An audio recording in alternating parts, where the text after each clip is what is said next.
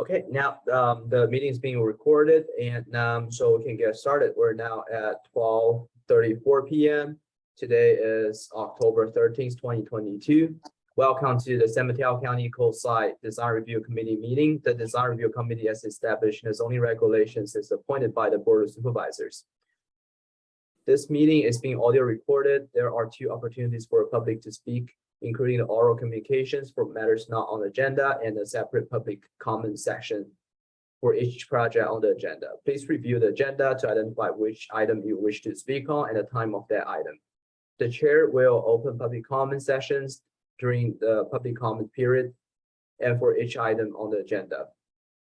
I will read comments first. I will read comments received before the meeting into the record. Then I will ask those members of the public who wish to comment to click the raise hand feature to raise your hand to speak on that agenda item. For those joining by phone, please press *9 to indicate your desire to speak. Please note that members of the public must wait for my prompt in connection with each agenda item before using the raise hand feature function. For example, you cannot raise your hand at the beginning of the meeting for an agenda item that's later in the meeting. When you hear your name or last 4 digits of your phone number, when you hear your name or last 4 digits of your phone number called, I will prompt you to unmute your account and inform that you may begin speaking. I will then ask you to state your name, address, and email address for the record. For those joining by phone, pressing *6 will mute or unmute your microphone. The Design Review Committee's decision for item 2 and 3 today, if any, will only be recommendations regarding project compliance and not a final decision on the project, the decision of which will take place at a later date. The Design Review Committee's decision for item 1 and 4, if any, are appealable to the Planning Commission within 10 working days by filing an appeal and paying the applicable filing fee. If you would like to file the appeal, please contact the project planner whose email is listed on the agenda under their respective project. The appeal will be accepted by 5 p.m. on October 27th, 2022, depending on the scale and scope of changes.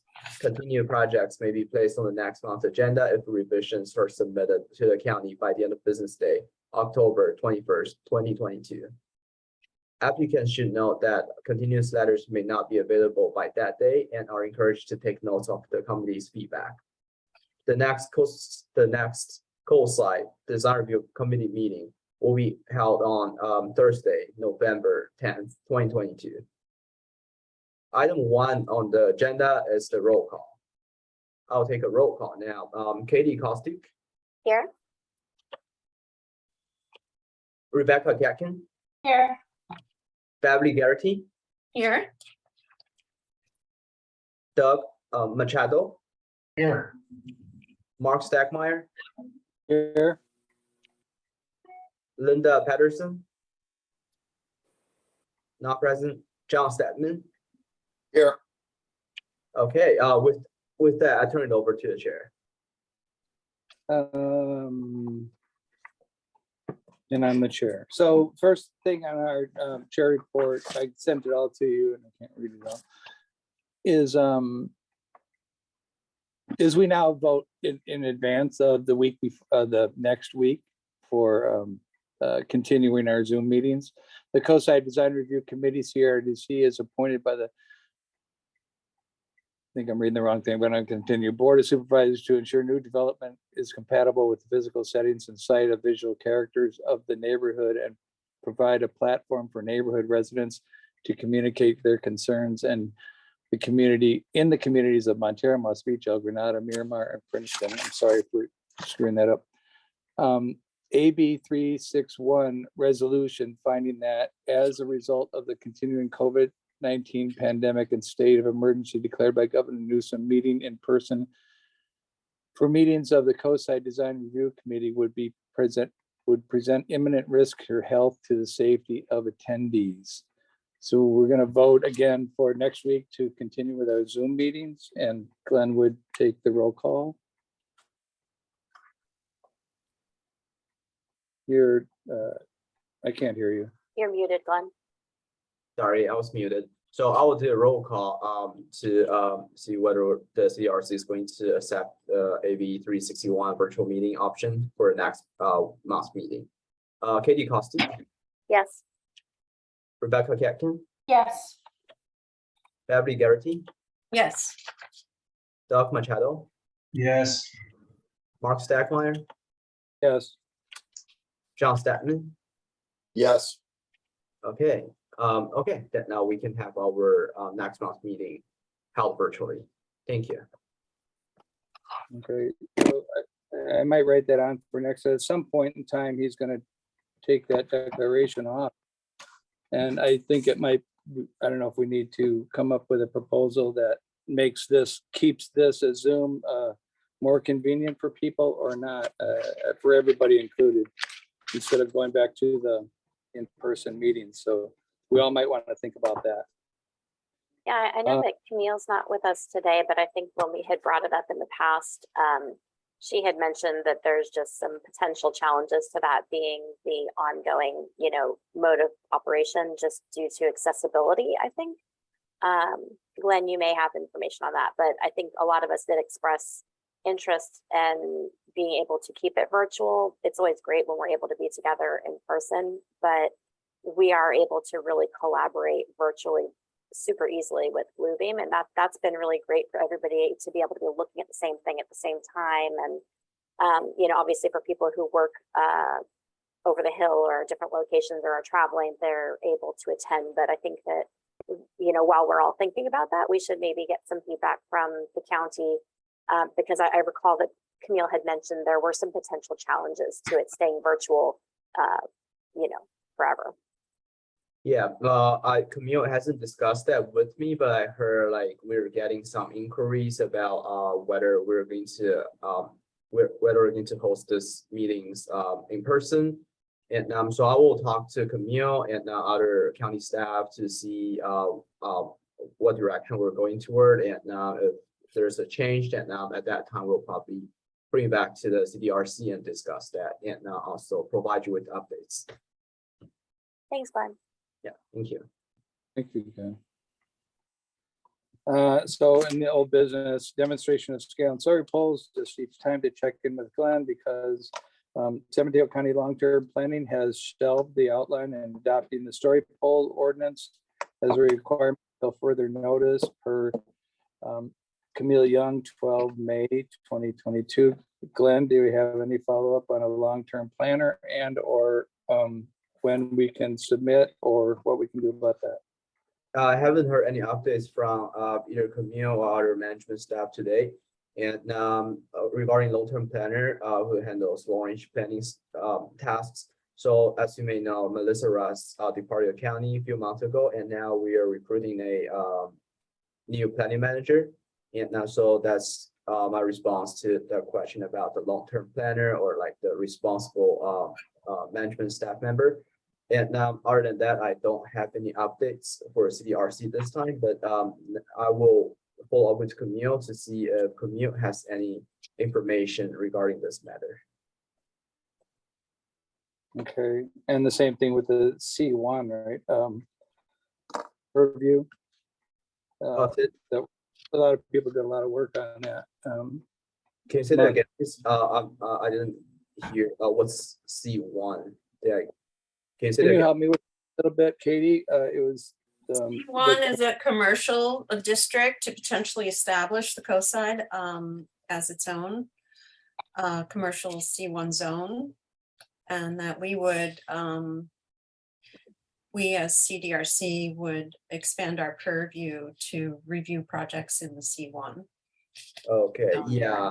Yeah, it's sort of like a two-part thing. So the C1 Mid-Coast is a big effort that we worked on for several years to try to identify the priorities and differentiate what's important about a C1 district on the Mid-Coast versus just the general C1 for the whole county. And then whether or not that's established, that might be established and we may or may not get purview over that. But that was the second half of that, is that everyone felt very confident that the design review committee should have input over all projects in the Mid-Coast. Yeah, so currently, I think, for these real projects, only like residential, single family residential projects are, taken to the CRC for review. And now regarding like the expansion of the authority or like the review responsibility, I don't have any, information from management staff, but I'll definitely, discuss that, with management staff, including, Camille. And, so we'll circle back with the CDRC and, because this is a process change.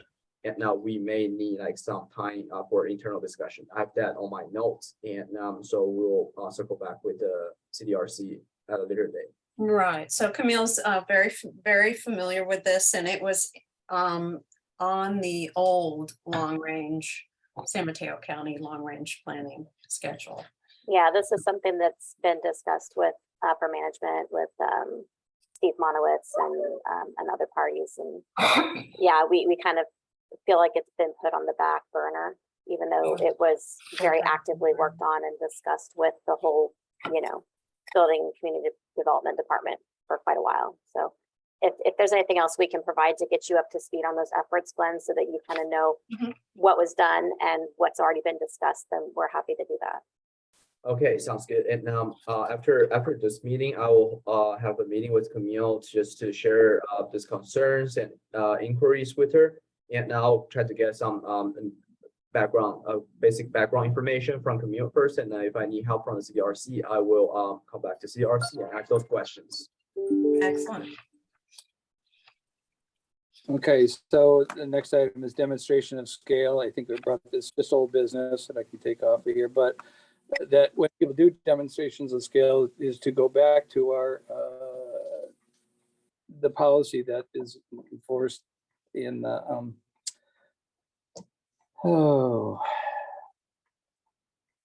Mark, In our- through the chair, I don't know that I would take this off. It's a status until otherwise updated, an important status for everyone. most had to do that, but people weren't quite, I wasn't necessarily taking it off so much as it wasn't being followed very correctly. There was sides of houses that weren't being represented in it, and the sizes of the posters aren't quite what was requested in previous times. And then the other thing that I kind of wanted to, that I did want to add is that we, as a committee, we can require to have the story poles put up if we don't see a demonstration of scale being accurate.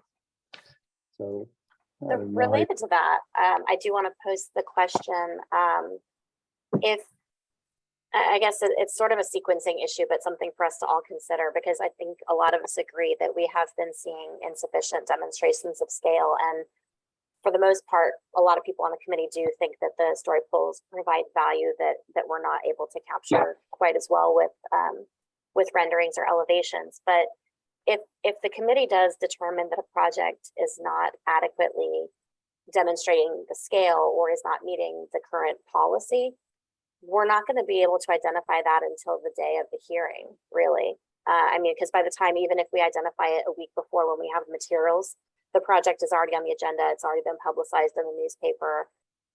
So just from a logistical standpoint, I guess I'm wondering, obviously we would be making a point of how important it is if we say, okay, well, this project's not getting reviewed today. Please have a story polls put up, and then we'll see you at the next meeting or something.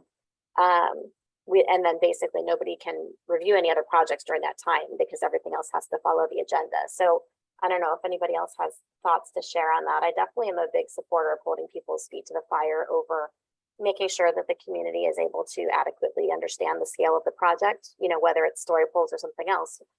So if it is something that we don't feel is adequate, how does everybody else feel about saying, okay, this project's not going to be reviewed? Because we've brought it up in the past.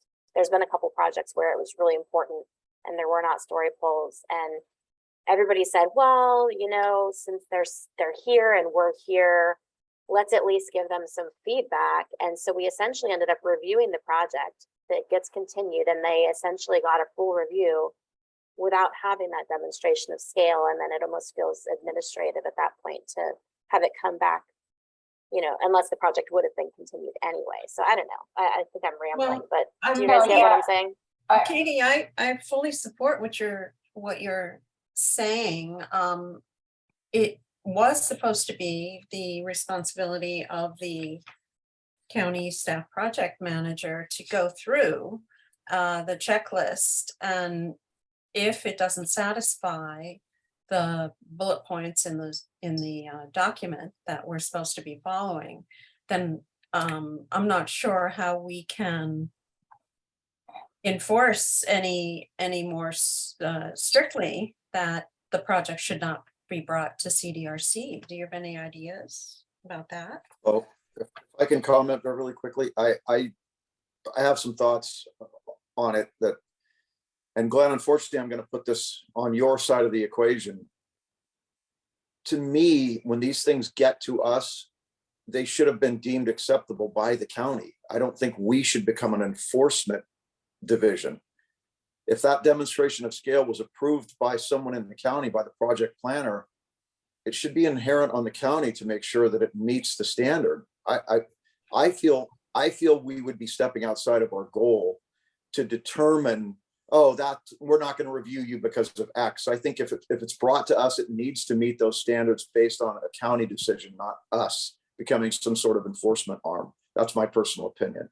Yeah, John, response to your concerns, my understanding is that the demonstration of scale policy is not in our zoning regulations, and so that's why we think our role is to encourage project applicants to comply with the demonstration of scale policies, and it's only the CDRC has the authorization to accept it or comment on or make like decisions on their demonstration of scale documents.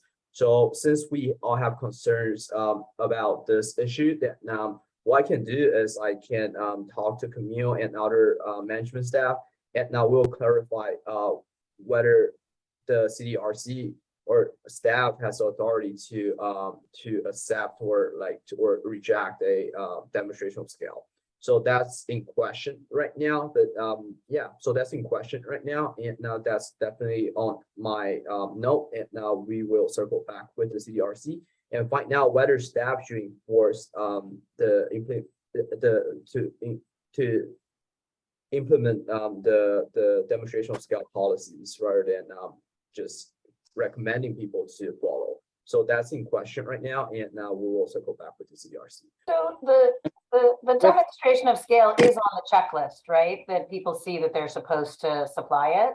I think we found out recently that there is not a checklist in use anymore. That was, I think, at the last meeting, in one of the last two meetings, and we were kind of like, wait, seriously, they're not even going down a checklist? Because yeah, I think there's a checklist because I have a. And we were talking about when we did the design guidelines update, we had talked about that and saying that it should be added to the packet or something. And everybody, I think people were like, oh, I don't think there is actually a checklist in use right now.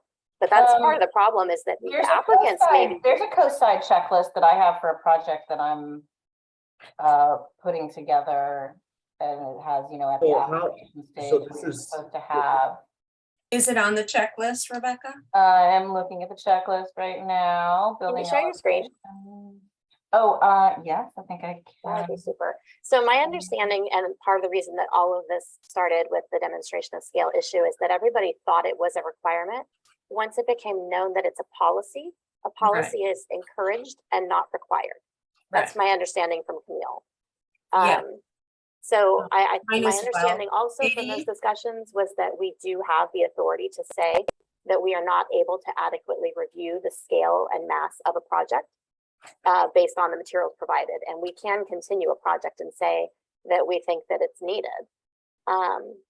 But whether or not we have the authority to say that it needs to specifically be story pools, I'm not sure, because even the language that's in the policy, again, even if it says the CDRC has the ability to request that, it's still just a policy.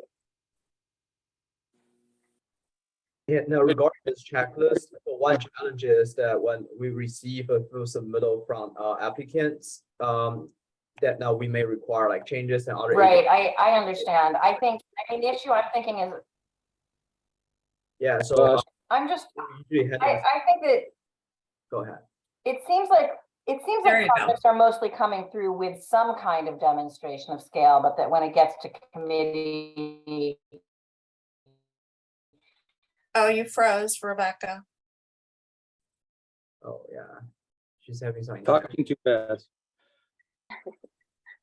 Going back what to we're Kate, you said you might want to not go through the whole process of, seeing can you guys, Rebecca, you It froze. often seen. Yeah, Rebecca, you may want to join this meeting. Rebecca, if you exit and rejoin, you may have better luck.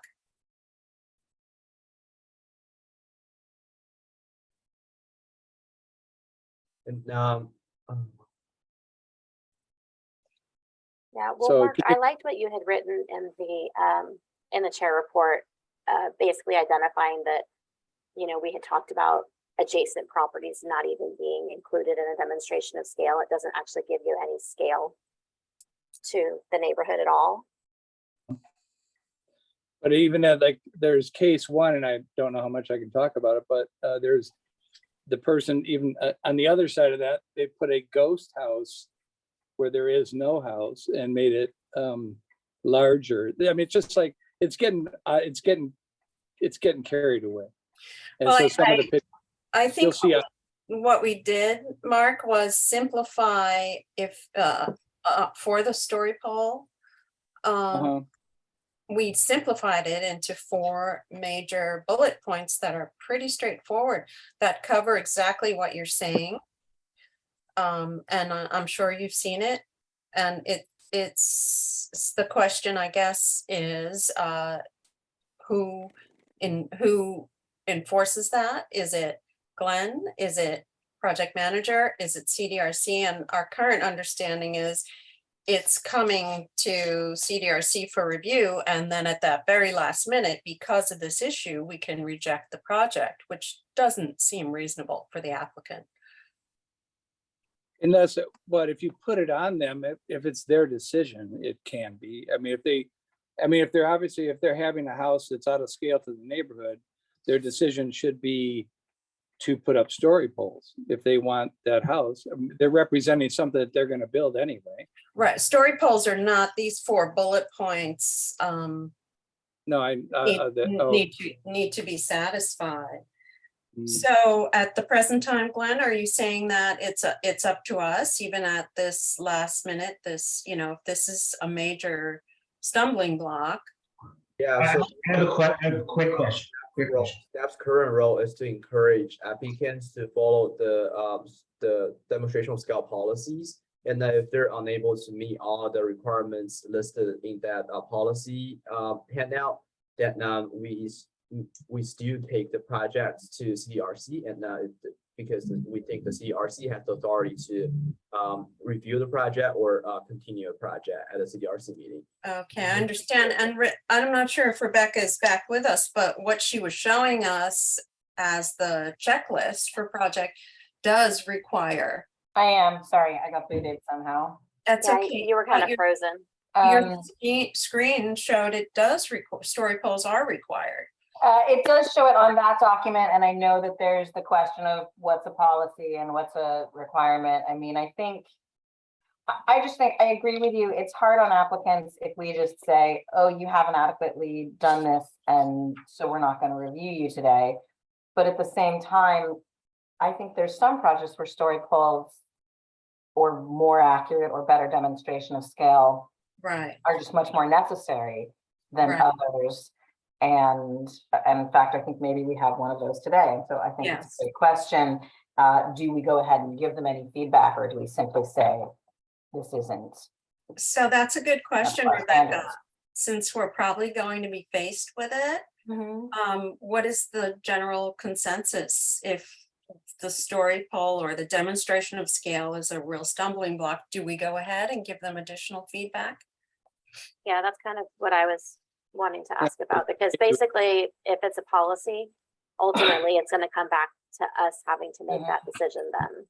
Applicants are not going to go out of their way to spend money on story polls Right. unless they're forced to most of the time. And I do always appreciate it when people do, because we are still having some projects that are doing it. But ultimately, if it's only a policy then yeah, as a committee, we need to make sure that we're treating all projects the same in regard to that. So, I think it has to either be a very big concern about the scale for the committee, or even potentially if we're just hearing enough concern from community members speaking up that they're concerned about the scale, then I think that supports, a request like that and having the project come back.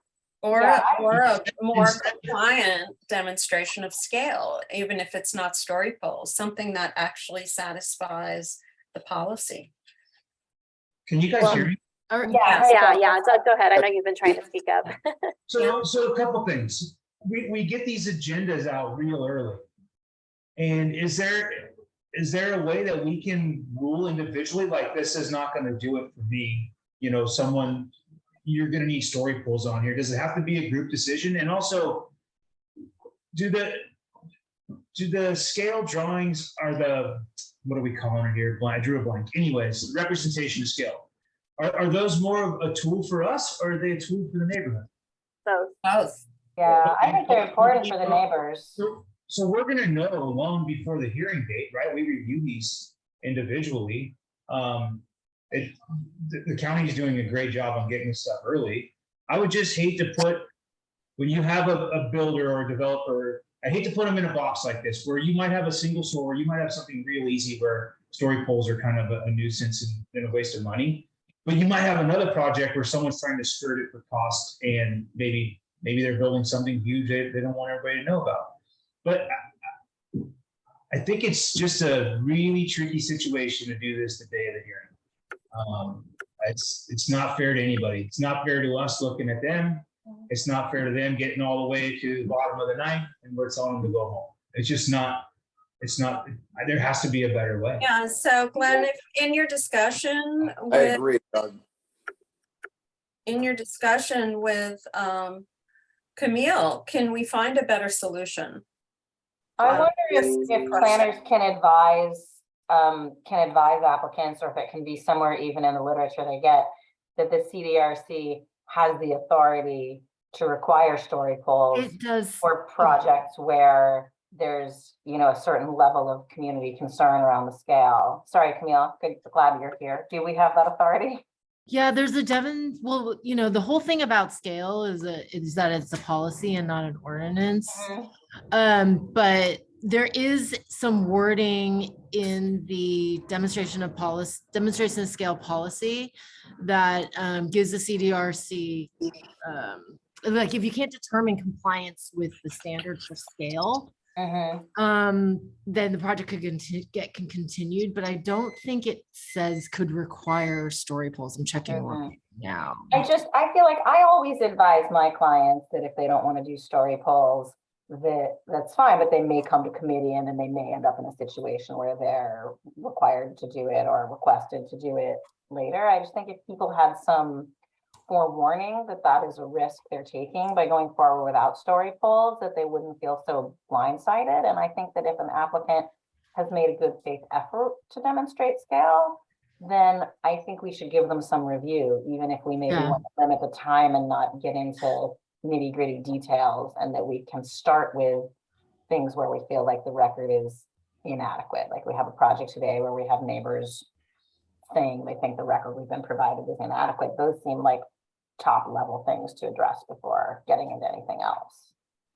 Yeah, it says, I agree. And I don't know which item we're talking about. I have a feeling it's mine, but I think honestly, some parcels lend themselves better to these demonstration of scales than others, because others, like saying they may be surrounded by more vacant land, that it doesn't lend themselves to a poster very well, but is that their fault that they're surrounded, that's a larger parcel or surrounded by? Well, it's not just a question of story polls, it's a question of the 4 bullet points that we articulated in the story poll or demonstration of scale document that may not have been satisfied by. No, I'm just saying that it's kind of, what I'm trying to say is that it's kind of case by case, like some parcels lend themselves better to the poster than other parcels.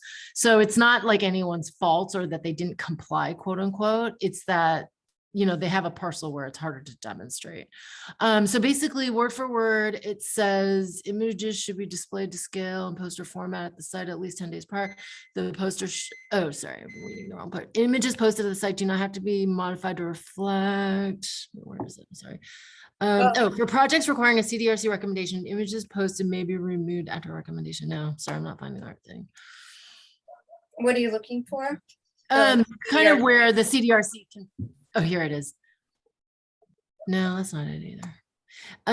Where for projects requiring a CDRC decision, like whether if the scale cannot be, compliance with the scale standards cannot be determined, then the project could be continued. Let me give it a second to read this. Hold on. Okay, while you take a look But- at that, I just want to kind of point out that this is exactly why this has been a priority that we've been pushing for a really long time, to get this to be an actual requirement and not a policy, and to go through all of the jumping through hoops that the county needs us to as far as the protocols for public, public noticing and outreach and all of that. But the thing is, we're seeing, even just in the projects today, there is a really wide range of demonstration of scale. And you'll be able to see very easily the ones that are digital demonstrations of scale.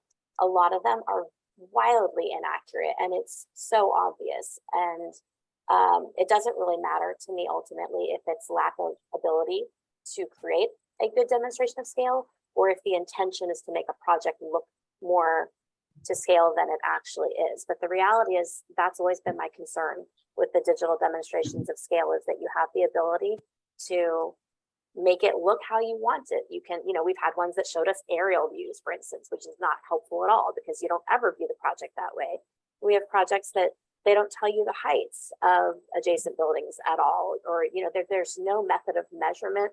A perspective is not scalable. So ultimately, that's a really big concern for me, and I don't really want to necessarily just create more cost and complication and delay for applicants by saying you all have to do story polls. Through all of our discussions, I think we've made it clear that we don't think that all projects need story polls, but I do think this really needs to get addressed. This keeps coming up. We're hearing from people in their comments, the community correspondence, that there's concern that they don't see story polls, they don't know the scale of the project, they don't think that it's being accurately represented. And it shouldn't really be on the committee to have to collect all of these examples that we're seeing every month to show, look, this digital example isn't really helpful. Look, this community member is asking for story polls. And, not to mention that in the past, we've also seen projects where people came on and said that the only reason they knew there was going to be a hearing was because story polls went out, because for a while there was a lot of inconsistency with people not actually receiving the notices in the mail. So I think the story polls, they bring attention to the fact that there's going to be a project, even for people that are outside of the noticing radius. And again, this isn't the place for that discussion, but I think that what I'm trying to say is that this is really important, and I'm really getting frustrated that it keeps being put on the back burner, and that all this effort went into updating a policy when we were all concerned that it was only a policy to begin with. And we're the ones that this is supposed to be serving, and we're supposed to have the authority to use this as a tool, and the community is supposed to be using this as a tool to, understand how these projects are in the context of the neighborhood, and we're not being given the ability to really ask for that. Okay, ran Okay. over. So I found the section that I was looking for. So hold on. It's right under policy. It says failure to demonstrate. This Mhm. one, can you guys see it? Yeah. Failure to demonstrate that the proposed project meets design standards set forth in zoning regulations, including project scale may result in denial of the project. Applicant, but then it says applicant has the discretion to choose a preferred method to demonstrate the standards are satisfied. I mean, if they're adequate, I guess. Right, so I guess our original question, Camille, was if these 4 bullet points are not satisfied by an alternate method, why are we seeing the project? Why does it come? I think we have to talk about the project. I mean, if this is specific to a project, I think we need to talk about it when the project time, the agendized time. And Well, why open, wouldn't the open the pro- hearing. Why wouldn't the project manager see that the demonstration of scale hasn't been satisfied It's based on? because it's I a don't know which policy. project you're It's talking not a about. requirement. It's a Oh, it policy. doesn't matter, but if these 4 bullet points are not satisfied, would the project manager go back to the applicant and ask them to fulfill these 4 bullet points?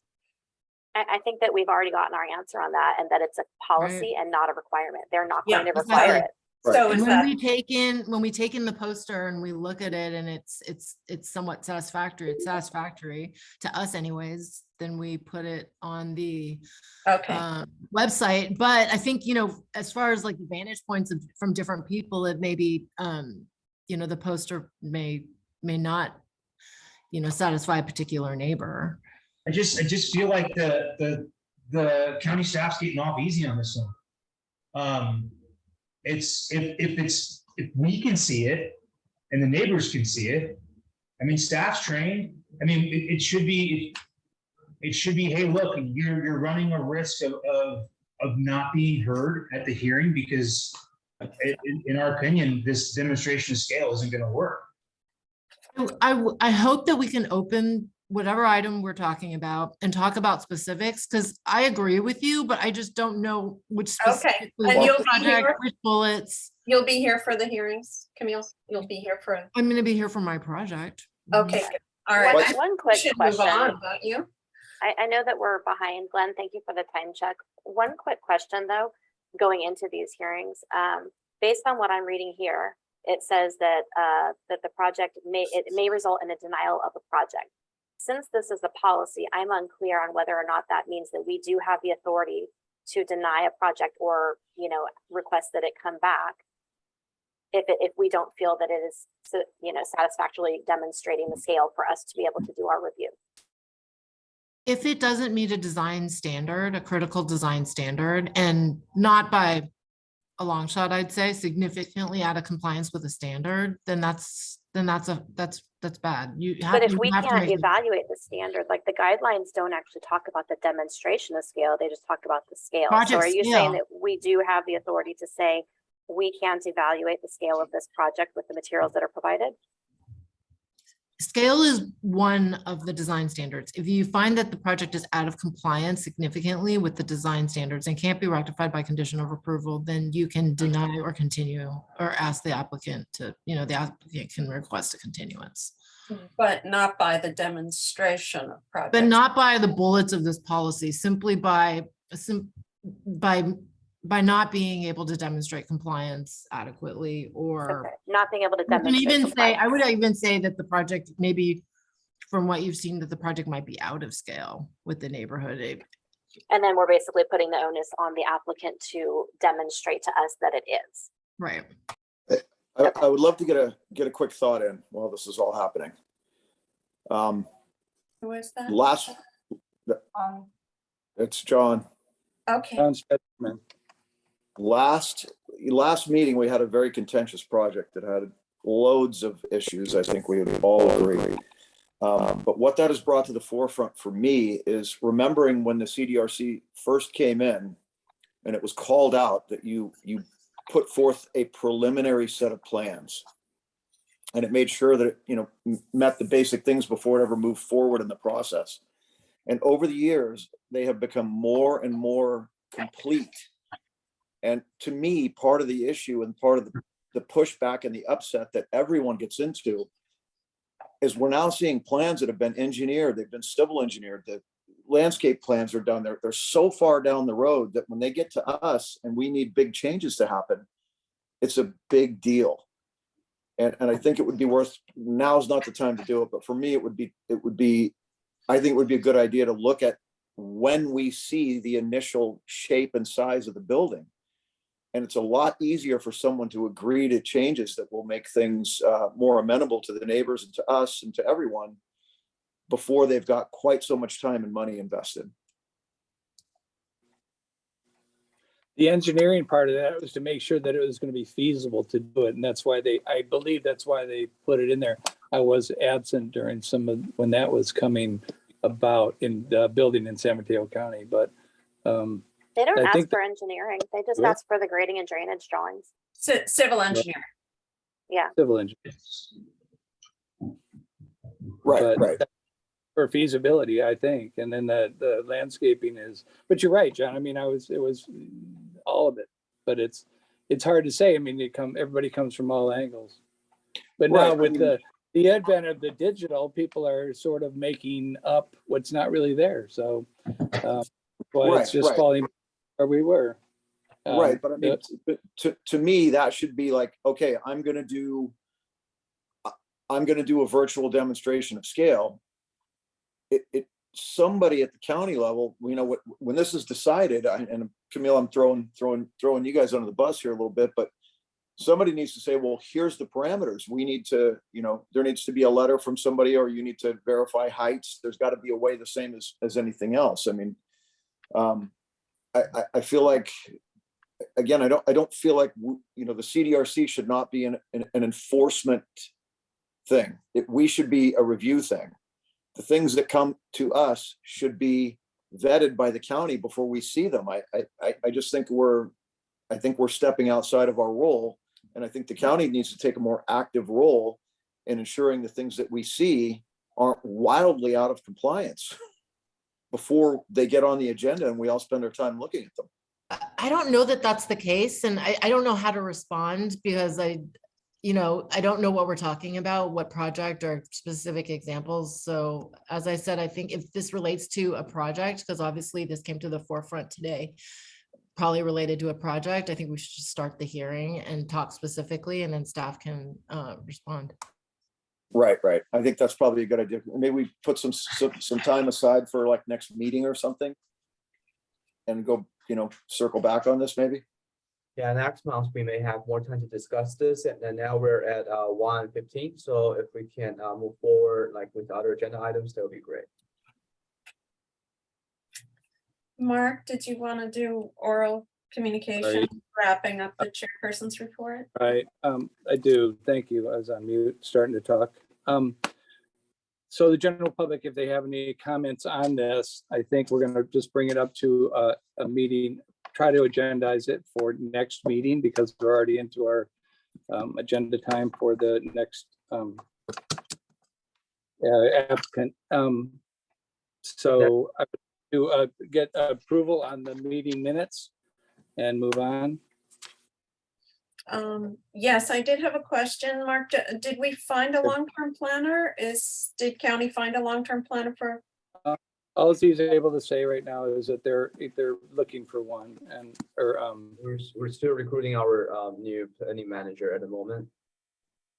We haven't hired a planning manager yet today. I was up at building and planning the other day, and it's a ghost town in there. There's not anybody in there. But anyway, good luck with that. I do have something to add. I don't know when the proper time is, and I'll keep it short. We could talk about this maybe at the next meeting. But is everybody aware of a school project at both at Fairlawn View and at El Granada? Major renovation. So I'm aware because I'm on the PTO and I'm a parent, but the school hasn't done a very good job of relaying this information out. I'm in a unique perspective because I'm a hyper local neighbor of the school. But anyways, substantial work is going to take place. If you guys are familiar with El Granada specifically, we're talking about adding 20 trees to the parking lot. And what that does to the folks across the street is unbelievable. So I'm just concerned because there hasn't been any consultation. I know that this is a DSA project. However, MCC is not aware of it. It sounds like nobody here is really aware of it.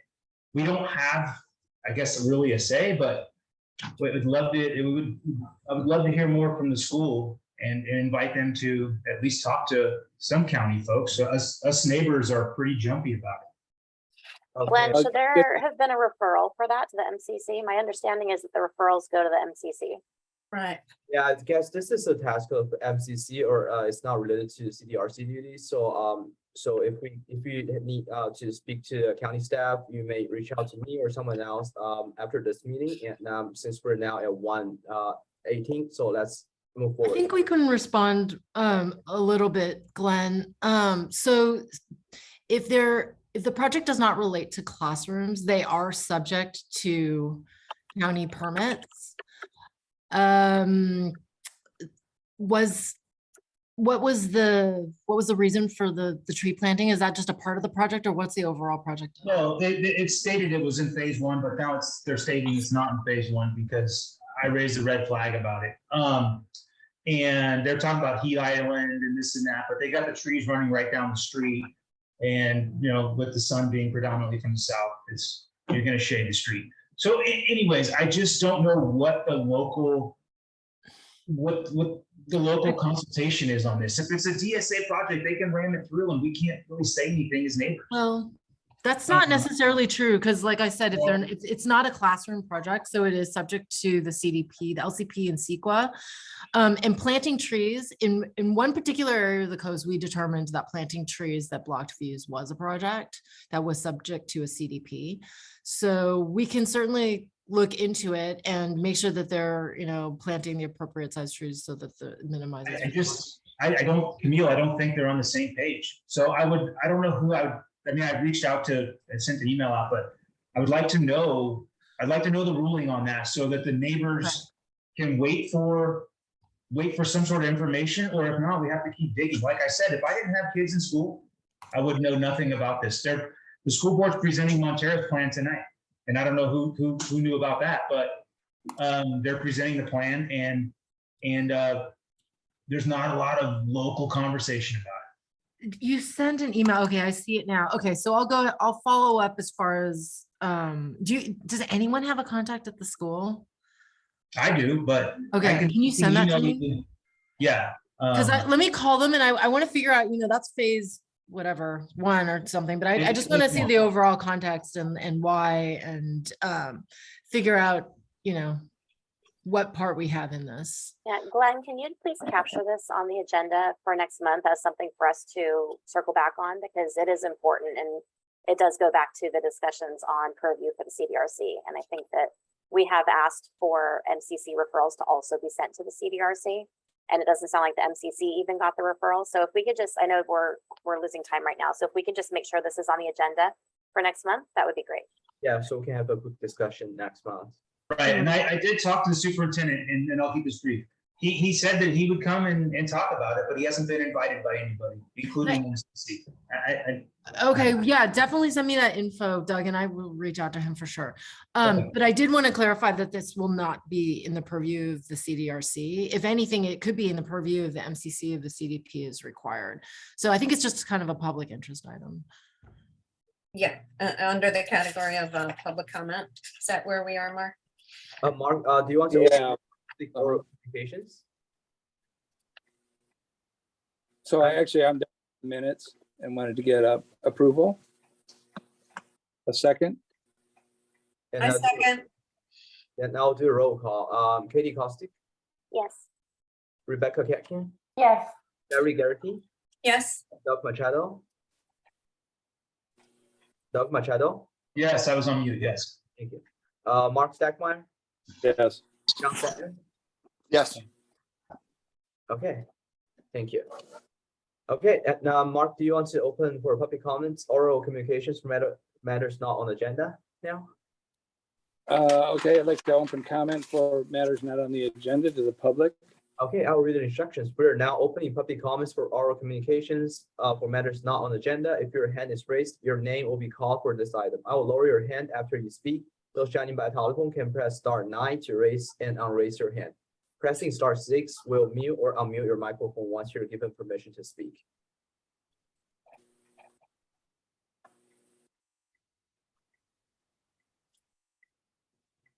Okay, I don't see any raised hands. And for those on Zoom, are there any persons who wish to speak? If so, I will provide a few more seconds in case there are others that would like to raise their hands to speak on this item.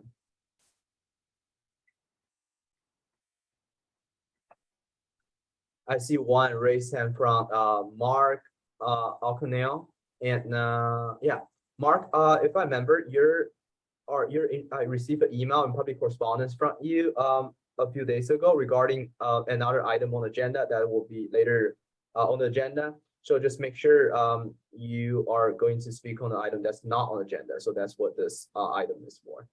So I'm going to allow you to talk. Hi, Mark. Hello. Hi, Can- Mark. Hi. Oh, I'm not quite sure what we're talking about right now.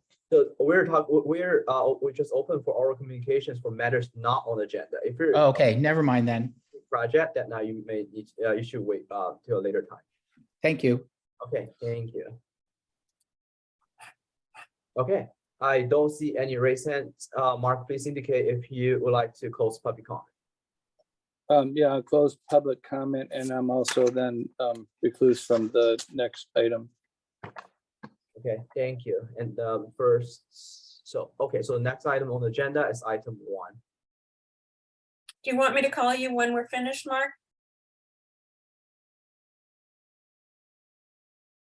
You're muted.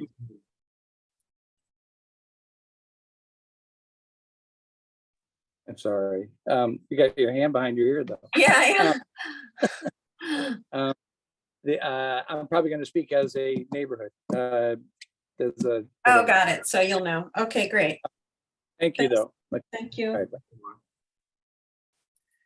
Okay, should I take the chair, Glenn? Yes. All right, for the item number 1, Montera project, do we have everyone on board? Yes, we have our community representative. That's you, Beverly, and we have Rebecca and Yep. Kate. So Katie And the owners, the applicant? and the owner is Gary, and he has been promoted to a panelist. Okay, should I go? One, Just to clarify, that's the applicant. I don't know if the owner is also there. It's Marina Fastovskaya. we have our project planner, Sono. The owners. The project plan is Camille. Oh, sorry. Planner Camille, yeah. Is the owner present? Yes, with Gary Kleiner and Marina Fastovskaya. Okay, owner, Marina Fastovskaya, applicant Gary Kleiner, file number PLN 2022-00173, location George Street, Montera, assessor parcel number 036103620. This is the consideration of design review permit to allow the construction of a new 2-story, 2,890 square feet, single-family residence and detached 400 square foot garage on a 6,254 square foot legal parcel. Recorded certificate of compliance, PLN 2014-00360. Minor grading and no significant tree removal. The project is not appealable to the California Coastal Commission. The application was deemed complete September 7th, 2022. The project was redesigned from a previously approved project, PLN 2015-0262 at this site, and this is a continuation of a project review. I guess it was under PLN 2015-00262. It's not a continuation. It's a redesign under a new case. It's a redesign, so it's under a new case. So there was a pre-approval under that 2015 PLN. There was a submission that asked for to return to a date unknown, and now it is a new case. That's right. It was redesigned. Yes, right. Okay. So will the applicant please present the project? Hello, everyone. My name is Marina, and I'm the project sponsor. I want to thank all of you for taking the time to review my building plan. I'm building this home to live in and retire for the next year. Me and my husband value feedback from this community and make sure to incorporate the comments from our last meeting. For the past 20 years, I have worked as a nurse in San Mateo County and have been saving for these past 30 years to build this home. I work hard to get this to get to this point in order to contribute to our community by also raising 3 daughters and looking for my elderly parents. My husband and I looking forward to finally retiring so we can spend time with grandkids, finally find peace after very stressful past couple of years, especially working as a nurse during COVID, and enjoy the coastal environment. Thank you for your consideration.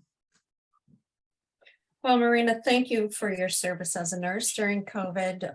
You are honored and appreciated.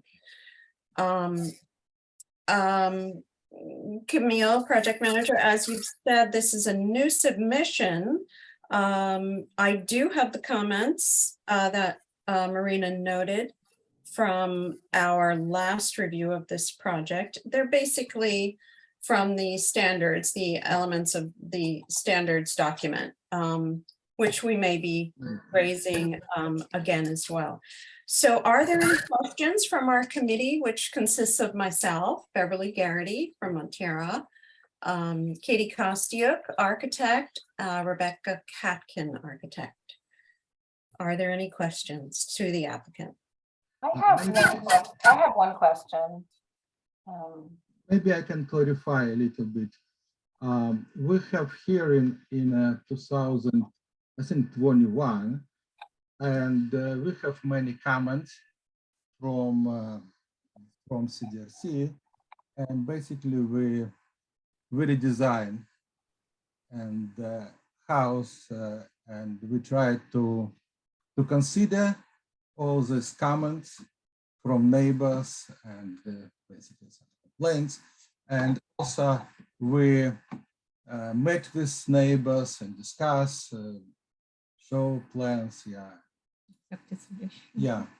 Okay, yes, thank you, Gary. So any questions? I have a clarifying question, Beverly. I see listed in the exterior materials palette stone veneer, but I don't see it anywhere in any of the renderings where that's being applied to the facade. Am I missing it? Or in the elevations? Yeah, it looks like they are at the very base, like the foundation area. If you look very closely. Below the 0-foot finished floor line? It looks like it. Is that to the applicant? Is the stone veneer applied below the finished floor line? Yeah, pretty much, yes. Yeah, stone veneer, yeah, but it's close in color and texture to concrete. So it's just basically covering the stem wall, 8 inches above grade or something like that, putting a rock face on up to where the wood wall begins. Is that correct? Yes. Mm-hmm. Okay. I think the only other clarifying question I have is there a specification for the front door? Am I missing that? Do you have a specification for your front door listed anywhere in your documents? It's just like a natural wood, and okay. And is that in your specs? I see windows and doors listed as fiberglass light oak, but that's not exactly what it looks like. Yeah, probably we probably change to darker color, yeah. Okay, so it's a natural wood or wood look on the windows and doors. Yeah. Is that also the intent that the trim be natural wood? Yeah. Okay. Yeah. So your right. Okay. Windows and doors, roofing, wall siding, wall sections. So on 1.0, there's a little bit of materials indicated. Showing what looks like kind of a blonde wood. And then of course there's all of this exposed kind of timber work. Right. So is that all is? Mm-hmm. Okay, so will the trim match the doors and windows? Yeah, this idea. Yes, it's, so you're thinking of going medium dark. Yeah, medium dark, yeah. I see. That's wood stain, not painted. No, good. Okay, More natural look. okay, that's it for me for clarifying questions. All right, I did have a clarifying question on your demonstration of scale. I see. Let me take you directly to where I saw it. Oh, let's see. Okay, so if we go to the first few drawings, it's page 9 in the documents, and yeah, page 9 in the documents that are listed. I see a large building to the left of your house. Can you tell me what that building is? And the share, left building, large building. You know what? It's Next page. Is that, who's sharing? Who's screen sharing? I you know am. what? It's This not is page actually- 10. Sorry. The next page. Yeah, This it's is not- page 10. yeah, This is sorry. what you're talking about, right? Oh, yes, please, thank you. Yeah, let's clarify. It's not actually like a demonstration. Demonstration we have separate. This was just our architectural visualization of only our house. Regarding From what other house? Is there actually another house? no, Yeah, this there is actually a house there, and I'll point that out. You can see it on the demonstration of scale. Camille, if you can pull up the demonstration of scale, you can see it in the photo montage that they did. Yeah, demonstration scale is completely separate. Yeah, I have it. Hold on. this probably we have in mind some future. Yeah. Yeah, so the bottom This right, one? yeah. That's the actual house, yes. No, yeah. if you zoom in, there's a house there. You can just barely Yeah. see it because it's Right. Sorry, I'm so trying small. trying to zoom. Right, so that, It's right there, right? is that what that drawing is supposed to be? It's a demonstration. Yeah, it's a demonstration of scale. No, no, about Gary, you're asking about the big gray structure, not on this demonstration, but on your plans. It's not there. Maybe it's you were trying to represent something that could be there in the future. Yeah, exactly. Yeah. What Okay. sounds like a little bit. I see. Yeah, it's just now empty lot. Yeah, absolutely. Eventually, some will be built, but it's more like architectural, just pure architectural front elevation. I see. Yeah. Okay, any other questions from the subcommittee to the applicant? I do have a question. I did not see any lot coverage calculations on the drawings. I only saw the floor area calculations. We have this in the, on this page. Mhm. What was the answer?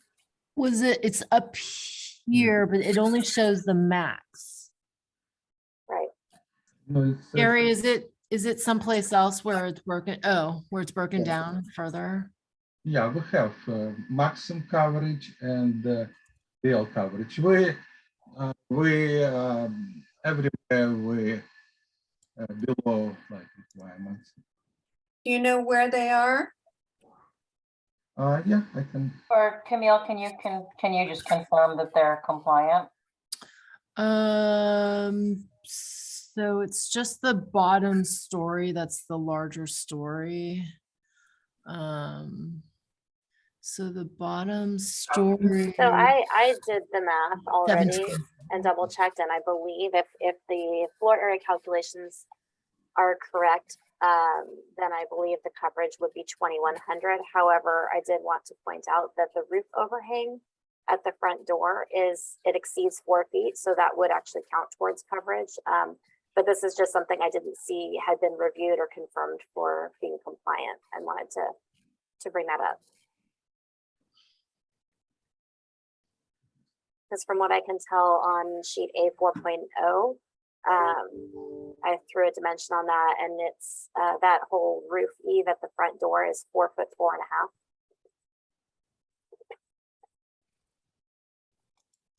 Yeah, I can give this numbers just if you give me a few minutes. Yeah. So, I mean, we can circle back on that. Obviously, I know that we're behind on time and we can probably move forward with discussion, but I just wanted to point out that that needs to be confirmed Yeah, well, regardless but of what happens.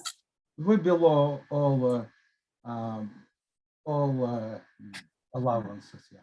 Oh, okay, we'll circle back on that. If we have no further questions, can we go to public comment, Glenn? Okay, per chair, we're now opening public comments for item number 1. We have received correspondences from Mr. Jan Stackmeyer and Ms. Angela Burnett prior to this meeting. The correspondences may not be available on the meeting webpage prior to this meeting as they're received this morning.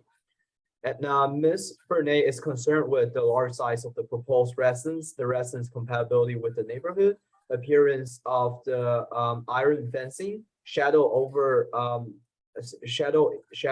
into the next door neighbor's property, privacy concerns due to the window location and design, and the lack of architectural characters due to the building form and the massing and the design. And Mr. Jan Stackmeyer states that the proposed residence is oversized. The building form of the residence is a large box. The proposed residence would be dominating in the neighborhood, and the appropriate window sizes and placement is his concern. Yeah, so I will ask those members of the public who wish to comment on this item to click the raise hand feature to raise your hand to speak on this agenda item. I will lower your hand after you speak. Those joining by telephone can press *9 to raise and unraise your hand. Pressing *6 will mute or unmute your microphone once you're given permission to speak. And I see a few hand raised. Alyssa Stackmeyer, I'm going to allow you to talk. Please accept this request, unmute your microphone and begin speaking. Please begin by stating your name, address, and email address for the record. Hi there, my name is Elisa Stegmeyer. I'm at 770B. And I would love to bring up the picture that was, that showed where that representation of a house that doesn't exist in real life was shown. And now, Alyssa, please state your email address. Oh, I'm sorry, elisastegmeyer@gmail.com. Thank you. Can we, yeah, so as we stated, there's no house there, and that's a terrible misrepresentation of what the house would look like next to our houses. Can someone scroll down to where there's a photo, a real life photo? I remember seeing it before. It's in the Demonstration of scale. it's in the demonstration of scale, a different document. Okay. Okay, let me find it. Thank you. I'm sorry. Sorry, I don't have my own photos, but You guys, actually, Camille, do you want me to just share my screen? Because we'll probably, mark up as we discuss anyway. Sure. Okay.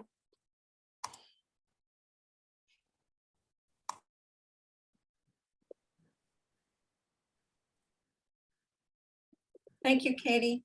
Sure. Okay, here's the demonstration of scale.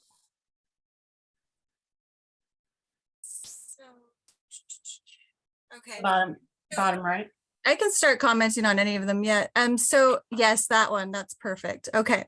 So essentially, the little tiny house in the back, that's my house. And in between is the property that my husband and I are planning to purchase. What is going on here is our houses are in like a low area, and it goes up as you get towards Birch Street. So this house is going to stick out incredibly. It will be the only 2-story house on George Street on our side, as well as on Birch Street until you get like 3 houses over. So it really doesn't go with the community here. The only one it matches is kind of like this monstrosity across the street that most people aren't super happy with already. So I just wanted to point that out, that I think it's changing the face of the neighborhood. And I appreciate people wanting to build their retirement homes and you know, live out their dreams. I just think that what's going on here is a total representation of what it's going to look like. And I would like to request story polls, if that's a possibility, something that can kind of show the community what this would actually look like. This is a really large house.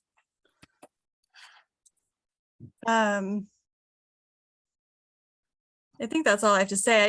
I would love to request that the house would be made smaller. I mean, the windows are huge. It would completely shadow any potential house I would maybe build in the future. It's a bummer. And that's it for me for now. Okay, thank you very much for your comments, Alyssa. Mhm. I'm going to remove your permission to talk. Okay. Yeah, the next raised hand is from Vic. So Vic, I'm going to allow you to talk. So please accept the request on your microphone and begin speaking. Please begin by stating your name, address, and email address for the record. Thank you. Hello, can you hear me? Yes. I can hear you. Please begin by stating your name, address, and email address. Right, thank you. Vic Abadi. I live at 340 7th Street. Have been there more than 40 years now. I also work here in Montero. I'm a geologist. I've had the opportunity to review Gary's plans. I support the project. It seems that it complies with all restrictions. And I certainly feel that within the restrictions, anyone should have a right to build on his or her property. I think it's a nice looking home based on the renditions.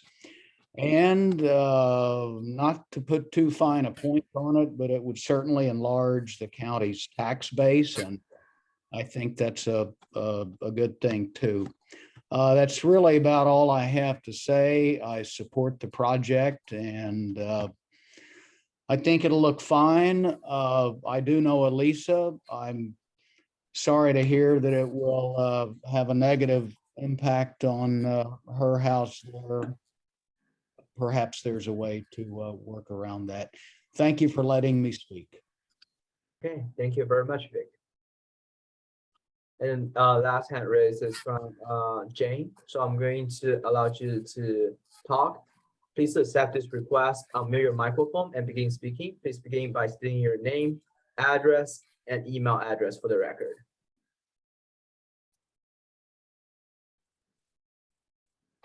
Yeah, Jane Ocon at mac.com. I live at 1220 Cedar Street, around the corner from the project.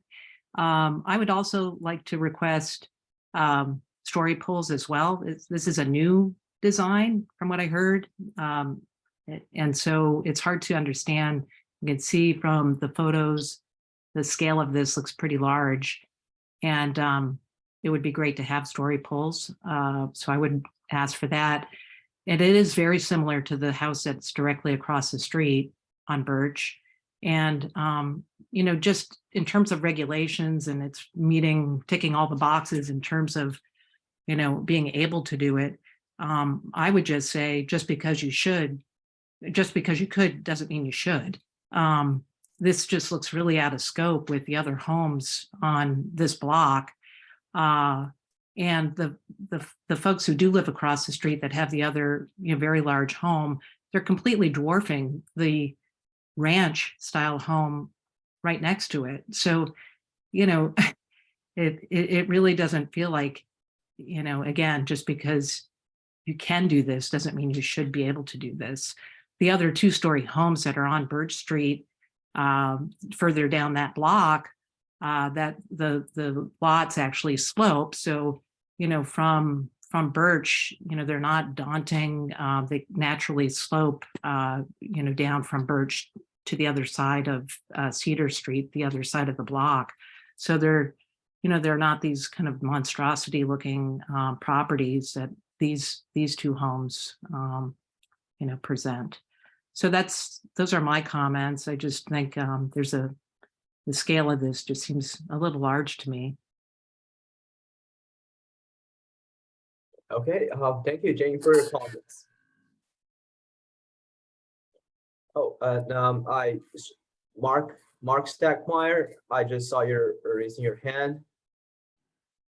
Okay, Mark, please accept this request, unmute your microphone and begin speaking. Please begin by stating your name, address, and email address for the record. Hi, it's actually Jan Stegmeyer talking right now. Jan Stegmeyer, 770 George Street, and JROEPKES@comcast.net. And I did send in a letter. I was either going to read it or just maybe hit some highlights of the points that I wrote in. And I don't know if you have a preference on that, but I think it'll come across clearly if you highlight some points. Okay, so to me, we've worked a lot with Gary on this. We've tried, we've come up with some other solutions that we felt like were much nicer. They didn't take up quite the square footage, certainly not the massive height and length of the building that he's proposed. And it also left a lot more privacy between both them and us. I mean, it allowed for us to be kind of separate,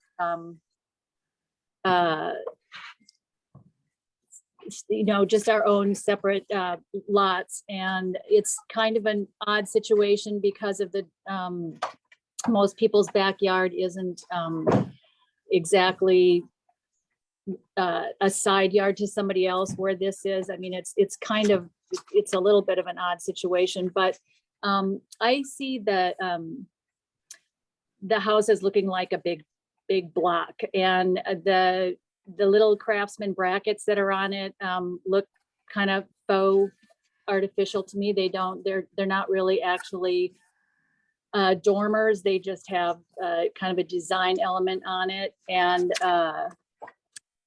And I think there's some real misconceptions on the drawings as we see them. Each of those windows on there is 30 inches by 60 inches. And that just changes the scale of the whole thing. I mean, I think that, I don't know if it was the intention, probably not to deceive any of us, but I mean, it makes a big house look, I mean, it fits the house, I guess, but it hides the fact that it is a very large house. It's every bit as tall as the one across the street. And with the house and the garage put together, it runs, if the whole length of that is 98 feet of wall. And that's what we would look at from our house is there's a little 10 foot or so between the house and the garage. That wouldn't be a wall to us, to what we look at, but yeah, and that's anywhere from 20 to 30 feet height, because at the very highest point of our property, the bottom of that house sits at 4 feet above the highest point that we're at. So it's a good 30 feet or more from what we look at. And that seems significant. There is the windows, definitely I would address, because the ones on the east side that face us are, again, 2.5 feet by 5 feet tall. You're not going to hide anything on the second story there. Well, they'll always be looking down into our yard. And what I wrote was the upstairs for sure doesn't need to have all those windows there. Specifically, the east facing loft windows would be 8 feet wide by 5 feet tall, looking directly down. where across on the other side of that room, there are 3 large windows of the same size and 2 large skylights above it. So I don't even think those windows need to be on that side of the house. The office and the 2 bathrooms that are there could certainly have high windows, like awning windows or something. If they wanted to open them, they could be as small as 18 inches tall and start above eye level, where nobody's looking down unless they try into the neighboring yards. And then the master bedroom window, again, is 2 of those large windows looking right down. I think they could go on the south facing wall of the house, which would have it looking only into other people's front yards and down the street. I mean, it wouldn't be overbearing to anybody. I also think that besides this massive wall, that the pitch of the roof could be changed to gable or hip instead of the gabled, and that would take a lot of the mass of the roof line and give a little more daylight to the neighbors. I also think it would look a little nicer. And I also think that just for the looks of the house, that where the dormer is drawn on the front could actually be something that pops out rather than just kind of a faux dormer looking thing. Maybe I'm not talking about that front. I'm talking about the side, along the side. Yeah, like it could probably protrude out there and kind of give more dimension to that. Yeah, where the dormer is on the top of that, it could probably, if it punched out or something, it would just give more dimension. But let's see. And then finally, a possible means of getting the size of the height of the house down is there are no doors along that Birch Street side of the house. And I think it could be set down into the ground, maybe as much as 2 feet, which would help to reduce the height of the whole building. I don't know, they're in all of that is in my comments, but I kind of thought maybe the rest of the neighbors could hear what my ideas included. And then I forgot to include the windows on the garage, which absolutely should not be on the back of that garage where it's looking into the neighbor's yard. If they want to have windows on that, it could look out into their own backyard or their own property. And I think that covered mostly what I see as problematic, and I thank you for hearing my comments. Hi, Thank sir. you. Thank you, Jan. Thank you. Beverly, may I follow up on that and ask a question that I am now wishing I'd asked during clarifying questions? Sure, let's just take a moment, and Rebecca, go ahead. So when you were talking about the whole length of wall, I wanted to revisit the placement of the garage on the site. That's inside the rear yard setback, isn't it? Is there an exception there that I'm not aware of? Detached accessory structures have different setbacks. It's So detached. So it's because it's detached and it's small enough and short enough that it's permitted to be there. Right. Okay. Well, that was my question. The size of the garage. Is there a limit on the size of a detached structure regarding it being able to be placed? Yes. Yes. And what is that? It's in terms of square footage, it's 1,000. And then there's a height and a plate height limit as well. And what is that? I have to look it up really quick. Let me get back to you on that. Okay. Thanks. All right. And Glenn, is there anyone else for public comment? Beverly, I've now called up on all raised hands for speaking on this item. Hey, Glenn, it looks like Mark is trying to raise his hand. You're Mark muted, Mark. Stegmeyer. You're You're still muted, muted. Mark. Ask you to unmute yourself. Please accept the request.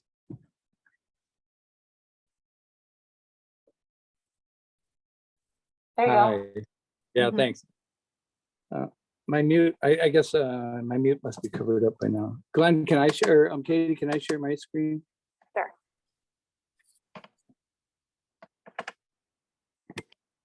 And just for everyone's information, we're a little behind. We're now at 1:59, and now item 2 on the agenda is coming up at 2 p.m. So Yeah, we should try to move yeah, this please along. limit your speech to 3 minutes or less if possible. Thank you. If we just go to story polls right away, then I won't do my presentation. What do you mean if we just go to them right away? Oh, Be- if we be could specific- just throw those up there real quick, that'd be great. Be specifically, We're just gonna go again. I mean, I absolutely really seriously request story polls be added to this project because it's enormous, despite what the representation of the scale is. It's actually bigger than the house across the street. It's longer, and it's actually 200 square feet larger than the house across the street. And it's the two wrongs don't make a right. When I started, pardon me, with the CRDs, back when in 1999, 98, now I'm getting my shaky voice. It was because of these two houses that we set up the CRDC. And it's those two, and I'm looking at the same house now going across the street. You gotta be kidding me, it doesn't pan? we can see two houses across the street. Yeah, that's not what I'm saying. I thought I had this figured out, so I guess I don't. I mean, I think we understand your concerns. Yeah, well, I had a whole presentation again, but I don't. So anyway, I did the. Let me just look, why can't I move it? That's I'll okay. show Use the word, what are you trying to describe? I had a whole of what our neighborhood looks like. So I mean, basically our neighborhood, I'll just run back to it, but our neighborhood is 75% is single story homes and not 2-story homes. The other biggest one that went in across the street, 1212 Birch Street, was, I didn't even attend the meeting because I knew it wouldn't pass, but it did. Why I didn't appeal it is for another reason, but I don't like to be in these positions. I don't know why somebody would come into somebody's neighborhood with such a monstrosity at any rate.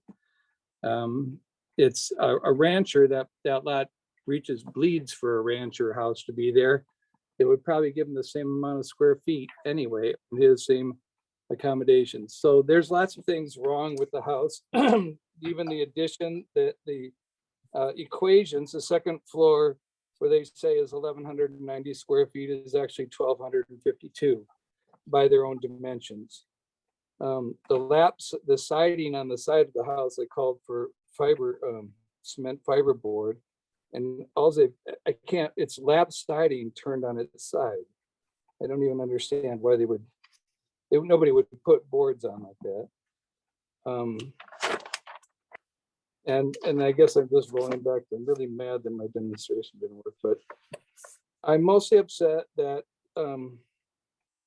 people are able to describe something as being what it's not digitally and not being able to have story polls. So I highly request that there are story polls erected, and I will improve my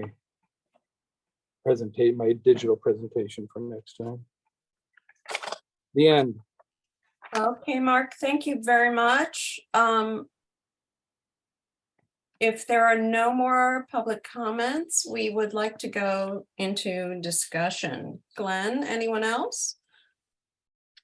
Okay, there's 2 more people. Oh, there's 1 more person. Jane, please let us know if you have anything to add. Yeah, hi, thanks. I spoke earlier. The only thing I wanted to add is that, when I've had friends come over to visit me, we'll be walking in our neighborhood. They'll see that house across the street, the big one, and say, oh, there's an apartment complex in your neighborhood. That's what it looks like. So I just, no, it's, these are single family homes, but that's what they look like. That's what this thing will look like. So just want to put that out there again. Scale is like off the charts to me. And I would also just strongly recommend the story polls as well. Thank you. Thank you, Jane. And now I also see Lisa Sackmar's hands raised. Please let us know if you have anything to add. Since we're behind, please limit your speech to 3 minutes or less. Thank you. Okay, great. Yeah, I just wanted to say the same thing. I mean, anytime anyone visiting my house is always like, what is that across the street? It clearly doesn't fit the neighborhood. It takes everyone by surprise, and it's unappealing. I'm nothing against Gary and his wife, but I don't know at what point we just take into account that like it's not a good thing for the neighborhood, even if it does meet the requirements, or like, what we can do about it. It is going to stand out as big as the one across the street. So if anybody has a chance to do a drive-by to check out what that means, it's a big deal. Also, I just feel very like the images are so deceiving. Like, I just can't understand why they could put a building in that doesn't exist next to it on my property. That like actually feels pretty violating. There's nothing there. It's just a lot. And we probably wouldn't build a building that size next to it. So I just don't think that's fair. And also, as far as like all the green that's around Gary's drawings, like the landscaping, there's not enough space for that landscaping. So that's also deceiving. Thank you. Thank you, Alyssa. And I don't see any other raised hands. Beverly, please indicate if you'd like to close public comment. Yes, close public comment, please. We move into discussion. I had a question. There is a fence that is currently on the properties. Is that on the property line, the one that is next to the property that Alyssa Stegmeyer is planning on building one on? Is that on the property line? Can I still talk? That's on the property line, yeah. It's Okay. actually put onto Elisa's property line. Oh, it's actually further onto Elisa's, right. So is the drawing an accurate reflection, any of the drawings an accurate reflection of the width of the property to the corner? None of the renderings are. The one actually shows that it kind of looks like his ghost house is associated with. Let's just look at the A 1.0. Is that accurate? Do you want me to share? Yes, please. Sure. Thank Oh, you. yeah. But I am actually, at this point, I'm speaking with the applicant or the project manager. Is this the sheet that you wanted, Beverly? No, A 1.0. The drawing, the one above that. Yes, yes. Is that accurately reflecting the size of the property? Also, Pardon me, Camille or the applicant? One thing I can tell you is that the trees that are shown in the right of way would not be permitted without a special application to Public Works. They don't like any planting in the right of way. It's a maintenance issue. Yeah, so that's creating confusion for me. Do we have an accurate rendition of? No, not really. I mean, from my opinion, and I don't know if we're formally in discussion yet, but Yes, there's a lot of greenery here that one of the public comments related to, and that obviously is going to soften the look of the house, which is one of the reasons we use landscaping as that, as a tool, but it's not being shown in a way that is actually feasible. Okay. And what's shown here, is different than what we're seeing in the renderings also. Okay, yes, all right. So just a couple of questions. I'm not trying to fix anything at the moment.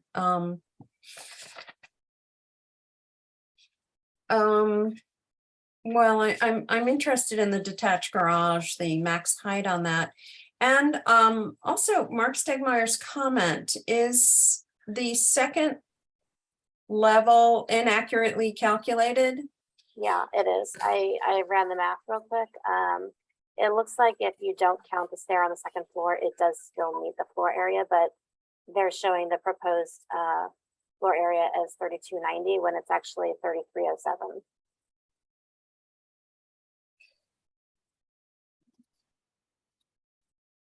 And does that calc out at less than 53? Yeah, well, I didn't check their math on this, but they're saying that 53% is 3314, so it's about I 7.5 see, I square see. feet under. Okay, all right, And again, if you have to count this overhang, yes. then that's going to count towards floor area and lot coverage. So it would Right. actually be exceeding the, it would be exceeding probably both, but definitely the floor area.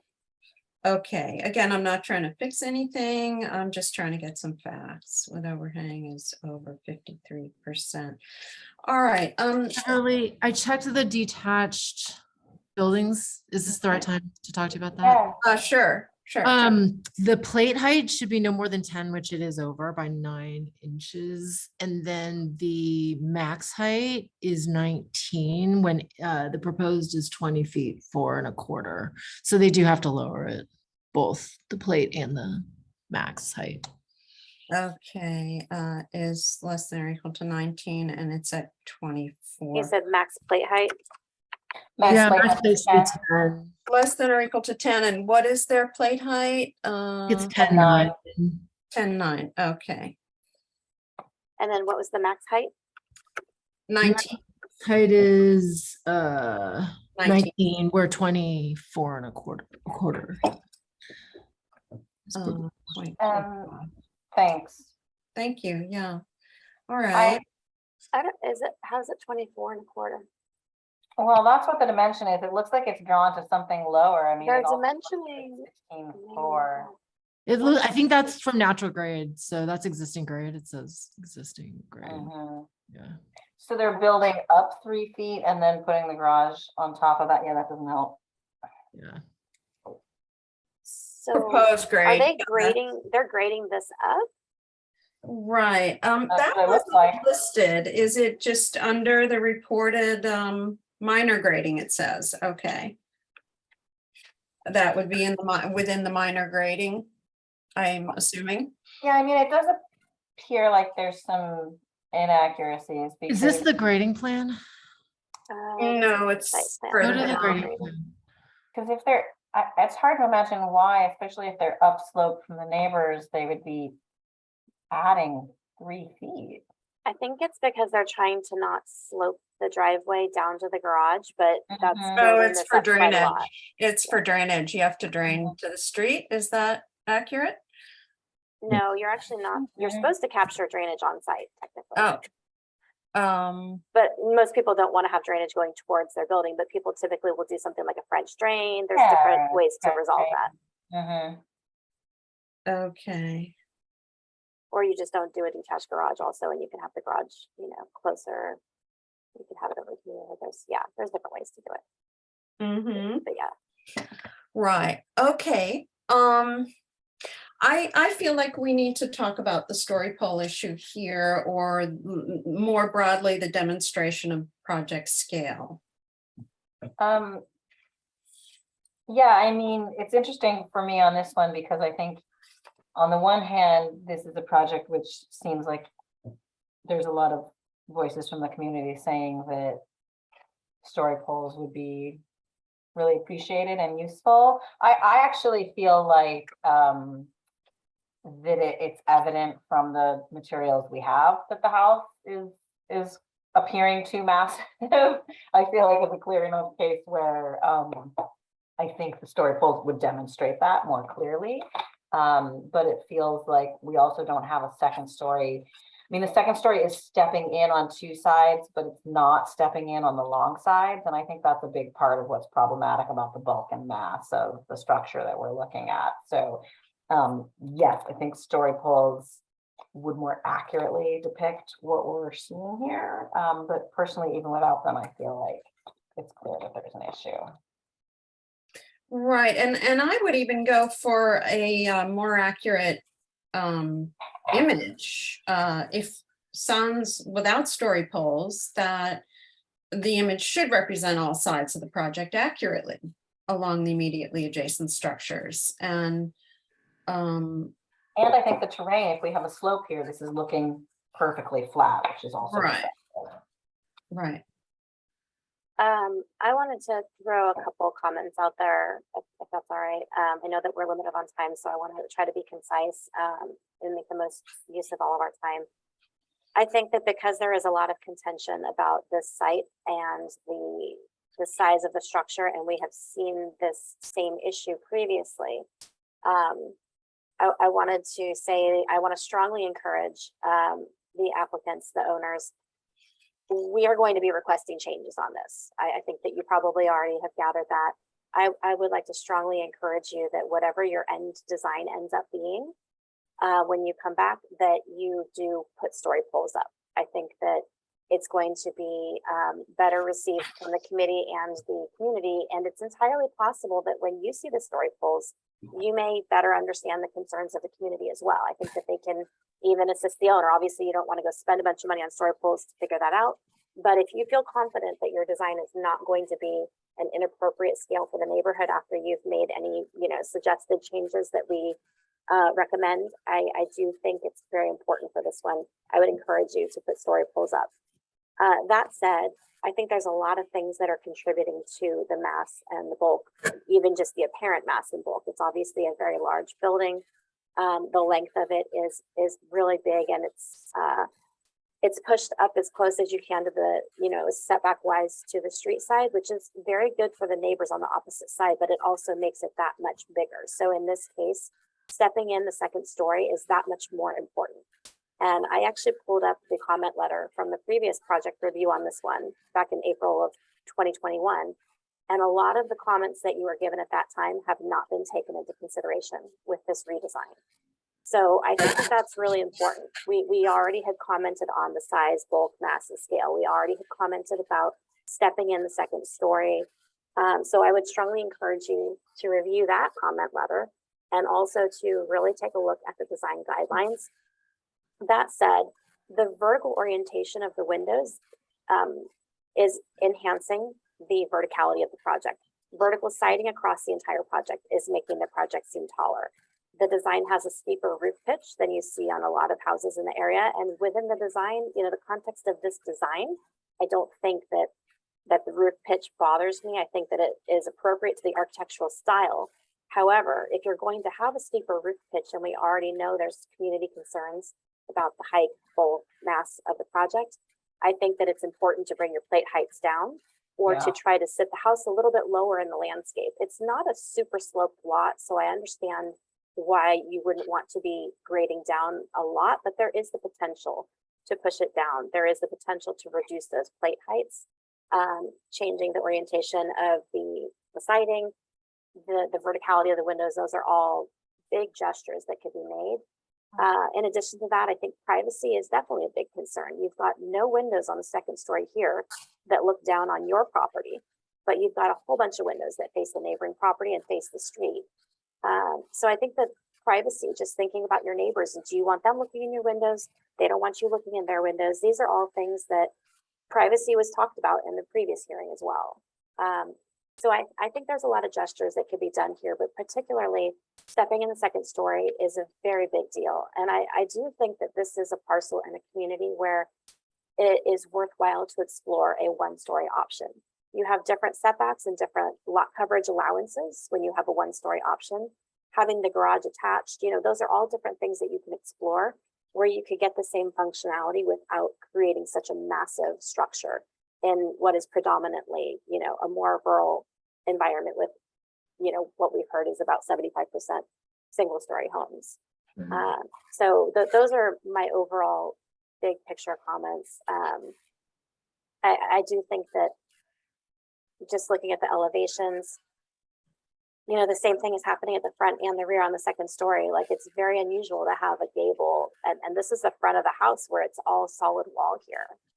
So there's some missed opportunities. You can see the grade right here. You know, if this was just sunk down a little bit, that could make a big difference. Bringing down those plate heights, all of those things would make a difference. But, you know, it sounds like even with the garage as is, it's already not meeting the zoning regulations for the height. So those are all things that I think need to be revisited. Those would be my major comments on ways to really reduce the verticality of this big building. Thank you, Katie. And categorically, I'll just add one more to the materials comment. In addition to changing the orientation of the siding to reduce the verticality, I would add different materials Great.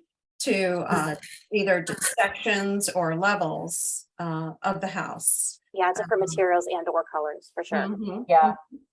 And it's interesting that the section you have up shows that there's a cathedral roof on the interior, but it's not as steep as the roof that's being expressed on the exterior, the building section that you're sharing Yep. there. And that not even all of the plate height seems to be being utilized on the interior. So it definitely seems like there's some opportunities there. Could you just go to the floor plan? I know that we're not commenting on the interiors, but I also just wanted to point out that I don't think that these stairs are compliant with the winders as they have them there. So I think that there's some redesign that's going to be necessary there. And I do think, looking at the plans, that there's a real opportunity, because I was looking at the stairs trying to be sensitive to how challenging it can be to change a plan to bring the upper level in. But I do think that there's an opportunity for the center portion of the second floor potentially to be as wide as it is, and then for the loft and master bedroom volumes where they're really quite spacious to be tucked in, so that there's both more articulation and the kind of stepping that the guidelines really require for the second floor. I think those would be big moves that would go a long way. Right, I think this is feasible as well. Along these lines, trying not to tread on ground we're not supposed to. I just had a question for the applicant. Was there a reason why the first floor is oriented in particular the way it is? Why you would want the bathrooms on what street is that? Cedar. What? I think it's cedar. Cedar, on the cedar side, and not on the inside, allowing privacy for the neighbors, and why you wouldn't flip the bottom floor. Let's explain. Yeah, it's just to coordinate with the second floor.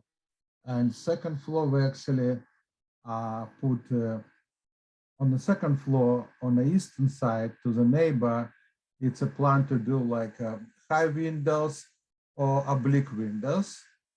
And we probably. No, I guess let me be specific. Was there a reason why you wanted the bedrooms on the bottom floor to be on the inside and not the outside? Yeah, because it's a more it's just better. It's a Okay, that was a conscious choice. Yes. Okay, I see. I Okay. do want to point out that these windows are they're the same all the way across. Right. In the floor plan, it doesn't really work that well. I mean, like, you've got a countertop and a sink right here. These two windows couldn't possibly be that way. The same thing with this one, it's got a vanity up against it. So, I mean, there's some coordination even just within the design that's not really working. Yeah, I noticed that as well. The windows are not coordinating with the interior design, interior space planning. Okay, so all that said, we do need to be sensitive to the other items that are going to be on the Yes. agenda. We're already almost a half hour late on the next one, but Right. I think we've made it pretty clear the things that need to be worked on. I think so. Katie, so if I can wrap it up, maybe? Yep, that'd be great. Thank you. All right. So given our review of the previous submission. I think you'll find that very helpful. We will be writing up another submission, but we need to give you the opportunity to assess whether to ask if you would like to request to return at a future date to be determined, and with a redesign that does comply with standards. We hope you understand from our summary that this project does not comply with the standards in many of the same ways that your previous project did not comply with the standards. So would you like to do that, or would you like for us to go for a vote?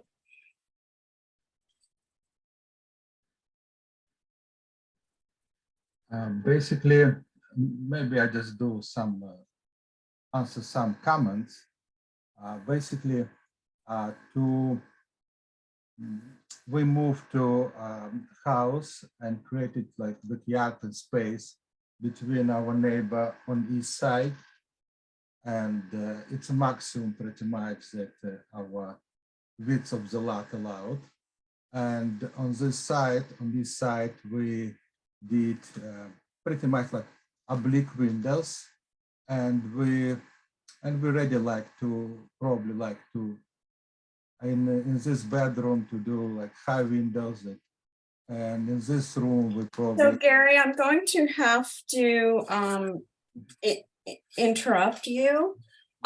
Everything that you've done without even these minor details is not complying with the standards. The scale of the structure, the windows vertical orientation, the roof line, the height, the materials. These are 1, 2, 3, 4, 5, 6 landscape is not feasible, different sections of the standards that are non-compliant. Essentially, this project is non-compliant. So tinting, covering the windows for privacy is not going to solve this problem. So would you like to understand by reading the letter that we will be providing you, redesigning and coming back at a future date? Yes. Yes. Okay. So Glenn, the applicant has decided to opt for a continuance, and we'll be returning at a future date, and we will make sure as before, as in our last letter review of your previous project, to give you as much detail as we can and direction, and we will see you at a future date. Yeah, only maybe with one of my comment, if it's possible.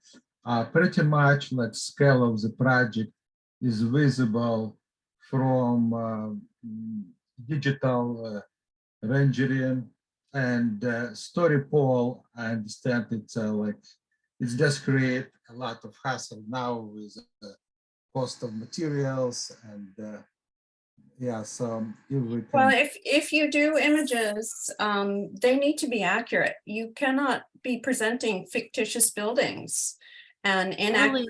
Can you unpack that like specifically? I mean, Yes, so the images displayed should be to scale in poster format at the project scale, with emphasis on to scale, at least 10 days prior to the scheduled hearing date. The images should represent all sides of the project along with the immediately adjacent structures. So Absolutely. Yeah, and we have this on the project. yeah, I don't see where it doesn't comply as well. So if you could be more specific, because I mean, by saying it's fictitious is a little. well, the building that was demonstrated in the rendering on the it doesn't exist. Okay, so Gary can take off the big kind of gray block used to represent a future building next door. Gary, you can take that off, but that's not on the demonstration of scale. So what Yeah, specifically yeah, do you Yeah, need it's to change? just like I can tell you what I would be looking for specifically, if that's helpful. Okay. Because Yeah. there is such an issue with scale in this neighborhood, I would like to have a street side elevation on both sides, showing the house, the large house that's on the other side of Birch Street, in the context to scale of the same, show the height of your proposed building after your changes, show the height in relation to that large home, and then give us a rough height. I'm sure that even the Stagmeyers would probably be happy to give you a measurement from grade to the top of their house. I'd like to see the other adjacent homes and roughly how tall those are in relation to your proposed design, because the perspectives unfortunately aren't really telling the story. So street side on George Street and street side on Birch I Street. don't know if Birch is as important. I'm open to the committee's feedback on that, but on George Street, I would like to see the two closest homes, the Stagmeyer's home and the newer home on the opposite side of Birch. So how do you feel, Rebecca and Katie, about the public all requesting story polls? I think that they are going in at risk of having the project denied if they don't follow a strong recommendation from the committee. Which is a strong Story polls. recommendation We for strongly story recommended story polls for this project. I know that it's a hassle and nobody enjoys doing it, but this is a gesture to the committee and the community that you are serious about demonstrating that you're trying to build something to scale in this neighborhood when there's a big concern.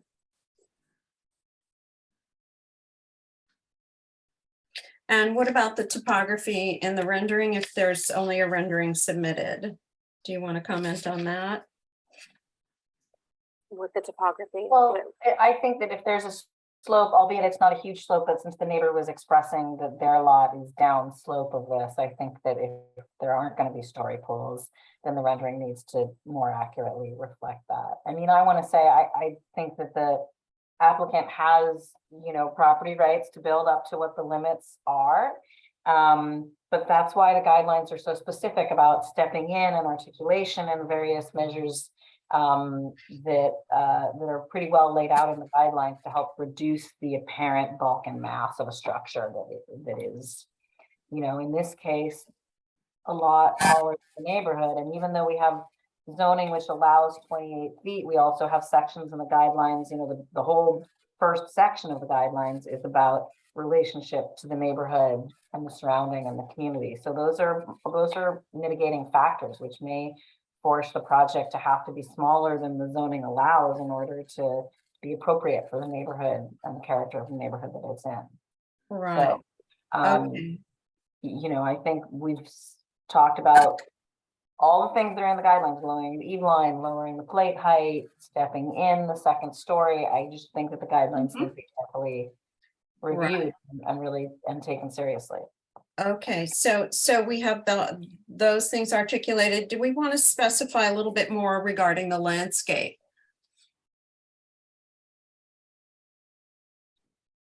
What do you have in mind? I would just say I don't want to according- see things in the rendering that are not actually on the proposed landscape plan. I do appreciate that there was a landscape plan. It looked like there may have actually been a landscape designer potentially brought on for the project. But what's being represented in the 3D views is not accurate because they're showing a whole bunch of trees and greenery in the right of way that is not possible. Public Works doesn't allow that. Can you bring up the landscape plan that was submitted, please, Katie, just briefly? Is it the very first? No, we just yeah. I know it can be so Oh, there tricky it is. for the renderer to do landscaping accurately, but I think Yeah, at but least if in we're terms of where there are specifically trees requesting. relative to bushes and things like that, that's important. Okay, Basically, so I don't want to see greenery past the property line in those renderings. Because it's artificial visual softening that's not going to be possible. okay, so must be more accurately represented.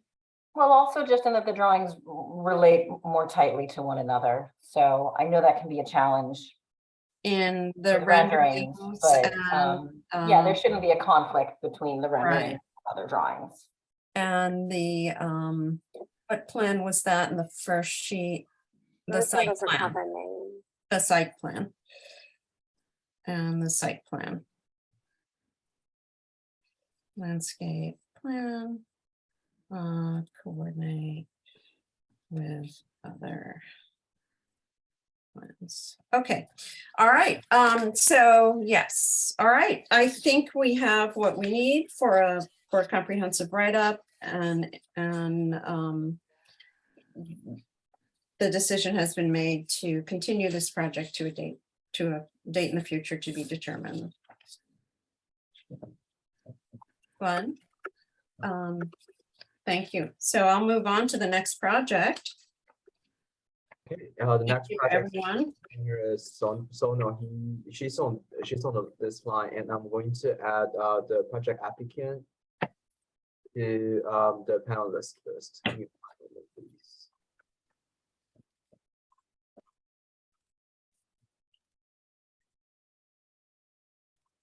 Okay, who has a shared screen? Katie? Yeah, sorry. I Thank was just you. writing a response. Somebody had been asking when item 3 was going to start. Right, right. Thanks, everybody, for your collaboration on that. And are we ready, Glenn? One moment, please. Let me make sure that the applicant has joined this call. Okay, so Mr. Mark English has joined us, and now I'm just looking for the owner to see if the owner is on this call. Okay, and the previous project owners could probably be set into background. Yeah, and if you're still listening, you guys may want to listen to this review. I'm going to only speak for myself, but I felt that this project met a lot of guidelines in ways that I think your project is deficient, and it might help to see an example of how somebody else is approaching similar, projects in the Mid-Coast. Yes, and Katie, you're suggesting this for Gary Kleiner and Marina Festa. Yes, if they have time, it might be helpful for them. Yeah, so if they are, right, if you are available, this next project would be good for you to listen to. That would help. So Gary, if you wouldn't mind putting item 1's owner and applicant into the background.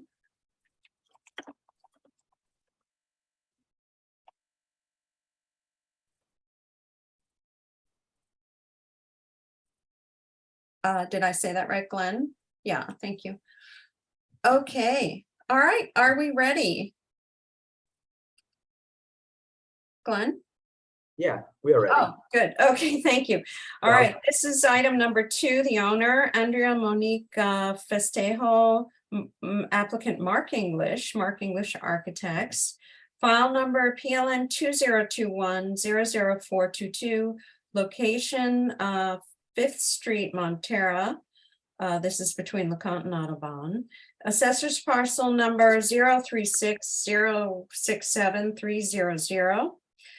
This is the consideration of design review recommendation for the construction of a new 2,541 square foot, 2-story single-family residence on an undeveloped 4,989 square foot legal parcel. Recorded certificate of compliance, PLN 2018-00370, associated with a staff level coastal development permit known as a CDP. This project involves no tree removal and only minor grading. The CDRC will not render a decision, but will make a recommendation regarding the project's compliance with the design review standards. Staff will make a decision on the design review permit and CDP after October 13th, 2022. The project is not appealable to the California Coastal Commission. The application was deemed complete August 17th, 2022. The project planner is Sonal Agrawal, is that right? SAGGARWAL@smcgov.org. Mark, are you giving the presentation? Hello, committee members. I had expected my client, she's maybe driving to a location where she can get on this Zoom call, but I'm happy to start. Can you all hear me okay? Yes. Yeah, we hear you fine. Thanks. Thank you. Ria and her family are developing this project as a young family home. they had started a little time ago with another architect, and that gentleman had submitted a proposal that had, this is the middle of COVID, and I'm not really sure what happened, but he was not able to continue. And once we were hired to work with the project, and we do a lot of hillside homes and so forth, we work closely with Sonal to think about how we can improve the direction that the initial home was headed. You know, it's a modern, warm home, pretty simple color and material palette. But as originally presented, it was requiring over 500 cubic yards of cut and fill. And there were some concerns with massing. So we sort of we started from really the diagram, started over, and worked with the topography from the beginning to sort of staircase, to terrace the building into the hillside.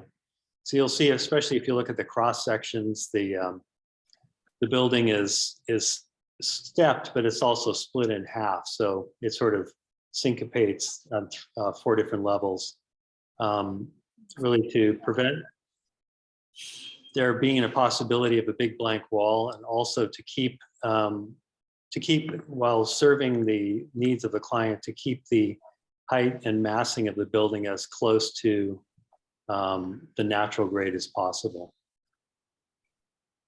So I think that's really what we've tried to do. And I did want to compliment Sonal on her tenacity with us on this project. I thought she was very, very interested and involved. And we did a lot of work with SketchUp modeling with her to show how the massing would actually work. I don't know if my clients are on yet. Let's see, I see a text message So come. Andrea Festejo is I'm trying to message Glenn. Yeah, I think they just need to be promoted to. Yeah, the she needs to be panel, right? promoted so that she can be a panelist. Okay, Glenn, are you there? Yes, I'm here. Okay, See Andrea Festejo. Yeah, give me one moment, please. I'm looking for. Okay, thank you. so just right out of the chute here, I applaud your effort with the syncopated stepping and minimizing the grading, keeping the structure as close to the grade as possible. I think that was very creative and effective. At present, do any of the subcommittee members have questions? I don't think I had any clarifying questions. I don't either. Okay, Glenn, do we have any, oh, first of all, did Rhea, oh, yes. Oh, I lied. I actually do have, Okay. I do have a couple of small questions, actually. Okay, go ahead, Katie. I'll share my screen real quick just to facilitate asking the questions, and then if Rhea wants to share her screen after that's fine. So one thing I had a question about with the landscape plan, this quantity that I see, this 30 landmon plants, it looks like those are a ground cover. Is that the quantity that's being planted that will then fill in? That's the hope. Yes, that's the very simple landscape plan right now. There's toyon, 4 toyon shrubs. We're looking at lantana, and there's a tiny bit of sod in the back, but really trying to minimize the impact of outside planting. We do have a planting list that lists some other potential low water use plants, like some of the sages and so forth. We thought those might be kind of indicated along the driveway to soften that edge a little bit. But is that what you were, that was one of my questions, was what these plants are intended to be? Yeah, we lost Okay, so those are intended to be a sage? Yes. Okay. My other question was about this gravel that's being shown at the front of the house for the drainage. Yes. So I see that you've got the 12-inch storage pipe. I'm guessing that that's like in lieu of a detention basin or something similar. Is that right? Right, yeah. And then it looks like it continues out to the bubble up drain. What's the gravel strip that's being shown in the right of way? And is that something that's permitted in the right of way? Let me look at the civil drawing here and see what he was doing. I may need to clarify that construction entrance and then, yeah, I'm not sure. I might have to really, I might have to get back to you or get back to staff on exactly what he's doing there. Yeah, that can just be something that's noted, you know, once you go through the permit process, those types of things will get reviewed more closely, but just to clarify and make sure that everything is being captured and addressed within the property line. I think that's the only question I had. I can stop sharing if the owner wants to share.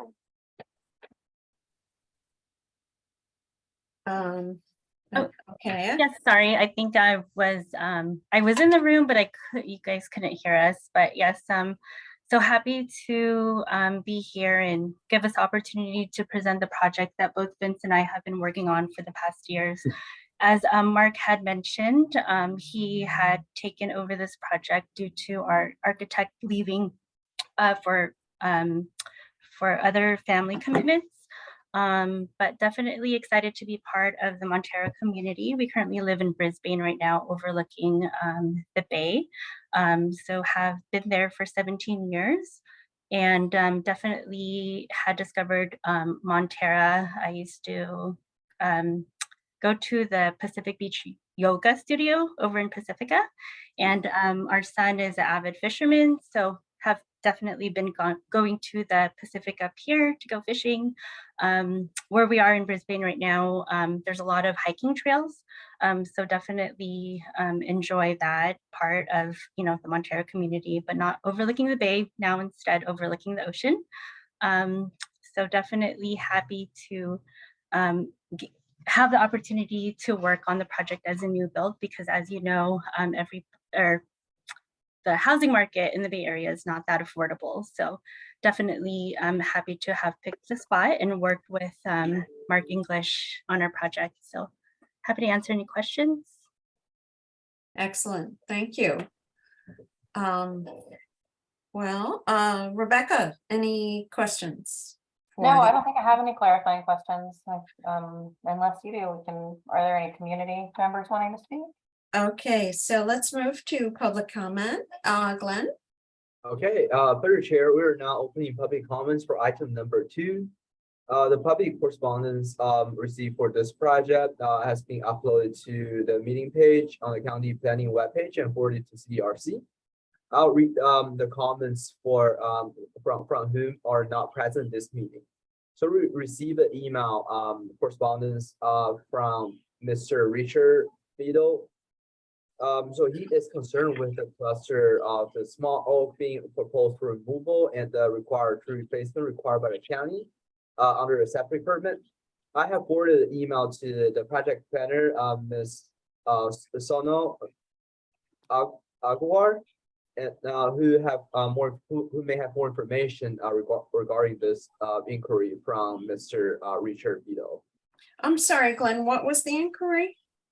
The inquiry was about a cluster of small oaks labeled on the plant set, and the applicant was concerned why the removal of the small cluster of oaks trees were not identified in the public notice. So that was a question from Mr. Richard Beadle. Oh, I see. Okay. And also, Ms. Richard mentioned there's a recent county action on a separate tree removal case. And he has some questions about the replacement trees because the replacement trees are not labeled on the plant set. So that's for a separate permit, but I'm just reading this to the CDRC. Even right. And was there a tree removal, Glenn, on this property? Say that again, please. Was there a tree removal on this property? According to the notice, I don't see any tree removal being proposed, but according to the plant set, there's a small cluster of oak trees being proposed for removal. the CDRC, so just want to make the CDRC aware that the county did not label like any non-significant trees or protected trees. In the notices, we don't include them in the notices. It's just non-significant tree removal. So, and the project planner Sono may have more information for CDRC. Okay. So good afternoon, everyone. I think that's a good place for me to chime in. And I just want to reiterate what Glenn mentioned. So we did receive comments from a neighbor, and he asked about the tree removal. The trees that are being removed are all less than 12 inches in diameter. It's approximately noted as 6 to 10 inches in diameter. And that is why it was not included in the notice. There were three main concerns raised by the neighbor. One was regarding these trees, why they were not included in the notice. And then he was also concerned about the location of these trees with respect to the civil plans. So I rechecked the civil plans and confirmed that the trees are shown at the same location. Then he also mentioned about a violation case that happened in 2017 because 11 trees were illegally removed, cypress trees were illegally removed from the site. And I checked the records and found out that the violation was resolved, and we received confirmation that those trees were planted on the site in 2018. So I've shared all this information with the neighbor, and I've also asked the homeowner, Andrea, to share the pictures of those replanting because I wasn't able to really understand where those trees are replanted if the violation was resolved. And we didn't have any records in our system to confirm.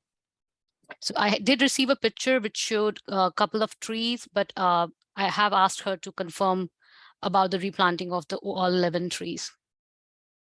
Okay, thank you, Sono. And so that's the only correspondence I received prior to this meeting. And now I'll ask those members of the public who wish to comment to click the raise hand feature to raise your hand to speak on this agenda item. I will lower your hand after you speak. Those joining by telephone can press *9 to raise and unraise your hand. Pressing *6 will mute or unmute your microphone once you're given permission to speak. And I see Ann Young's hand raised. And please accept this request. Unmute your microphone and begin speaking. Please begin by stating your name, address, and email address for the record. Thank you. Oh. Sorry, I had put my hand up to ask about the next agenda item. I didn't know I hadn't lowered it, so I'm not commenting on this one. Sorry. Okay, thank you. Thank you. And now I see Richard's hand raised. Richard, I'm going to allow you to speak.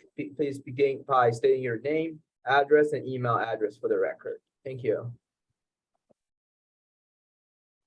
Thank you, Glenn. Yes, this is Richard Beadle. Email address is rdbeadle@gmail.com, and my address is 552 5th. I'm on the neighboring lot on the eastern side. Thank you for summarizing the questions I provided. I think that was a good summary. And, I really just had, it just seemed odd to me that the previous owner would be required to replant those trees that were illegally removed.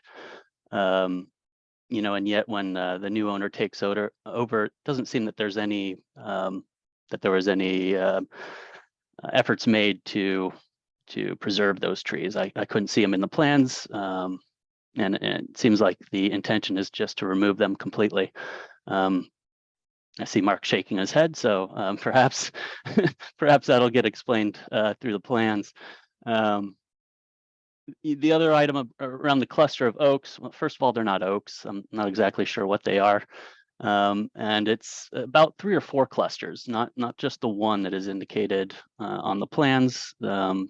There's 3 or 4 clusters that extend, I'd say, at least a third of the property line on the eastern side. They did have a surveyor come out and mark the property line. They're kind of on one side or the other. They're kind of spread around. So, and I do understand the issue with trees under 12 inches in diameter. I'll note that as clusters, the cluster is certainly well more than 12 inches in diameter. These These are, 3 or 4 trees growing very closely together, sharing a root system. So I guess it depends on your definition of tree. If they're sharing a root system and you call that a tree, then they are greater than 12 inches in diameter. But I'll admit that I don't know exactly what the legal language on this issue is. That's the tree issue. And then I also have a couple comments on the design, if there's time, or if we want to hear it. Go ahead. Regarding the design, I'd say first, the rear balcony as proposed causes me some concern. I think it's labeled as balcony number 3 in the drawings. This is a 2nd-story balcony that faces a hillside and will essentially just to ours and the other neighbors' backyards. Seems like a fairly odd choice to put a balcony there to me. So I just kind of want to raise that concern. Similarly, on the east-facing wall, compared to our single-story home is quite massive, and I do have concerns that as these drawings are indicated, at least in what was provided for this meeting, that the grading isn't completely accurate. Our home is sunk fairly deep into our lot. We do have a retaining wall on our western side, their eastern side, that's starts at around 2 feet, goes up to probably on 4 or 5 feet towards the rear of the lot.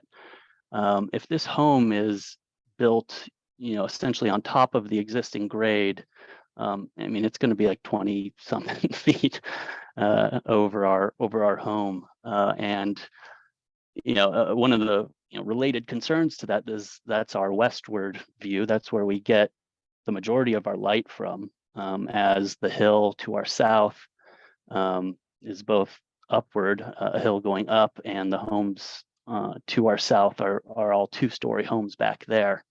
So they're already blocking a good portion of the light we receive. And if this home goes in as planned, it's going to block a lot of the remaining light that we receive.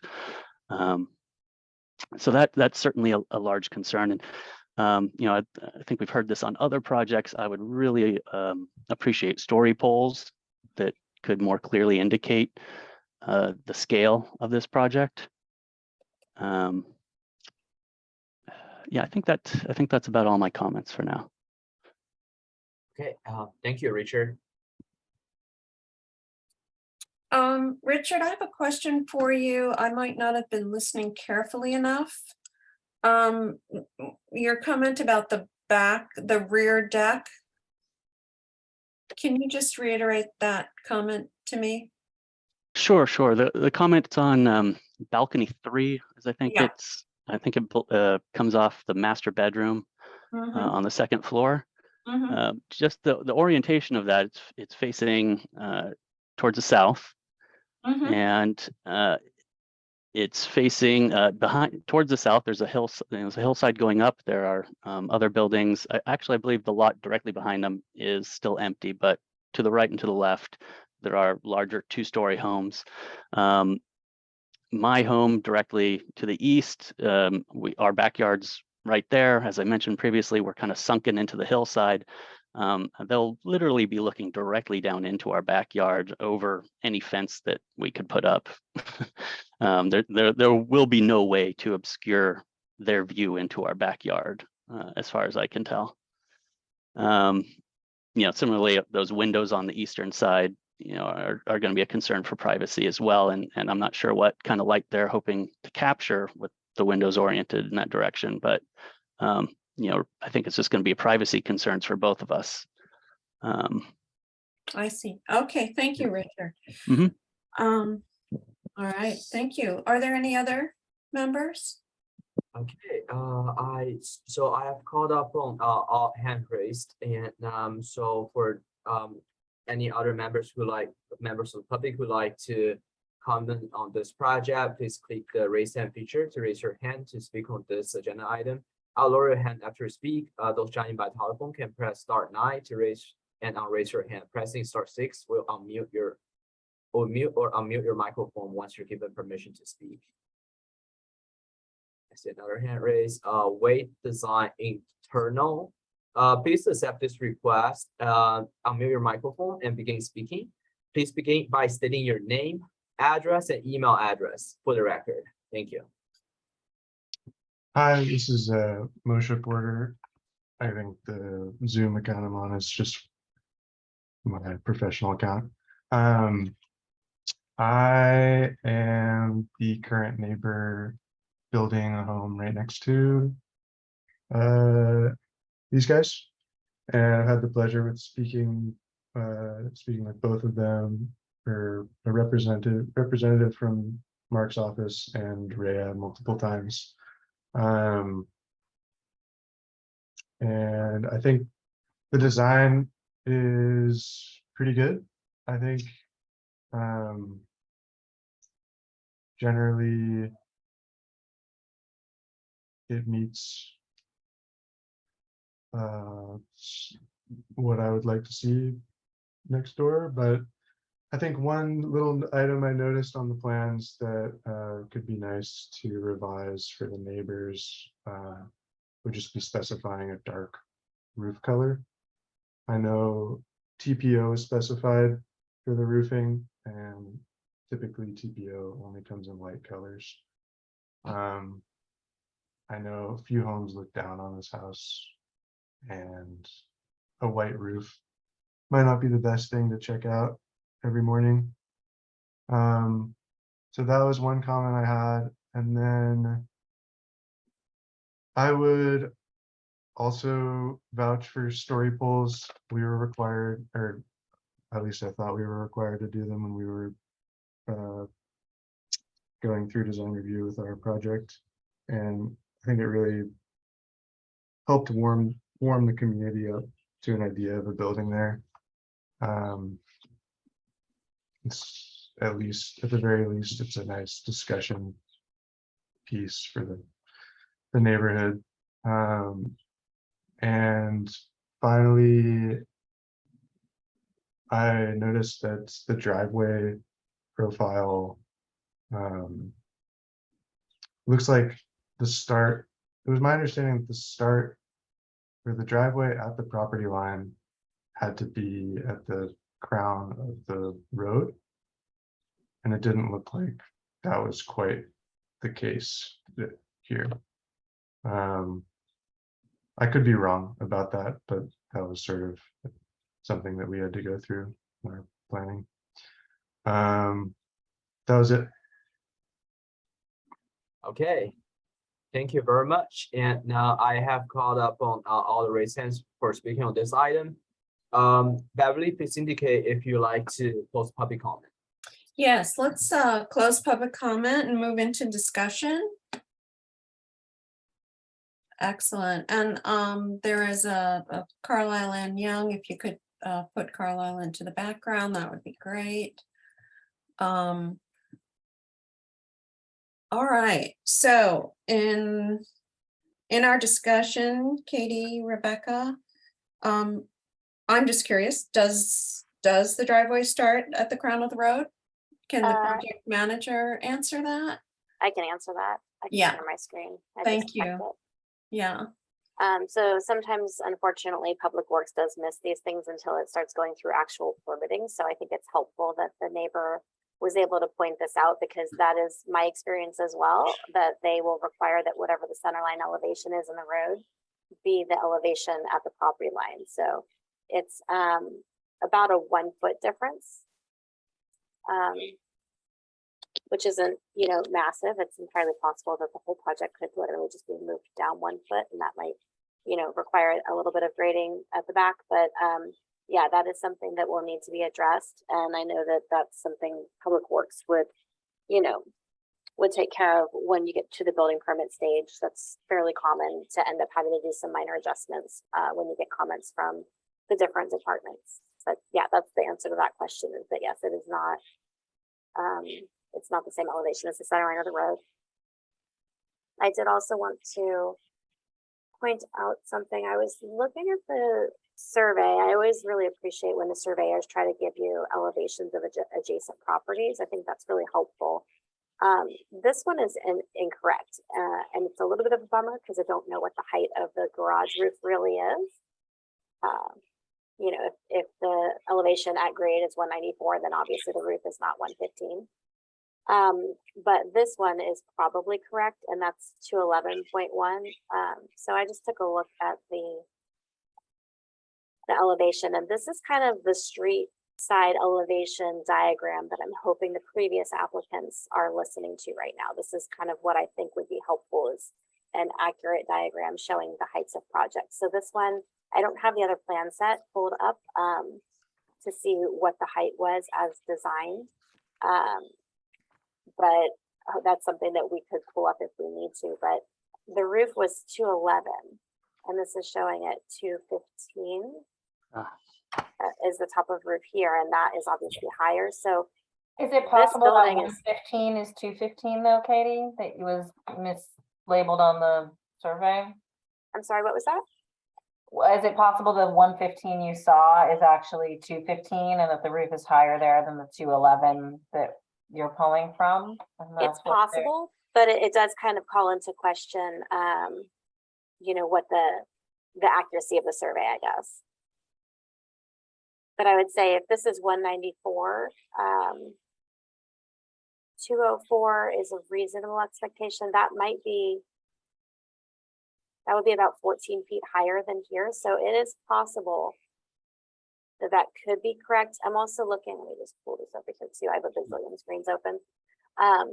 There's a roof right here that looks like it's got transom windows that's behind the garage. It's hard to get a view, but I'm guessing that that's the 211. And that this one is a little bit lower. But it's hard to know without the surveyor. Yeah, there we go. So this looks like it's sloping down possibly. I'm guessing that that roof ridge is the 211, but something isn't accurate with the survey. You know, and so then when we're looking at the scale of this building, compared to that one, then that's obviously a pretty big difference, especially if, you know, the street is sloping down this way. But that said, just in general, I did want to say that I really appreciate the collaboration between the design team and the owner and the planner. It's really refreshing to hear that there's been that much involvement in trying to make sure that the guidelines are addressed and incorporated into the design. I do feel that the design does meet many of the guidelines in ways that that are satisfactory to me. I like how it is stepping down. So it's following the topography here. I like that it's stepping up as you go up the slope in the back. I think that that's great. I like that they utilized sort of a split level design a little bit with the garage and with this bedroom. Is this bedroom being off the landing? Those are really creative solutions that I don't see employed on very many projects these days. So I really appreciate that. I think that those are big gestures that go a long way with me, showing that they really did take the guidelines to heart and that the building is stepping up the slope in both directions. That's another thing we don't see often. So I really appreciate that. I think that there's a lot of, the scale is broken down with the articulation that's provided and the variety of materials and textures. So all of that I very much appreciate as well. Overall, I think it's a really successful design. I had a couple of areas where I saw like 2 areas where there were some, this is kind of a bigger blank wall also, but it's a garage. But I wanted to bring those to the attention of the committee, see if they had any thoughts just about whether or not they thought any additional articulation was needed here.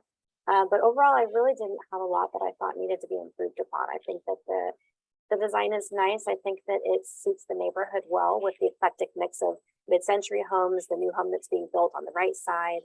I think is really great. This is actually a really good example for you to see how the house is stepping along the slope. So those are all very good examples of how to meet the guidelines. So I appreciate that a lot. Regarding the concern that the neighbor had with the balcony and back and with privacy, I think that that's a valid concern. You know, we always do want to take into account privacy on neighboring properties. So I was thinking that we might want to talk about if there's maybe different ways to address the type of railing as a privacy approach, or if anybody had, you know, additional thoughts about that. Regarding the windows. Sorry, go ahead. Oh, I was going to follow up with an additional thought about that, but you can go ahead and finish. Okay. the other thing is just with the windows that are facing that east side, you know, the one at the stair, I think these are areas where it's nice to bring in light, but if there is a privacy concern, I think at a minimum, these two windows in the bathroom could probably be addressed with edged glass or, you know, some other form of, you know, frit or privacy. And then this one is lower, so I would like to hope that this one is not as much of a concern, but without being able to really see it in the context on site of what is adjacent in the other home, I'm not sure if that is as big of an issue, but I do think that in a place where you're basically circulating and you're not stopping and hanging out and looking into someone's home, for me personally, it's less of a concern. So I think that the privacy on the windows on the side is not as big of a concern to me. And I think that these two windows that would have maybe been more of a concern could easily be addressed with you know, a privacy film or frig or etched glass. And I think that's it for me.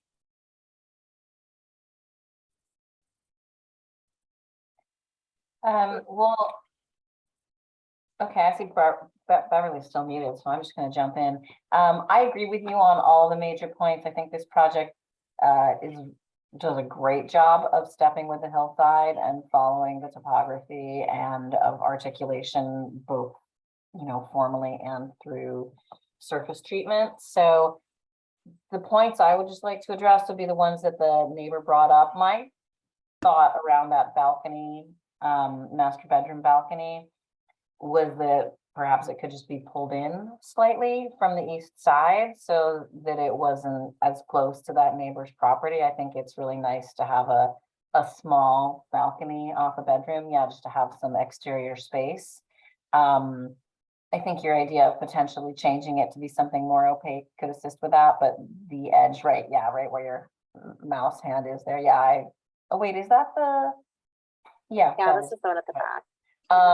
You know, it seemed like potentially that could be tucked in a few feet, maybe to align with the window above or something like that without losing much of the functionality off the balcony. And then I thought we could look at the east facade, which I think the west facade is really nicely and modestly fenestrated over here. It's a little bit more haphazard.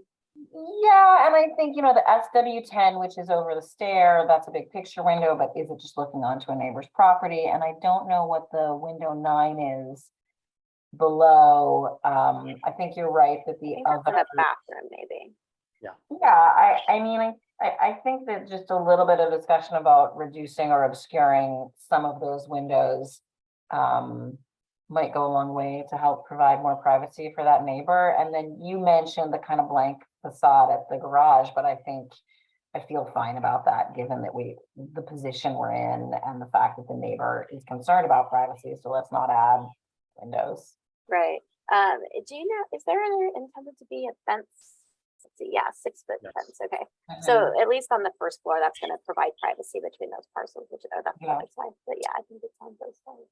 I mean, I think I might go. Sorry, go ahead, Beverly. I didn't realize I was muted. Thank you, Rebecca. I have been looking at Google Maps and there's quite a bit of vegetation between the two properties. Richard's property has, I can't tell where the windows are. There is a structure, smaller structure, and then a main roofing. Looks like there's solar panels and then the backyard. And I was thinking, if we don't suggest pulling the balcony in, vegetation may be able to manage it very easily. If you take a look at 3D Google Maps, you'll see that there does seem to be an opportunity in that area where the vegetation is shorter, that hedge, there's the backyard hedge, which is fairly tall. I'm guessing these trees are being removed. Is that correct? Some of them. Some of them. Yeah. So if there were trees remaining or replacing and added to the other side of this short hedge, I think Richard's backyard would be protected from the balcony and in fact softened. Yeah, particularly because it does slope down where the vegetation really can go a long way without having to be super tall. Right, and that I way think that would be adequate. the lines of the house can remain fairly consistent. Mhm. It would also help with the tree replacement issue, which I feel like is a tricky one because, you know, I think the county supports basically 1-for-1 tree replacement. We're not being presented with a project that shows 11 trees being removed, so there would be no way, you know, to ask for 11 trees to be replaced. But if it is the case that there were more trees that were illegally removed at some point in the past, then I think that asking for some replacement trees, some additional trees could be appropriate, and maybe those could be screening trees in this location.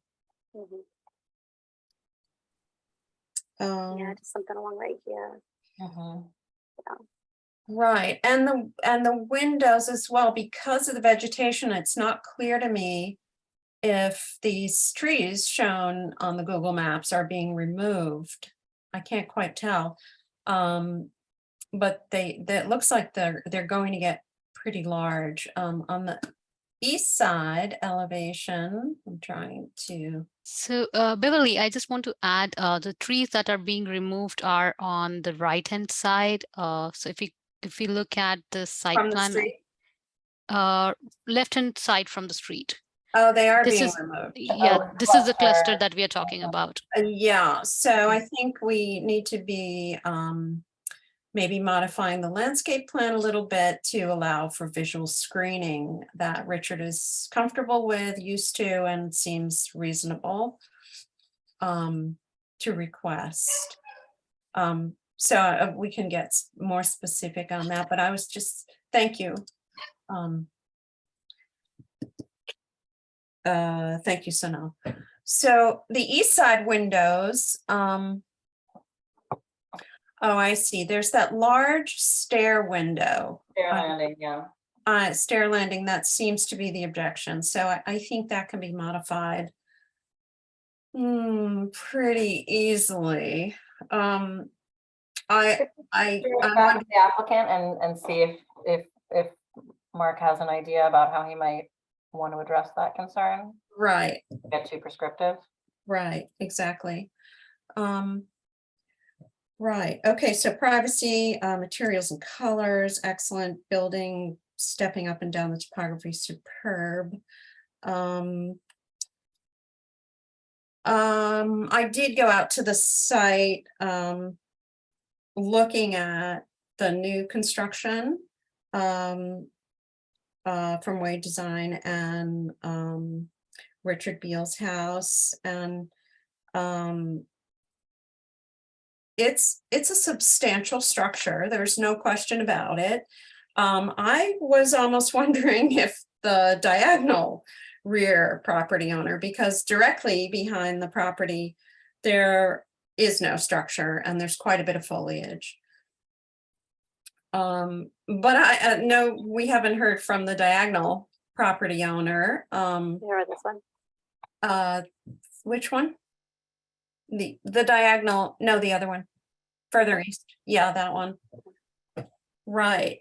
So we haven't heard from that person. That's the one who I thought would be most impacted, potentially.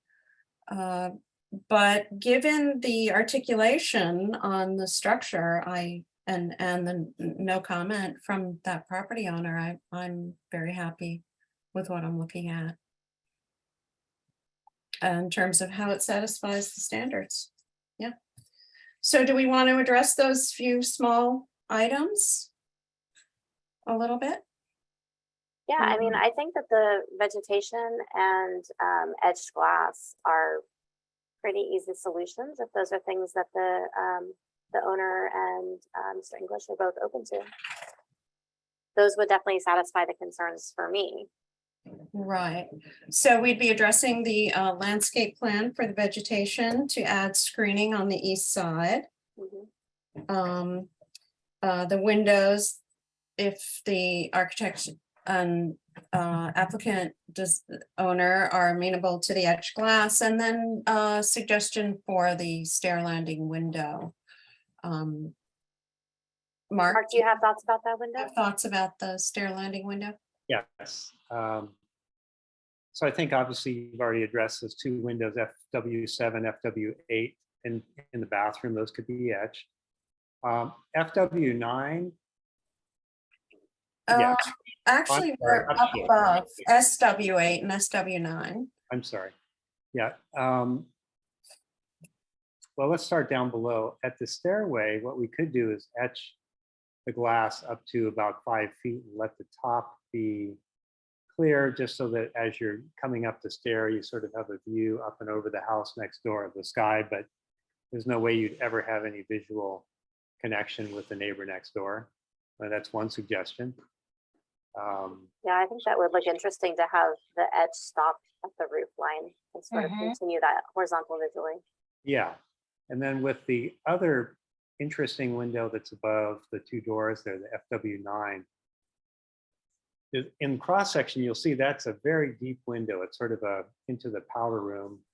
It's doesn't show, it's hard to see it on, let's see, next page, please.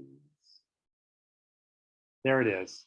So it's actually, it's way over there because we're tucking the trash recycling underneath it. So it's like one of those deep windows you'd see on Santorini or, somewhere else in the world, so that glass is set way, way back. So I don't, I don't have any concern about Yeah, that. I'm not concerned about that. I think it's the ones higher up where there could be more. Yeah, it's on level 2. okay, so on the in the master bathroom. Yeah, I think that one's fine. It's really cool. Yeah. Detail. Okay. So maybe in the next, yeah, those two up there. Those Right. should be etched. Ria, Yes, what do you think about those windows being obscure glass? obscure glass, mean, meaning etched or Like frosted. Yeah. frosted. Would it bring enough light to have it etched? I'm not really, I don't think I've had etched glass before, and so. Well, imagine just like sandblasted glass. So Yeah. Oh, okay. Yeah. What's the sill height on those windows? Pardon? What's the sill height on those windows? Because the other thing is that sill could just be raised. That would be the other way to address it. We'll check that. And I don't think there's a schedule here that focuses this quarter. I don't think it's so high that you wouldn't be able to see. Yeah, I think it's closer. Yeah, because that's the other option is that you could consider We could raise the sill to, I mean, raising the sill. often we've raised the sill to 5 feet. It's around 4. Yeah, because I mean, even at 5 feet, somebody whose eyes are at like 5'2", unless they're standing on their tippy toes trying to look past the sash, the bottom of the sash, they're really. Although I must say, I like the proportions of the windows. Yeah, I do too. I like how it kind of, it feels like they tie together, even though these are taller. Although I don't know. It could also sort of tie together with this one, and it could go. They could push up. All the way up. Yeah, we were just discussing that we could push them up so that the header is buried up in the roof structure. Oh, And we're Asian, we're very short. We're very short people. I know the feeling. That would probably do it, Ria. You could do something like that. There you go. Although my son is taller than me, but still on the shorter end. So Rebecca and Katie, I'm fairly confident that Mark will work this out to address the privacy issues if we just indicate which windows. Yeah, I think that we could basically condition it with the options, like Right. saying either etched glass or a higher sill height. Yeah. And so it's Windows SW8, SW9, and SW10 that we have concern about, right? Yeah. And I think a combination of any kind of obscured glass worked for the owners, or raising those sills would be fine. I see you have this note on your Bluebeam, Katie, about the gas fireplace. Which is yes. to point out. Yeah, it's always a bummer when you get to the building permit stage and you realize that you can't do a gas appliance, but there's no gas allowed inside homes in San Mateo County anymore, which is a bummer. No gas range, no gas furnace, no gas fireplace. I know everybody wants electricity, but yeah. So I'm the minority. all appliances as well. Yeah, I don't think we need to note that. It's Yeah, just- it was more for just information. Good to know. Yeah. And then, yeah, I mean, do other people have feelings about wanting to condition a certain number of replacement trees? Or do you think just saying? Well, I street think it's the location- location for us. I would say maybe we could condition like a width and a minimum height. Right. The part of the yard, I think. Right. Right. So we could say from like, what is this, the southeast corner? Mhm. Do we really only have concern just at this location, really, right? It's primarily that location, yes. Yeah. Okay, I was trying to think of how we could capture it.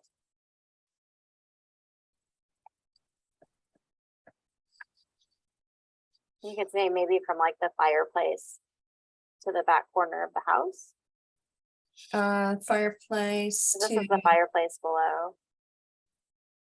You know, you want them to not be able to look this way either, really, you know, if somebody is standing here. So I kind of feel like Right. the So it'd be vegetation- fireplace to rear of structure. Southeast corner of structure. Not quite. I'd go beyond that. What's down Mhm. below to the setback? What do we have down below? What's this? What's That's this all. line? This is the setback, I think. Yeah, Is that's that the Yeah. set- Yeah, to the setback line, I would Setback line, suggest. sure. Okay, Okay, so, condition. so you could even say from the setback line, maybe 15 feet, Yeah, 16 feet. Setback line to fireplace. And how tall? 15 feet, what do you think? How tall? 15 feet? That would be my first. Yeah, So- I think that's an appropriate size. 15 feet would So- probably take care of the sight line. Privacy. Yeah, so mature height of 15 feet. Yeah. Okay, I think that manages it. Right, and that will probably contribute to the tree, resolving the tree issue as well. All right. Okay, I think we have it all, including the things that that we're pleased to say do meet standard and exceed standard requirements. So would you like to take a vote, or do you need for me to summarize the details? Well, you have to give them the option of a continuance also. Okay, well, I Let have that to question answer say, that if they wanted us to yeah, vote. I don't know if the applicants, Mark, Andrea, have been through this process with us, but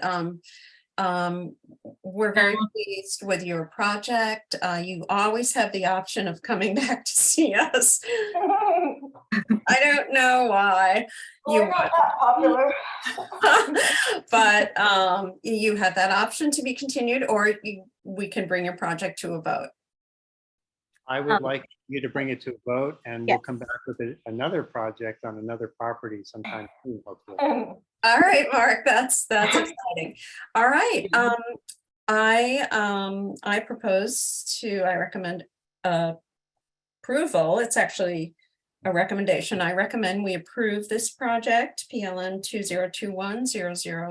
2021-00422, with the conditions and requirements as discussed. And we will be writing this up with findings, requirements, and conditions. And we actually didn't have any random suggestions, so. I'll You need a second that. Yeah, all right. And now take a roll call. Rebecca Ketkin, Yes. Katie Kostuk, Yes. Beverly Garrity. Yes. Okay, recommendation passed. All right. Congratulations, and thank you for working hard on a really thoughtful design. Yes. Yeah. Thank you, Mark. You're So gonna be beautiful house. Very Thank good. for- Thank you Good so luck with your much. project. Thank you. Yes, Thank you, appreciate it. yeah. All right, It's now time for welcome to Montera. Thank Thank you you. all. I heard it's a really good festive place to be now in October. October is our month, yes. Appreciate All it. right. We will move on to item 3. Do we need a 2-minute break? I could use a 2-minute break. Yeah. Okay, returning at 3:30. Ready, set, go? Thank you. Yeah, ready, set, go. Wash your hands after. Yeah. Bye.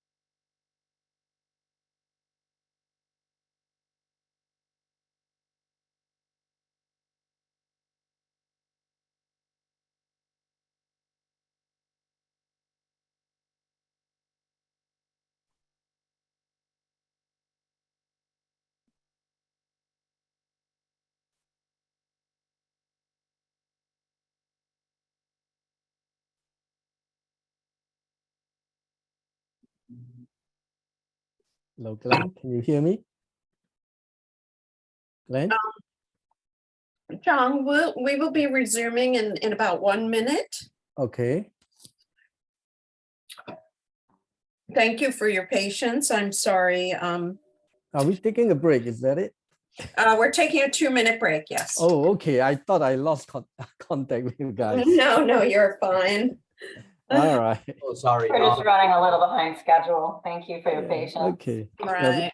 Because everything went silent and I thought, wait a minute. Did I... No, yeah, sorry, 2-minute break. Okay.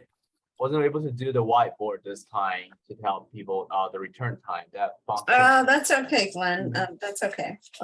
It's we're now at Andy 3:31 Singh should be can you guys see Andy Singh? We can see you. But not Andy Singh. What's Pardon? I don't see the property owner. Is it Andy Singh? Andy Singh is the owner. Oh, okay. No, MD is not visible at the moment. Okay, he may want to say something. So Actually, he is. I just promoted him to okay. Because he uses. There we go. Okay, I see him. All right. Amended. Yeah, so yeah, I'm on. Sorry. Yeah, I go by Okay. Andy as well. Sorry. No problem. Yep. Okay, we are taking a break, Andy. We'll be back in 2 minutes, according to Bevan. I think the break ended at 3:30. Now we're at. Right, is Katie back yet? I'm here. Yeah. Great. Are you here? Is Sonal the No, it's here. Yes. oh yes. The project planner. Okay, I think we're ready. Yes, Glenn? Yes, I think we are ready. We have project planner and two architects, and the project team here. Okay. All right. This is the Moss Beach, item number 3. The owner is Andy Singh and applicant Chong Lim. File number PLN 2021-00282. Location Bernal Avenue, Moss Beach. assessor parcel number 037-278-040. So Bernal Avenue and the other cross street is Alvarado Avenue. It's right on the corner there. All right, consideration of a design review recommendation for the construction of a new two-story, 1,153 square foot, single-family residence on a 2,500 square foot non-conforming parcel. Recorded certification of compliance, PLN 2010-00300. Associated with a hearing level non-conforming use permit known as UP and coastal development permit CDP. The UP is required to allow development of the substantially non-conforming parcel, one covered parking space where 2 covered parking spaces are required, and a side yard setback of 5 feet where 10 feet is required. The CDC will not render a decision, but will make a recommendation regarding the project's compliance with the design review standards. Planning Commission public hearing will take place after today, October 13th, 2022. The CDP is appealable to the California Coastal Commission. Application was deemed complete August 5th, 2022. Project planner Sonal Agarwal, SAGGARWAL @smcgov.org. Would you like to present the project, Chong or Andy? We can begin with Andy. You can introduce yourself, Andy. Yeah, hi. My name is Amandeep Singh. I also go by Andy. I currently live in San Jose with my wife Pinky, and we have 2 kids, Aaron 14 and my daughter Ashley 16. I'm an IT engineer who work mostly from home, and my wife is a part-time nurse. And we enjoy our alone time and outdoors. My wife and I have been looking to moving to Half Moon Bay area for a while. We like the area for all that it offers: outdoors, hiking, beach, and other stuff. So when this lot became available, we were excited about the possibility of maybe developing a small home there. And we knew it was a smaller lot, so we reached out to the planning department, and they said, okay, it's possible that you could build there. So that was kind of encouraging news. And then from there, we started working closely with the planning department. We came up with the design based on a document that we received that it's called Construction on Non-Conforming 25 feet wide residential parcel policy, and I can show you what that looks like. That's okay. We're familiar with it. Okay.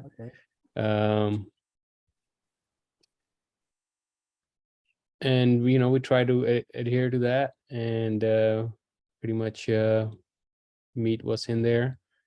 And aside from that, we try to make the building design and the feature and the color scheme that would fit the area.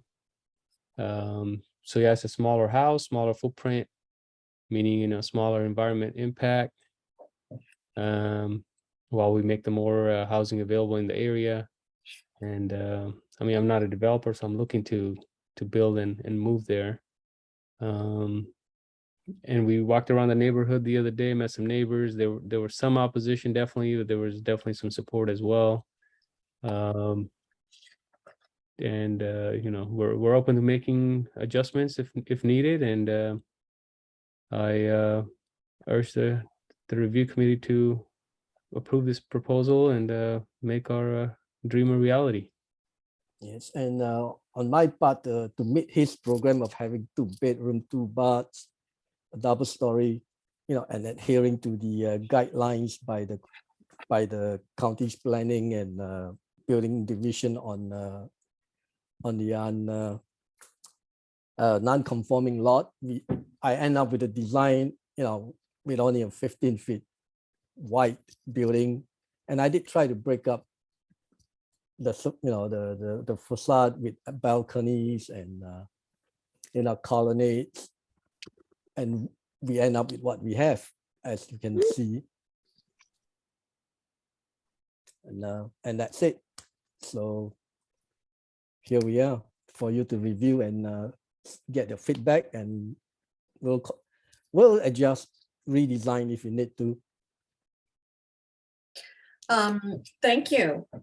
I had a sort of a couple of vague clarifying questions, if that's possible. One is this the first non-conforming 25-foot lot to be developed on in this area? And maybe Sonal can answer that. Is this groundbreaking? Yeah, so Beverly, I'm not sure if this is the first of 25 feet to be developed, but there was, I know for the fact that there had been a proposal on this parcel 10 years back, which was also reviewed by Design Review Committee at that time. But I'm not certain how many of these have been developed in the county. No, I don't mean in the county, I mean just in this area. I'll have to look into that. I'm not certain how many parcels are there and how many have been developed in this area. Right. I think the closest, no, I mean, I just don't see any. So part of, I think what you're coming up against, my guess is that you're one of the first to develop on this size lot. There are some somewhat smaller lots, but this is the first 25 foot that I can see in this area. Okay, and the other question or clarification. Oh, no, we're done with that. Okay, let me get you up. I can actually bring up after somebody else has any clarifying questions because I need to pull it up. Go ahead, either Katie or Rebecca. Any clarifying questions? Oh, Rebecca, I'll let you go first this time. Okay, I think you said this in your introduction, but I just want to be clear. So the setbacks that are being requested here, is there a variance being requested for these setbacks, or these are the setbacks that are permitted because it's a substandard lot? Well, these are what we follow according to the policy that was given to us. This fulfills the substandard law. Yeah, this fulfills the substandard law. So there's no variance being requested. These are the setbacks for this size. Is that, can you confirm that, Sonal? No, there is a variance requested for the outer side because they need a 10 feet setback on the outer side, and they are building up to 5. Sorry, let me go. Yeah, it is 5 feet. It's supposed to be a 10-foot street side setback, right? Yeah. Okay. Which obviously would make it almost impossible to develop. Oh, 10-foot street side, but if it was embedded within 2 properties, it would just be 5 and 5? Yes, yes. Okay, so there is a variance, and okay, got it. All right.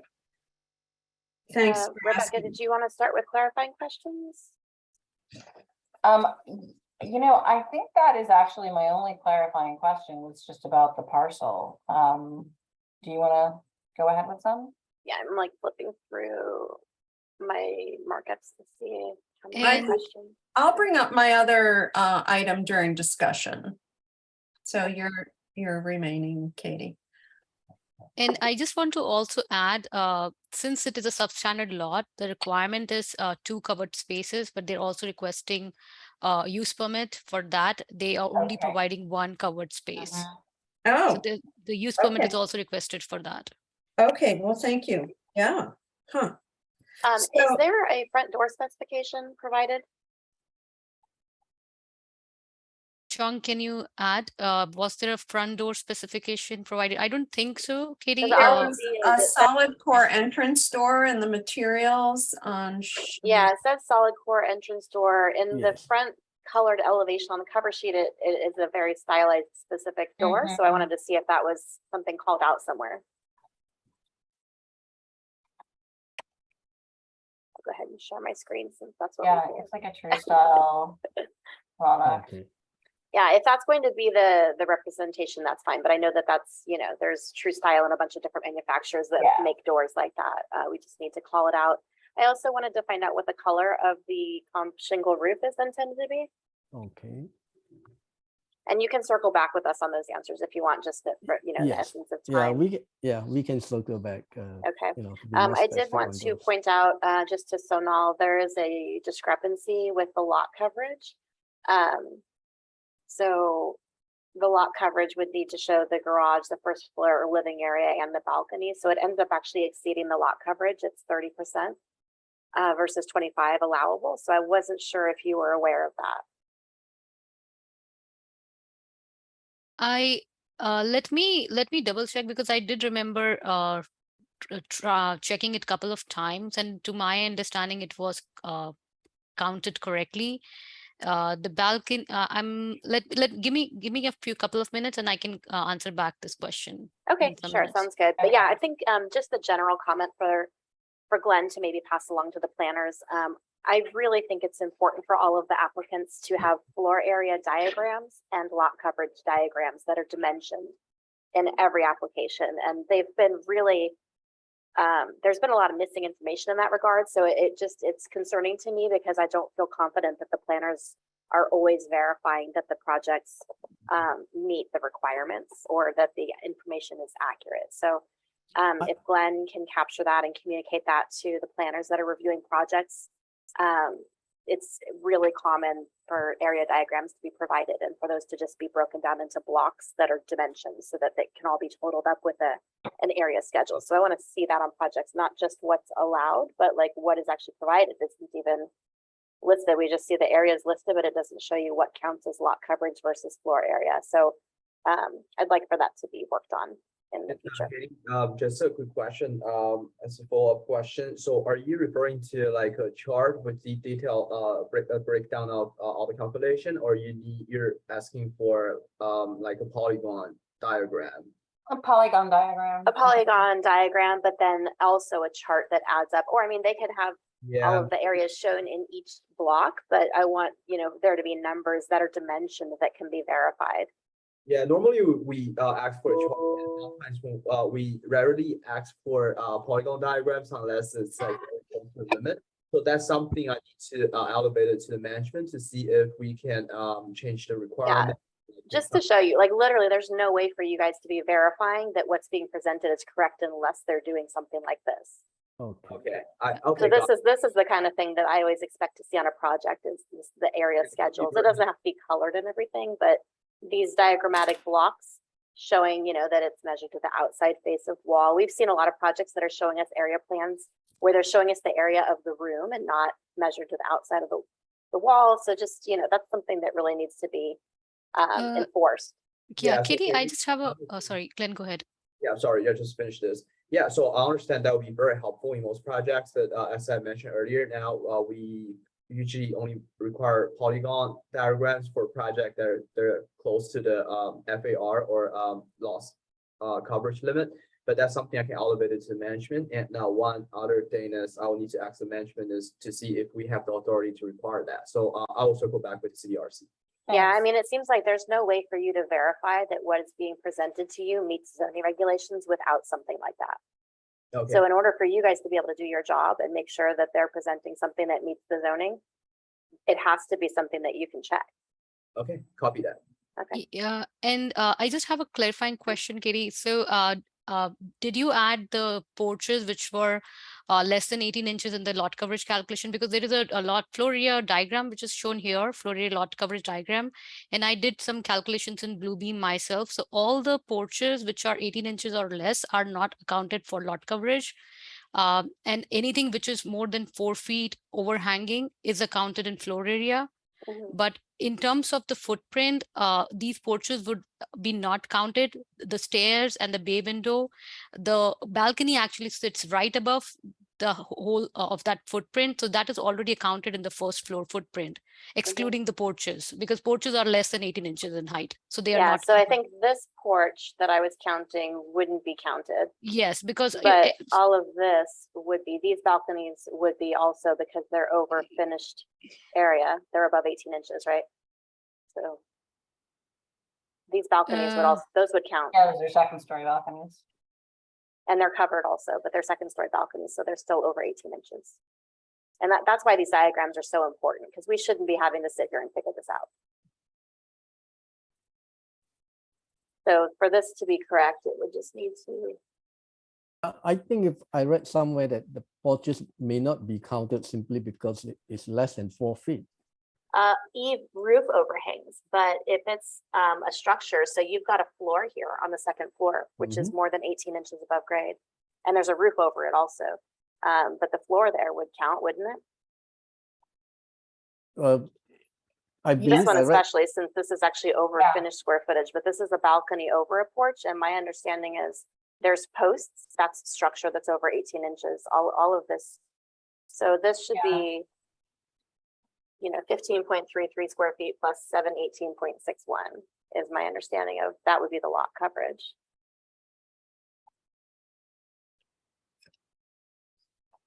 But again, that's where those clarifications happen when we've got diagrams that can be reviewed by planning. I think that's always really Right, but important. it's tricky because we can't very well just approve, for example, a project conditional on it meeting lot coverage if in fact it's gonna need some kind of redesign in order to meet lot coverage. Right, because then it's going to have to come back to us if it's got a major modification. So, but I think that's it for me for clarifying questions. Was just the roof color, front door spec, and then, you know, talking about the area that we were dealing with here. Okay. I don't know if Beverly has others, but I just want to ask Glenn, and it's not this applicant's fault or the community's fault that we're over time, but I know that there were a lot of letters. So if we have community members who want to speak during the public comment period, can we keep them to 2 or 3 minutes? Just in the order of trying to be close to on time. Yeah, so if the chair is ready to open up for public comments, then now we can, I guess we can open that session and now read the instruction. Yes, please. Okay, so per chair, we're now opening public comments for item number 3. Received many public correspondences for this project, and they're received prior to this meeting and have been uploaded to the county meeting webpage and forwarded to the CDRC. I'll read comments from whom are not present in this meeting. So Mr. Michael Yoken states that the proposed residence is not compatible with the neighborhood scale and needs to conform to the development and design review guidelines and standards. And I see many other commenters, they are present in this meeting. So so I will ask those members of the public who wish to comment to click the raise hand feature to raise your hand to speak on this agenda item. I will lower your hand after you speak. Those joining by telephone can press *9 to raise and unraise your hand. Pressing *6 will mute or unmute your microphone once you're given permission to speak. Diane Brasson, please accept this request. Unmute your microphone and begin speaking. Begin by stating your name, address, and email address for the record. Thank you. My name is Diane Brosen. I live at 65 Burnell Avenue, and my email address is dlbrosen@gmail.com. Thank you. My house is the one that appears in the picture that's on the lot right now. It's the only house that is being compared to the proposed structure. And I want to first say the dimensions on our house are incorrect. Our house is 27.5 feet high, not 32.5 feet high. I think that the fact that the information about the house, which is intended to be constructed, is all in very small with no dimensions, as the previous commenter indicated. And the biggest picture there is our house. So I think it's very misleading. I think we really can't evaluate what a project like that is going to look like with empty surrounding lots without some sort of 3D representation like story poles. The impact can't really be understood. And my second point is a 25 by 100 square foot or 25 by 100 lot is really too small to build anything but a small cottage on. I understand that we're wanting to provide more housing and affordable housing. I'm not sure that that a house that the size of the one that's being proposed is going to be any more affordable than the other ones around it. And I think it's just a terrible slippery slope to start going down. If we start looking, as Beverly mentioned in the beginning, if we start looking at all the 25 by 100 lots out in Seal Cove area or most of the unincorporated north part of the Coastside, it's, you know, if this is the first one, how many more are there going to be? What is Seal Cove going to look like when that happens? Because there are a tremendous number of lots that were sold over the years. That's 25 by 100. And my last point is that over the last 3 years, we've had 4 to 5 houses built with variances granted for setbacks and not requiring 2-car garages. This plan doesn't appear to have any sort of a landing pad that another car could be parked on, which is going to increase street parking, which is already pretty heavy in that neighborhood because it is the entrance to the open space bluff. So my husband and I are really feel that this particular design doesn't fit in the neighborhood and particularly doesn't fit on that lot. Okay, thank you very much for your comments. And next person is Ann Young. So please accept this request on your microphone and begin speaking. Please begin by stating your name, address, and email address for the record. Thank you. Thank you. I did not write a letter, but I did happen to see the post as I was taking my morning walk. I do live in the neighborhood. Oh, I'm sorry, Carlisle and Young. I live at 180 San Lucas Avenue in Moss Beach, which is Seal Cove, this neighborhood. And let's see. Can we have your email address? Oh, okay. CID, the number 4, houses, HOUSES @gmail.com.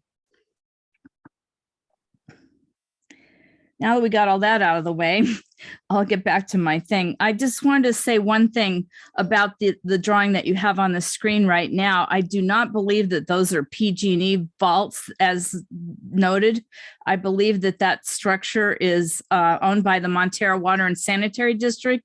And our neighborhood years ago in the 80s had to put in grinder pumps because some of the sewage was backing up. This is a known earthquake fault zone area. And that's what that vault is. It is, I do not believe it's a PG&E vault, but you can go back and take a look at it. There's probably a sign on it. And it makes sure that the sewage gets down to the sand plant in Half Moon Bay. So that's one thing. The other thing is there are some houses built on 25 by 100 lots, not necessarily right in Seal Cove, but still on the west side of Highway 1 over closer to El Gran Amigo and like Virginia, Vermont. I forget the other streets.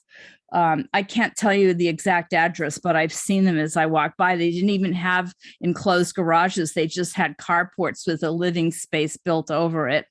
And if you want to have some specific addresses, I can get back to you on that. Just put your email in the chat or the Q&A. And let's see. So I've lived in a 25 by 100 square foot lot in Daly City, although those houses were zero lot line because they were considered attached. They had separate walls, but they were side by side. And it's a very cozy experience. I finally moved to Seal Cove where I bought a 3-bedroom, 3-bath, but I lived in a 2-bedroom, 1-bath. I didn't have kids. I really, yesterday I spent quite a bit of time on the Planning Commission meeting because they were reviewing the, I'm sorry what the name of it suddenly escaped me. The RENA numbers, the regional housing plan to housing element is a state mandated process they go through every 8 years or so to propose how many more lots, buildings, residential structures they can provide. And the unincorporated areas, you know, one of the areas where the county can still add more units. So I'm in favor of them being allowed to build on this lot because actually my house had to have a variance as well. I didn't build it, but because of the earthquake fault trace, the county at that time forced the builder to separate the garage and detach it from the house because there's an earthquake fault trace that runs right through my property. And so I only have a 5-foot backyard. It doesn't bother me. But, you know, everybody should be allowed, if there's paying property taxes and he bought it with the intention to build, I kind of don't see, you know, now that they've relaxed the rules and they're trying to increase housing, I don't see anything wrong with the design. I know that it's a small, narrow lot because I'm a real estate agent and I sold that lot many years ago in the 90s. And I tried like the Dickens to get the next door lot owner to sell theirs to my buyer. But unfortunately, they live in San Diego and I guess they thought it was like, you know, worth millions or something, but of course it wasn't at that time. And they resisted selling it. So that's my thought. I mean, I didn't really look at all the plans, but I did notice that, you know, what they're calling the PG&E vault, I believe is a sewer grinder pump. And you'd have to work around that. It's kind of ugly to be right next to the lot. The other thing I know is that Alvarado Avenue between Bernal and let's see, what's the other street? Presida. Those neighbors paid to have that section of road paved because at the time the county was, you know, as usual, poor mouthing and couldn't say that they would pave any roads out in the Seal Cove. They finally did pave 2 new roads and that were dirt roads when I moved here because they closed Ocean Boulevard in between San Lucas to all the way down to Los Banos by the distillery. But as you can see, there are lots going up and buildings going up. And between the 2 houses that face Ocean Boulevard, another one's going up right now. And the lot that has trees on it has recently sold. And that one, they're clearing it now, and it's probably going to have another structure on it. So I'm kind of thinking you can't stand in the path of development. They used to be that the lots on the other side of Bernal, along the marine reserve, the bluffs, were, I think, zoned for 20,000 square foot parcels. So I can see why neighbors might object to a skinny little house going in, but, you know, we need more housing and we need affordable housing as well. And not everybody can afford the big houses out here. So that's my thing. And I don't know much about architecture. So, you know, you can nitpick all the bushes and lot coverage and all of that, but I'm just want to give you a history of the area. There's a guy who wanted to try to build right on the bluff. He's still got the lot for sale for $750,000. And he wanted to put in elevators and, you know, 2-story structure, and the place is eroding like crazy. So his lot isn't worth very much, but if somebody can afford to build on a 2,500 square foot lot and they want to live in a smaller, narrower house, I say all power to them. We need to provide opportunities for everybody. Thank you. Thank you, Carla. Thank you. And now the next hand raised is someone with property address 75 Presida Avenue, Moss Beach. Since we're behind now, so please limit your speech to 3 minutes or less. Thank you. And now please unmute your microphone and begin speaking. And now please begin by stating your name, address, and email address for the record. Thank you. I think this is me at 75 Presida Avenue. My name is Barry Liffland. Email is xxblmymail@gmail.com. Do you want me to spell it? Please spell it, please. xxblmymail@gmail.com. Thank you. Yes. So, okay, so you can hear me. Yes. So I like the design and proposal for this project, and I hope that the review committee gives a positive recommendation for it. I think it's about time that San Mateo County allows some of these infill building houses, particularly since we need more housing. And as I recall, recently there was a new provision provided to the county if you have a a lot 10,000 square feet or larger, you could subdivide it down to 2,500 square foot lots. Is that correct? Because I remember we looked at that. Also, the plans look very efficient and they look clean and simple. And there's a number of houses over in Miramar that are very similar on very small lots near the Miramar Beach Inn. And they look great. So the other thing is out here in Seal Cove, there was a provision, I think there still is a provision that requires a lot to be 20,000 square feet. But that hasn't been enforced for umpteen years. And I never could understand how the county gets around that one. I don't really care, but it always makes me laugh because there's only one or two places out here that are 20,000 square feet. Pardon, did you want to say something? No, I'm laughing. I'm laughing. Okay. So, while I'd love to have this lot remain as open space, I don't think it's up to me or any other property owner to want to keep it as open space if someone wants to build on it. I think if someone's really opposed to this, they should make an acceptable offer to the property owner and just buy it and then do what they want with the lot. I looked at some of the letters of my really nice neighbors, but a lot of the arguments are specious. They don't really make any sense. It really is about time that we let some of these smaller lots infill and provide housing in the county. And I think, aren't we required in the county to provide housing by LAFCO or some other Bay Area agency? And that the county hasn't been up to its obligations.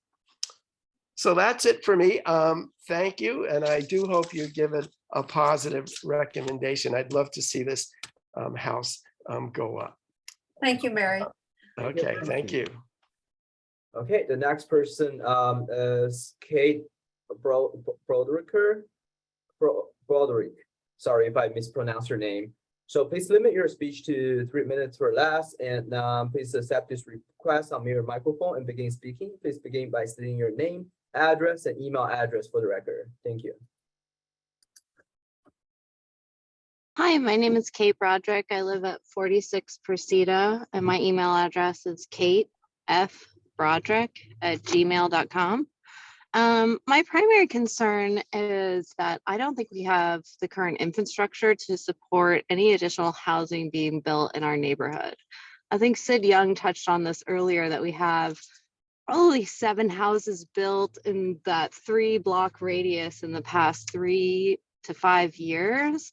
And we only have one exit out of the neighborhood.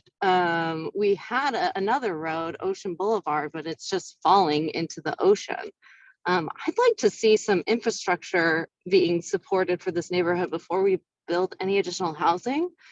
And then my second concern is that the building lot is incredibly small, and that it doesn't really match, the proposed building structure doesn't match the neighborhood. And then my last concern I just want to point out is there's increased visitors to our neighborhood due to the park trailhead being right across the street from there. And so with all those lots being taken up by new homes, more and more people are parking like on the adjacent streets and crowding the streets, and the county has dedicated no space for this additional traffic. And that's all I have to say. Okay, thank you very much, Kate. Next person is Lynn Cookingham. And now please accept this request on your microphone and begin speaking. Please begin by stating your name, address, and email address for the record. Since we're behind, please limit your speech to 3 minutes or less. Thank you.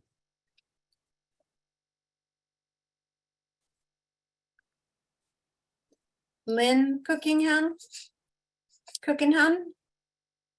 Please unmute yourself. Seems like you have been unmuted. Please begin speaking. We still can't hear. We cannot hear you. Yeah. sorry, since you're unmuted and now we can't hear you. And now if you have any concerns, you can email the project planner Sono after this meeting. And please note that the city RC only make a recommendation based on design review guidelines. And now this hearing is not to render a final decision on the project. Thank you. Okay, I have called up on all the raised hands for speaking on this item. For those on Zoom, are there any other person who wish to speak on this item? And you may press star 9 to raise your hand. Thank you. So, Okay. I So think we're good. Yeah, I don't see any raised hands. Beverly, please indicate if you would like to. Yes, let's end public comment and go into discussion. I've been doing a little researching here, and it looks like the only 25-foot wide lots that were built on were merged lots, from what I can tell. So my point in raising that issue is that this is a neighborhood that's doesn't seem to have a lot of experience with infill housing, and it is a philosophy of the county at this time to increase housing opportunities in different forms, including infill lots. So I give the applicants a lot of kudos for the courage to be pioneers in this area. And with that, I'd like to move into our discussion of how the project does or does not comply with the standards. Would anyone like to start? Katie? Maybe I'll let Rebecca start this time. Sure, okay. I just want to say I live on a 25 by 100 lot myself, and I have a 2-story house that is fairly similar to this one in the way it addresses these issues. So I'm very sensitive. It's a tricky proposition. I have a little bit of concern. Can you go to the site plan, Katie, around the driveway?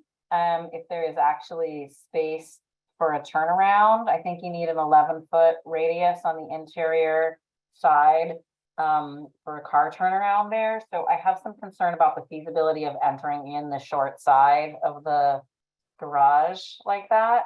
Although I see that that's really sort of the only place where you have the depth to allow for a 20-foot garage. Personally, I think given a lot of this size, I could easily support the use permit to reduce from 2 cars to 1.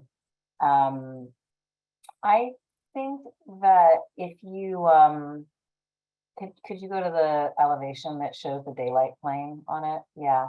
So can I jump in, Rebecca, for that concern? Also, the landscaping compromises the turnaround. So let's keep that in mind when we're. Yeah, you don't see the landscaping that's intended to be here, but my impression from my experience is that you need a minimum of 24 feet backup distance. Yeah. And just between the front of the garage and the actual property line is close. And honestly, you could push it up a bit to get that. So I think we could shift it to make it sort of doable, but I agree with you. If it's going to be a 1-car garage, I feel like you better be able to get a car in that garage. Yeah, I think that is challenging. And then, you know, there's such complicated issues here because there's bigger development issues, which I don't think are on the property owner, which is, I think what Beverly's getting to with saying you guys are kind of pioneers with being one of the first of these smaller size lots. But if you would go back to the elevations, please, Katie, thank you for sharing. I do feel like it's very tricky because the house does look very tall and narrow. And my first thought was that if the house did comport with the daylight plane, and it doesn't seem like there's a ton of facade articulation, and I wasn't clear since the daylight plane was shown if this was a house which was trying to comply with the daylight plane or through facade articulation. I think that if the house complied with the daylight plane, that it would have much more of that kind of coastal cottage look that some of the neighbors seem to be feeling would be more appropriate. And I also think, well, so this is the rear facade that we're looking at, right? Where we're seeing the garage doors. Yeah. I mean, I think that the breaking down with the dominant gable and then the smaller gable and the even smaller gable at entry, like, I feel like those are appropriate gestures. I still think, you know, I'm tempted as I am with every house to want to ask for the second story to be in the set, but that's really problematic on a lot this narrow. So yeah, I was just kind of wrestling with trying to make recommendations, because I also do feel supportive of there being a smaller house here, but I think it does look slightly more urban just in its verticality. Yeah, the proportions. Yeah. Along those lines, I'm sorry, Katie, could you jump to the Miramar Beach Inn on a map site? And across from their parking are a couple examples of two-story on substandard lots that aren't that different from this, but seem to be very successful.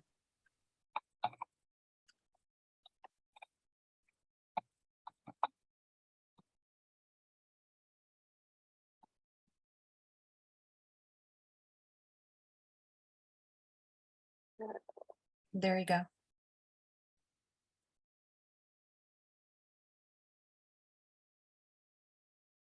This one? No, it's on right around the corner on the back side. No, go north a little bit to the Miramar Beach Inn.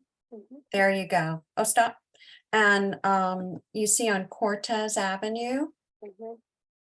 No, sorry, Coronado Avenue. There's two, 100 and 120 on Coronado Avenue. There you go. There you go. Okay, so these two are on substandard lots and they do something similar, but they have a little more push and pull to them, particularly the gray one. I think is very successful.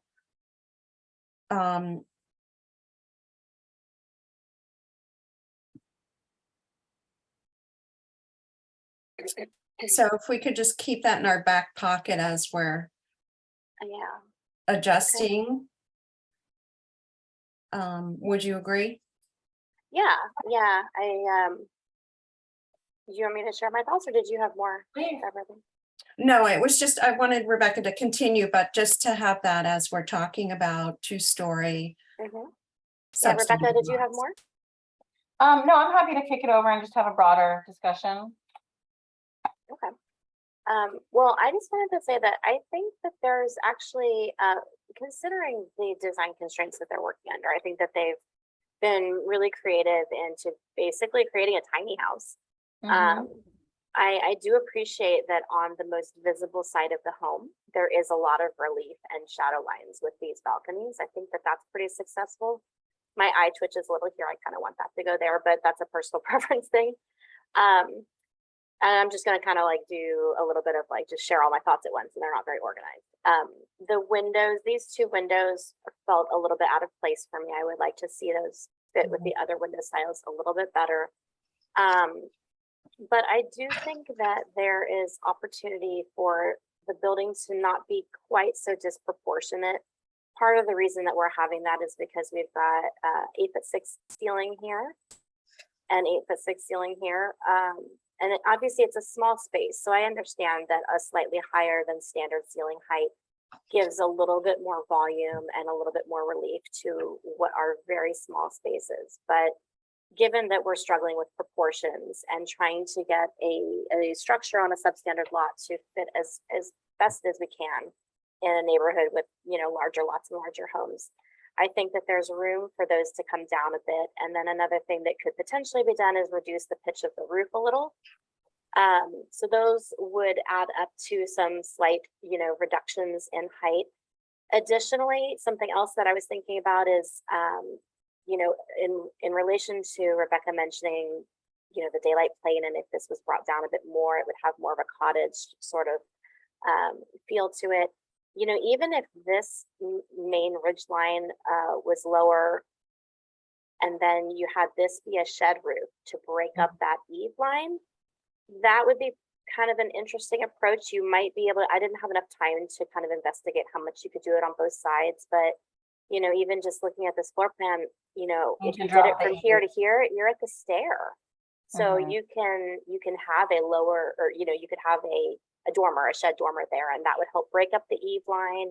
And I think it would kind of like, you know, help with the scale of it a little bit. But all that said, the reality is, let's see, looking at this one again, this is the side that everybody is going to see the most, right? The long side. The only ways you're going to see the proportionate issues of the fact that it's a narrow lot is from, you know, on this side of the street and over here, you know, if you're going through the neighborhood.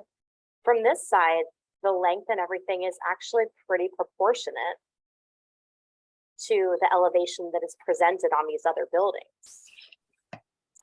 So that was something that kind of popped into my head. It's not necessarily, you know, a guidance in one way or the other, but I think that, you know, if we could break up the roof line here, maybe bring the plate height down a little bit, you know, you could lose a whole foot and that would bring it all the way down to probably around there. I think that those would make a big difference. I do really appreciate that there's primary and secondary roof forms going on here. Again, I feel like these longer eave lines could stand to be broken up a bit. Yeah. I did have a couple other small things. I wanted to limit us to just one light for each of these balconies.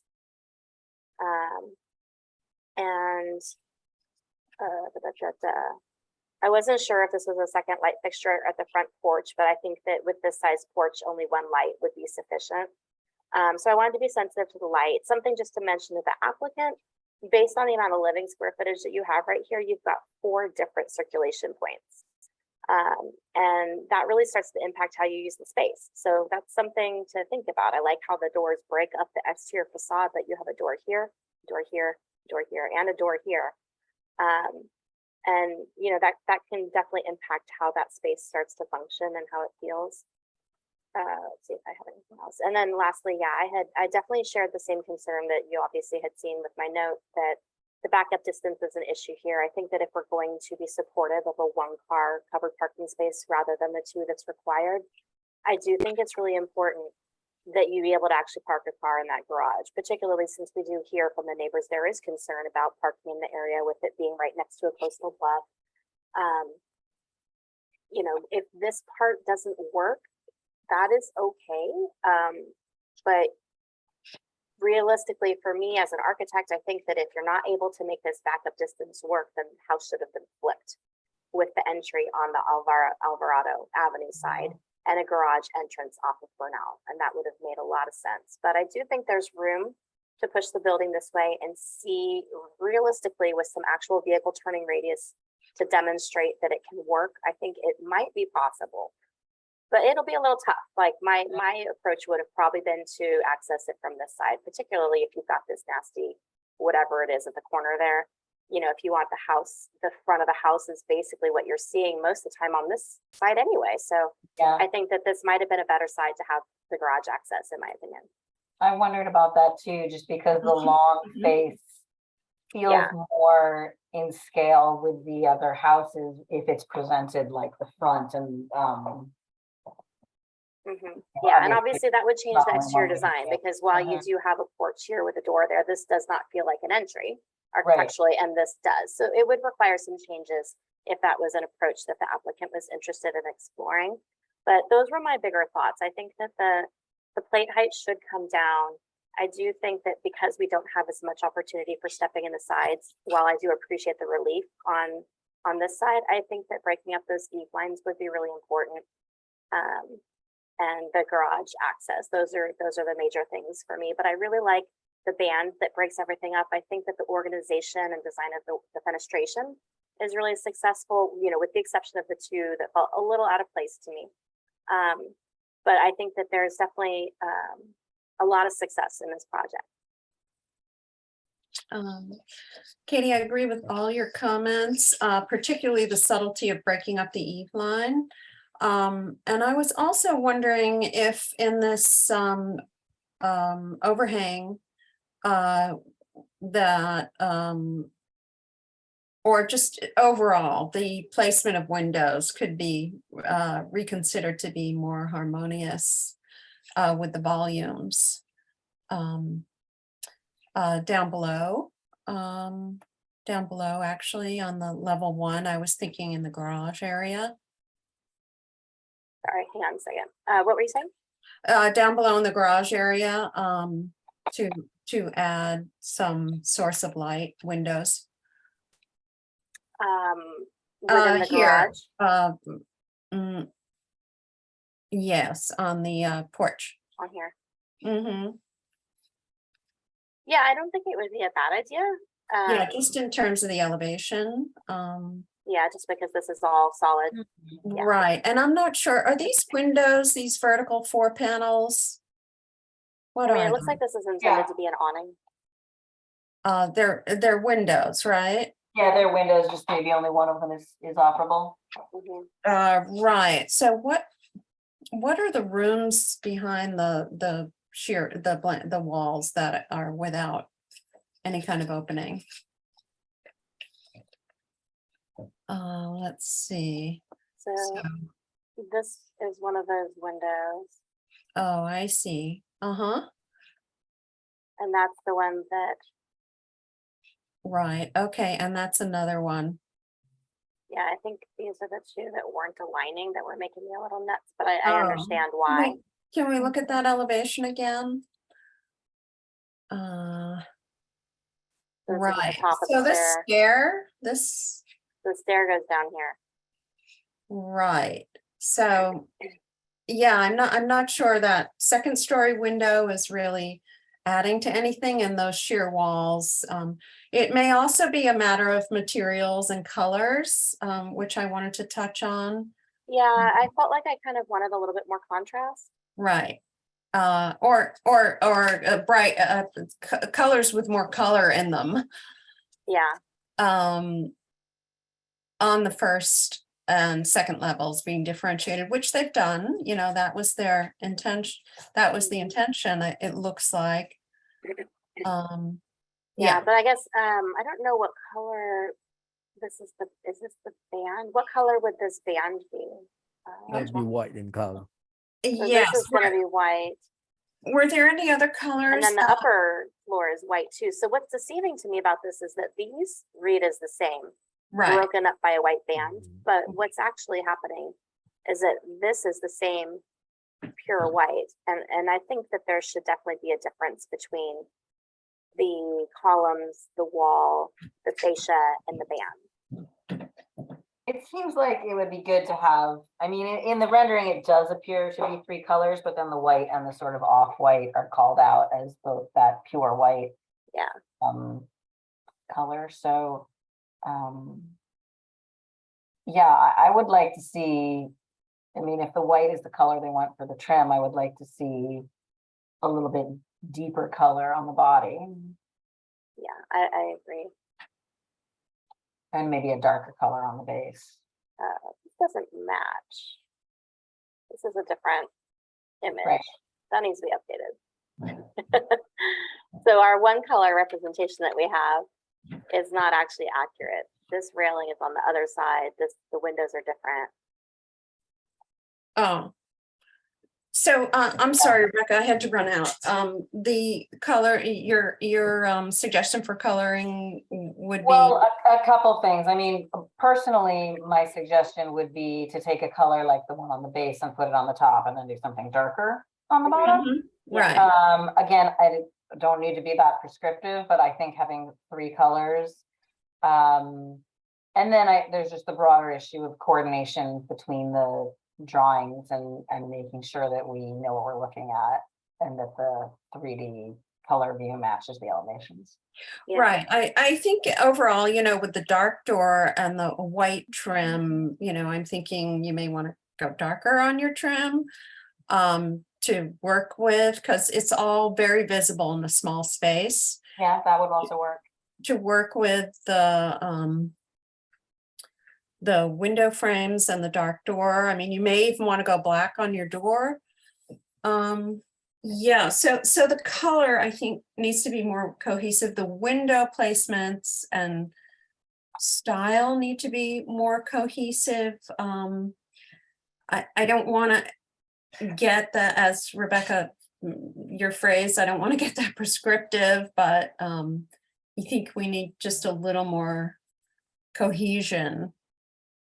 And I'd like to see what you have in mind, Katie, for articulating the eave.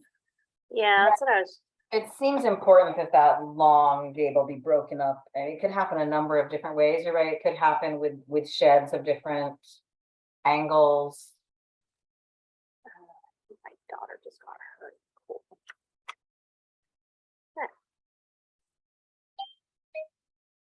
But overall, you're just so close. I feel like the project is so close. I'm really pleased to see an infill development. It looks like this would be like, you know, representing lowering the plate height. Yes. So this would not, I haven't measured it, but let's just say that's And punching in, you know, the balconies and the lower porch, I think really helps with the overall volume. And Katie, your comment about, you know, most of it just from this one side, you don't really see that it's a. You don't see the proportions. It's a limited perspective when you see that, but I do think that this is a good opportunity where if you bring the whole plate height down, then this one can pop up. It could be explored in a couple of different ways, but I think that would make a big difference. There's probably a similar opportunity on this side. So I would like to you would keep the you would increase the slope for the other two, and in the midsection you would raise the slope, or I would keep these slopes the same as they are now. Yes. And so basically what would happen is, let's see if I can do a thing. Do a thing, maybe. Oops. The wrong window. So like, let's say it came down like that much. so you would lower the ceiling plate. Yeah, so like, let's say you bring that down. I don't know what it's doing. So down to 8 feet, is let's that say what the you're peak thinking? goes down to here, right? Just for.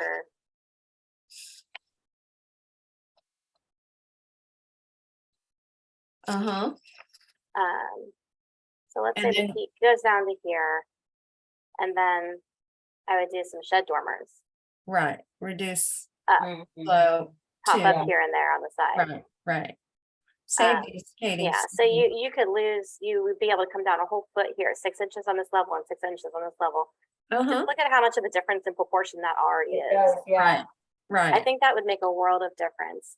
So I think if we saw some changes like that, saw a little bit of attention paid to cohesion for the windows, revisit the color. And in terms of cohesion for the windows, how about we take the Alvarado side as an example? What would you suggest? Are you just talking about those two bigger ones? Because I feel like there's a pretty clear language. For me, it's really the two bigger ones. This alignment doesn't bug me. I don't feel super strongly about whether or not I think a window needs to be here. This does not feel like it goes with the rest of the house, and this does not feel like it goes with the rest of the house, and the proportions of this don't feel right to me either. The little sliver of wall on each side, you know, and it's worthwhile thinking about that being a huge second story window looking down over this parcel. So from a privacy standpoint for future development, that would be a concern for me too. Right. So I'm just curious, what room is that? That one's a bedroom. Let's see, that one is second this story. bay window in the bedroom. Oh, it's bay window in the bedroom. Oh, so is that and then the other one is right here, bay window. I see. Bay window sitting area. I see. Okay, so that's the intention, to have it be a large window. location. Yeah, so I think those are things that don't require a lot of huge changes, but do require some studying. Okay, and the colors, the coloration. So I'm moving toward the general direction of dark door and window frames. What about trim and trim?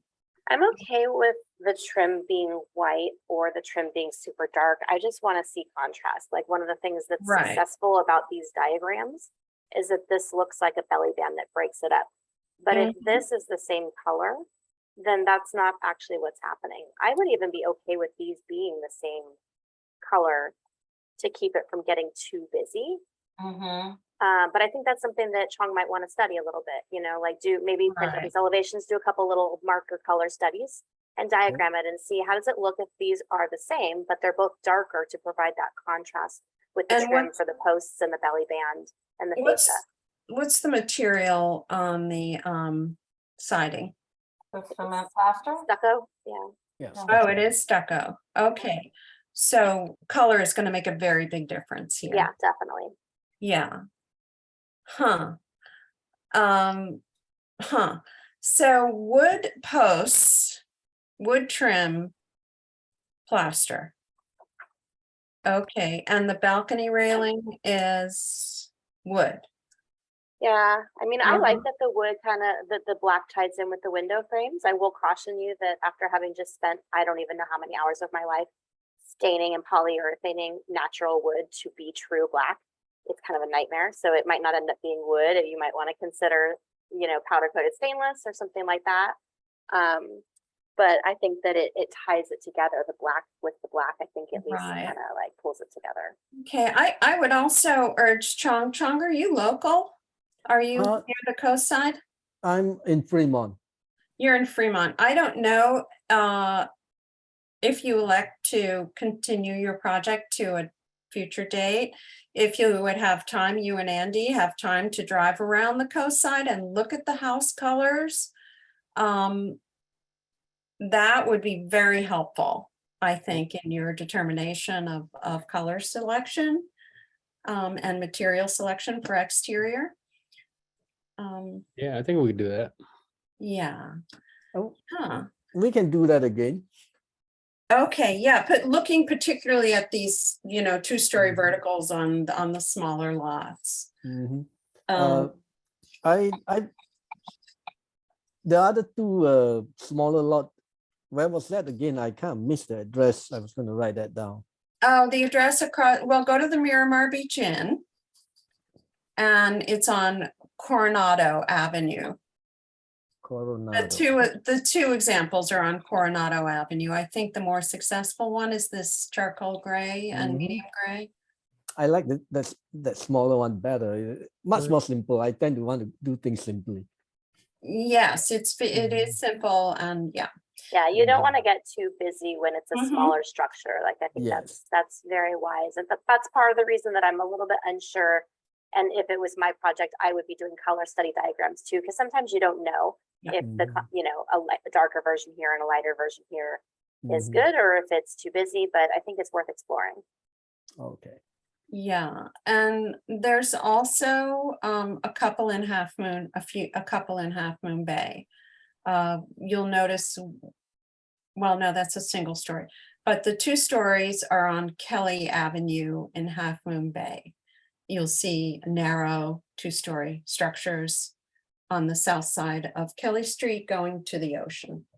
So I know Glenn has been messaging on a time check. We need to be a little attentive to time. Okay, so there are a number of things we've discussed. We can't really work them out to conclusion at this time, but we would be writing them up as findings, conditions, and recommendations.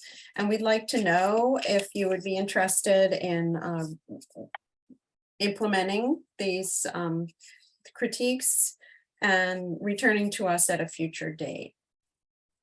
Yeah, we can implement some of these critiques. They look an improvement, I would say, to the design. So yeah, what future date do you think then would it be, or you're gonna let us know? Glenn, can you explain how this works? Yeah, so if you're going to submit a revision before the end of the day, 21st of this month, then now we may be able to take the project to the next CDRC meeting on the 10th of November, which is next month. If you 10th of miss November. the 21st deadline, then now we'll probably have to find a later date for you. Okay. So Okay. process works. And now Okay. also I encourage you to work with your project planner, Sono, directly. And now she will Okay. provide you with more information regarding meeting scheduling and other related information. Okay. Katie, would you mind saving your suggestions? It will help in my write-up. Yeah, sure. Yeah. I- So okay. I'll get this out ASAP. It's usually manageable. Your landscape plan as well, if you're taking notes, needs to be revisited to especially accommodate your turnaround in your driveway and consider either moving the house toward the east or even potentially flipping. So you Okay. come into the driveway from Bernal Avenue. So you could, yeah, you could take that leap as well. And Okay, since it's sort of a footprint under the same footprint, flipping the first floor, obviously that changes, you know, the adjacency A of the few rooms, things. but it might be a quick diagram to rough out and see if that might help things.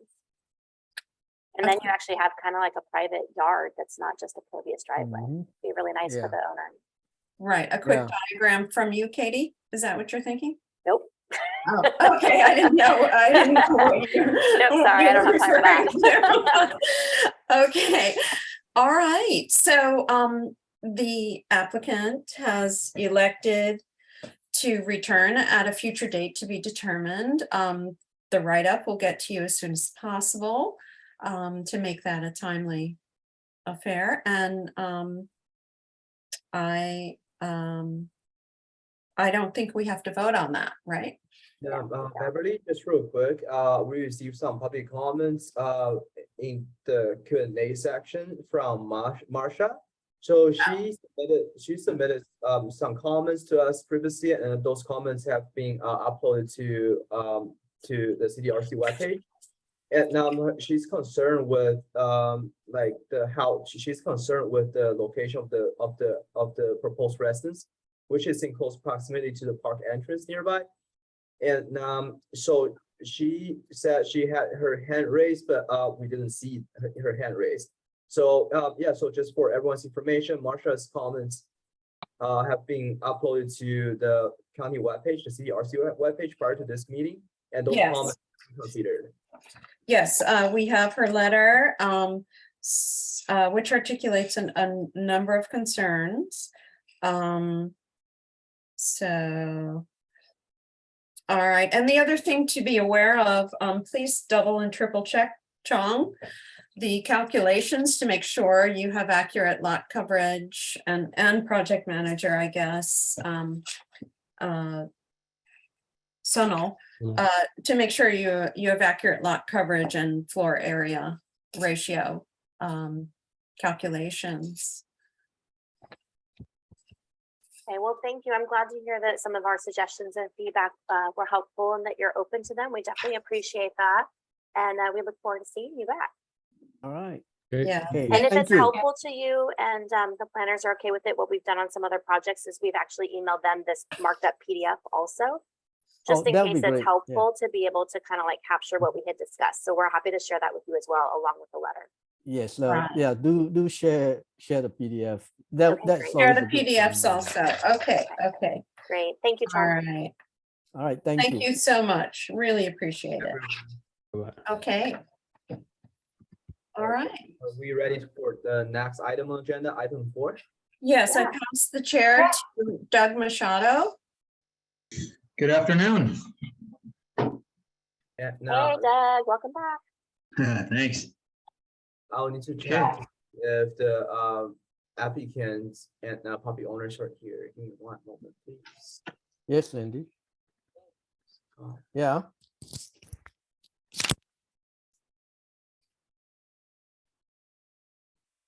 I think it sounds pretty good. The reason why I want. Okay. Sono? Are you here? Yes, Glenn, I'm here. Yeah, I don't see the applicant. Scott, Kelly, Elena. I see Jason on the call. I think he's part of the project. Okay. He's got his hand raised. Okay, I just promoted him to be a panelist. Hi, Jason. Please identify other members on your team. Excuse me? Please identify other members on your project team, so I can promote them to panelists. It's just us. I'm sorry, it's just myself and Mike Berger. We're all in the same area call. Okay, sounds good. Now we have the project planner, the project team, two architects, and Doug, the community representative. So if everyone is here, then we may begin. So we're good to go? Yep. Katie and Rebecca, are you Yeah, here? let's go. Okay, here we are, item number 4. We do apologize for the extended evening here, but we're working through them. Okay, item number 4, owner Scott and Kelly Moulton, applicant Elena Kuzik, Hawk Design and Consulting, file number PLN 2022-00089, location is 239 Sevilla Avenue, El Granada. Assessor's parcel number 047049150. Consideration of design review permit to allow the construction of a 857 square foot addition. Change from flat roof to pitched roof, a replacement of an attached 2-car carport with a 2-car garage to an existing 1-story 1,857 square foot single family residence on a legal 6,250 square foot parcel. The project involves no tree removal and only minor grading. The project is not appealable to the California Coastal Commission. Application deemed complete September 14th, 2022. Project planner is Sunil Agrawal. And I guess, Jason, do you want to, I'm sorry, I'm supposed to introduce ourselves, huh? So my name's Doug Machado. I'm the El Granada rep, community rep, and we have Katie Kosick. She is the architect who happens to live in El Granada, and Rebecca Katkin, who is the architect, and she lives in El Granada as well. Hi. Thanks for joining us today, Jason. Hi, how are you? I'm Jason Silva. I'm with Hawk Design and Consulting. I'm here with Mike Bugler. He's one of our drafting technicians, and we were all involved in doing the getting this project designed and on your desk. Do you want to fill us in on it, or? Yeah, absolutely. So what it is, as you know, the clients were surprised about the process and what it would take to do a facelift on this project and all the decisions they'd have to make and all the constraints involved. And of course, they wanted a taller roof, more pitch. They weren't really happy with the flat roof, and then they wanted to capitalize on some, just some function with the laundry. They wanted that coveted laundry room between the garage and main house. They wanted that garage attached to the house. They had all these decisions, all these ideas, and this is what we came up with. So what we did was we were taking down the carport, and we're actually going to turn the garage. We're going to turn the carport into a garage, roughly the same size, but in between the garage and the main house, we're going to connect it with the laundry, the indoor laundry, and there'll be an office/media in between. We're going with kind of a coastal concept that's vernacular to the area. If you look down the street, if you take a look at the neighborhood, you can see there's a lot of homes that have that craftsman style, kind of a coastal concept. We're going to do natural cedar garage doors. We're going to do shingled siding on the gables, and then we're going to have the horizontal siding to match existing. All the colors of the home that you see now, we're just going to go with the same colors. They actually like those colors. So that is the scope. I believe we're meeting all the criteria as far as FAR and as far as daylight plane. I know that's always a conversation. And then also the height limit of 16 feet. So I hope that that introduction helps you conceptually. Okay, thanks. We'll do questions, clarifying questions. I'll let the ladies pick who goes first. I can go first this time. So I think the only question that I really had was about the roof. There we go. I was curious if there was an intentional decision or reason why this roof is a hip at the back. Are you rather than trying to share? Oh, that would probably be helpful, right? Get too used to sorry. having my screen up all day and then I forget that I closed it.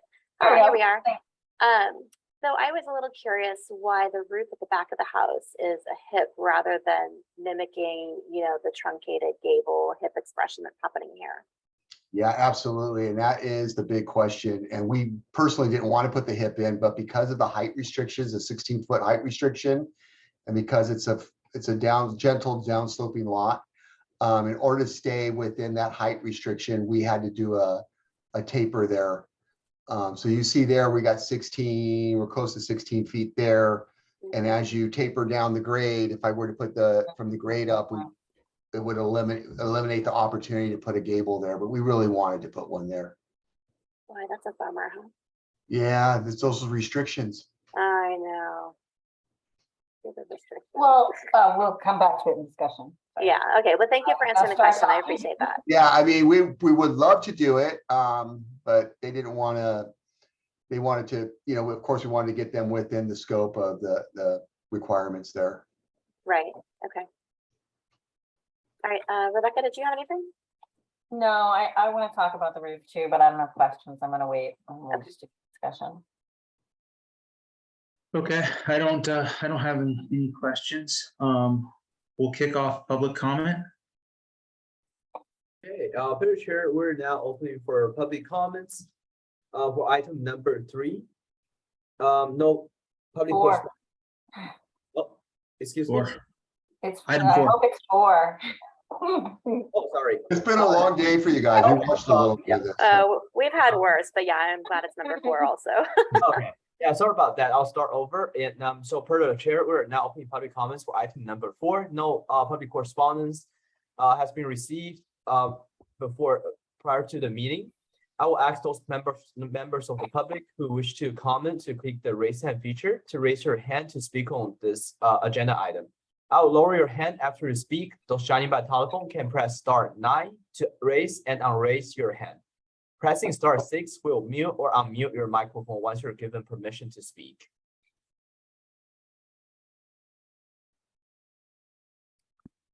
Okay, I don't see any raised hands for those on Zoom. Are there any persons who wish to speak on this item number 4? If so, I will provide a few more seconds in case there are others who would like to raise their hand to speak on this item. As a reminder for those joining by telephone, please press *9 to raise your hand. Okay, Doug, there are no more raised hands for this item. Please indicate if you would like to close public comment. We will close public comment at this time. Okay, thank you. Okay. Okay, so we'll do committee comments now. All right. Go ahead. I don't have much. Honestly, I don't have a lot. There's, this isn't a major project. Obviously, we're up against the height limit for a 1-story home, but as far as the changes that are actually being made here, it's very modest. I don't think that it's anything anybody should be grumbling about. But I did wonder just about on each side of the garage, if maybe there was an opportunity to break up the long expanse of the horizontal siding by adding on this side, maybe a window at the bench in the mudroom. And on the other side, potentially a window in the media room. I know that every little thing adds up cost-wise, and I don't, take that lightly, especially not knowing, what the intention or budget was for this client. But it seems like there's an opportunity here where it's not just, you know, a window in a garage where you park your cars or you have storage. So it would kind of add some natural light to that space. And then with the media room, you know, a media room, a lot of times people want it to be like a projector and, you know, a dark room. So I totally get that. But I saw that there's a window here. So I thought that they might be open to, you know, maybe one more little window over here or something to, you know, I don't want to, well, you could actually put it over the bar depending on what you're doing at the bar. You can put a small window and then some shelves above or something like that. But I was thinking that there might be some creative ways to just break those long expanses of wall up a bit. And then the only other thing was, you know, really wishing that there was a way for us to get this same kind of architecture. And it sounded like Rebecca might have had some ideas on that. Yeah, I mean, I think that maybe there is, and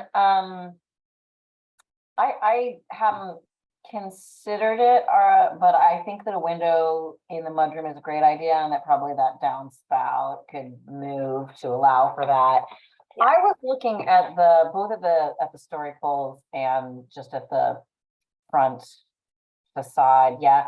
So I mean, the setup of the roofs here reminds me a little bit of the project that we had last time, continued from before, where we had these two gables and a little bit of the setback shed.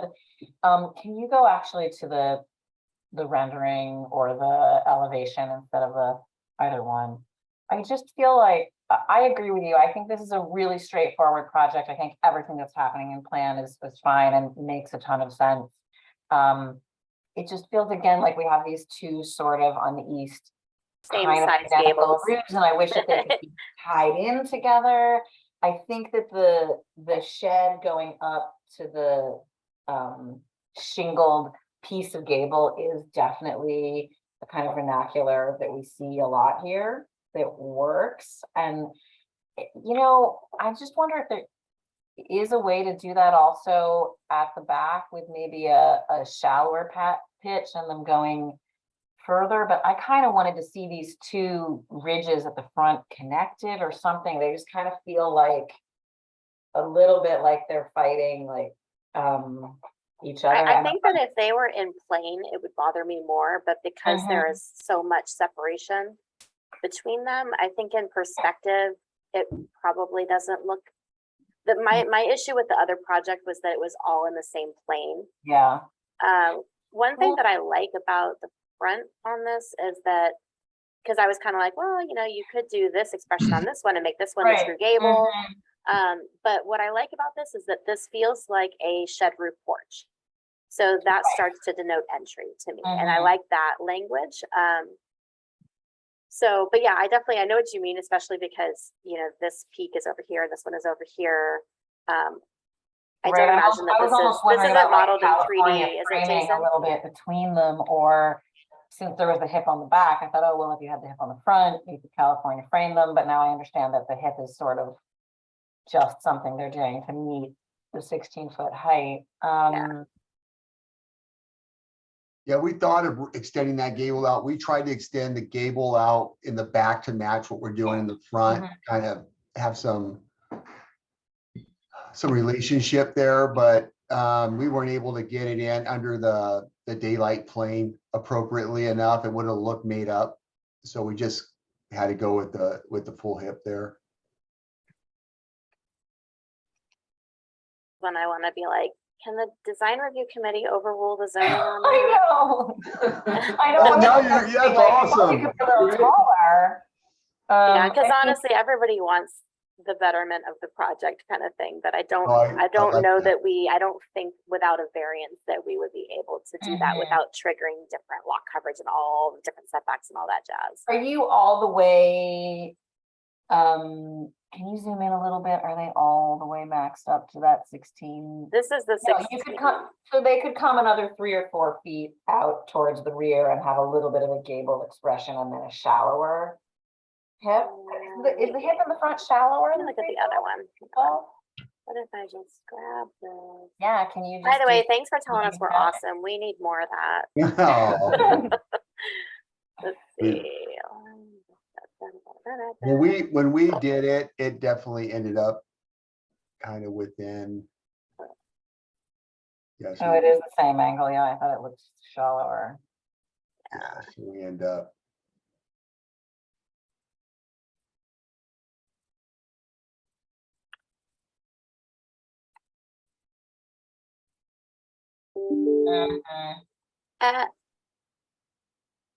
Am I crazy or does that actually work?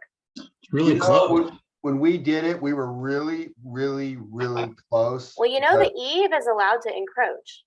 The vertical wall part Right. cannot. Right. But you know how it is, we could push if we do it and something ends up dug out or it doesn't measure out, we just didn't want to end up in trouble. But if you're okay with us adding that in, we will definitely add it in. We'd love to do that. Well, I think that I was just looking at this on one of my projects, isn't the measurement from existing grade and finished grade shall not deviate significantly from existing grade, I think is the language. Well, they measure height from existing grade, but you know what? This works. It works. I think We're gonna do it then. Yeah, if we're in agreement with that, we'll definitely do it. It's just under. I think you can do it. We'll use really thin shingles.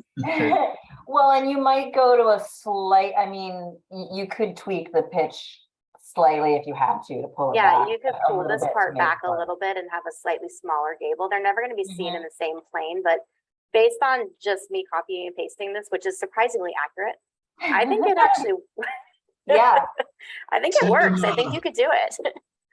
Right, we're gonna go for it. Okay. Would you want to see something like that also at the front, or you feel? No, happy I like with that they're the way- different. Okay. Yeah, I think that this, especially because this feels like an entry porch to me, so that feels appropriate. Can you go back to the east one more time?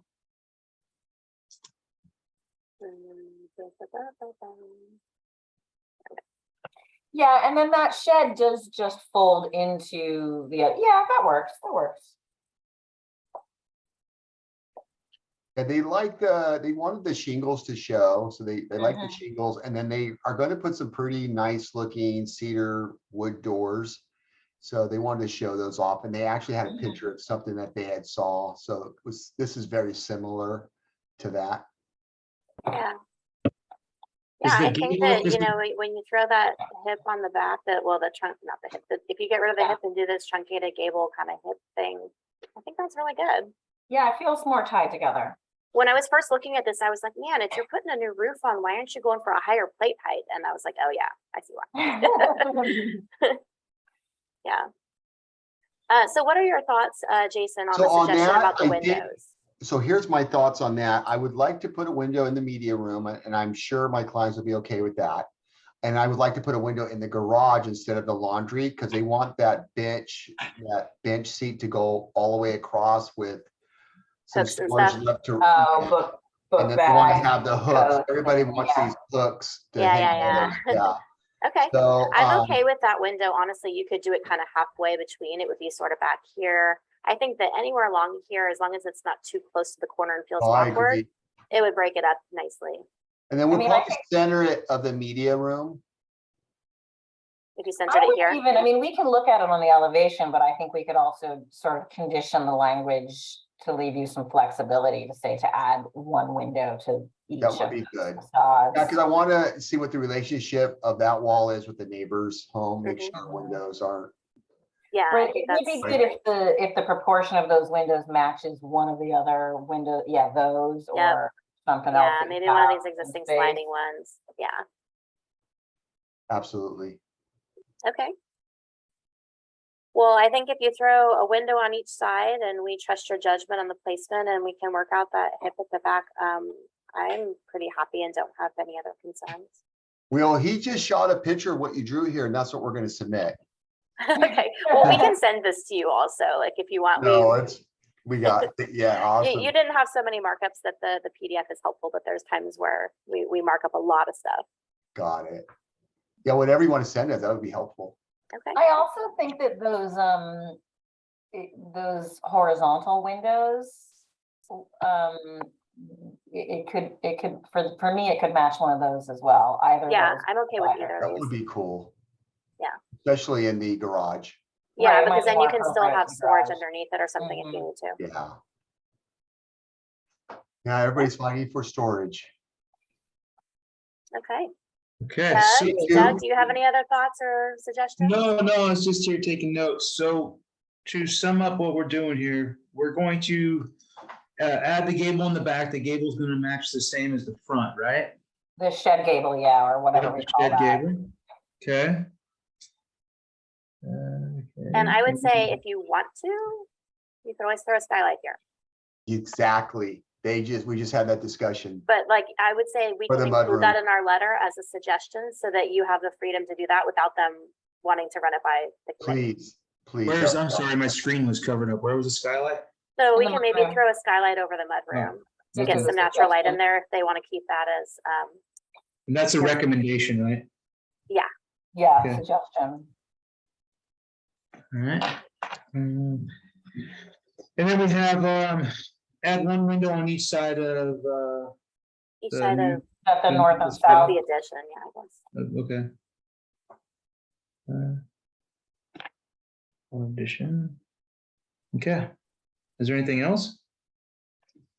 Nope, just the two windows, the gable hip thing and suggestion of a skylight. I think we're Yeah. good. All right. So much. So, I have to let you know your options here. So we can go ahead and put this to a vote to approve or disapprove. I think you know where this is heading, or you can request a continuance. So I'm assuming we're doing a vote. Vote It's up yes. to you, Jason. Yes. Yeah, it's your call, asked Jason. for it. Yes. Let's vote. Great. Okay, we covered all the pre-vote conditions, so we're Yep. good. All right, someone want to make a motion here? Want me to do it? or- I think Glenn, yeah, I guess I'll make a motion. I'll make a motion to approve with the conditions and recommendations as stated. I'll Can I get second. a second? Okay, then I'll do a roll call. Katie Kostick, Yes? Rebecca Ketkin, Yes. Doug Machado. Yes. Okay, project approved. Congrats, thank you. Awesome. Thank Congratulations. you. I appreciate it. Okay, thank you, everyone. And Jason, please work with your project planner, Sono. And now Sono will let you know about the next step. Awesome. Thank you. Sounds good. And does someone want to make a motion to end the meeting? I make a motion to end the meeting. Second, Okay, then I'll do a roll call. Doug Machado, Here? Rebecca Ketkin, Yep. Beverly Garrity, Aye. Katie's line. okay, I'll go old school. No, you have to do aye, aye. yeah, Katie, please say aye or yes. Aye, aye, aye, Mark Stackmeyer. Here. He's muted. Okay, Mark not present. Okay, so we can adjourn the meeting now. Meeting adjourned. All Thank right, you. thanks, guys. Everyone. You Have a good wonderful one. weekend. Bye. Thank you. Hope to see you at the pump. Katie, you'll send me that? All right, Yes. thank you. Ha, I turned my video on. Yeah, I'll send PDFs and we'll collaborate.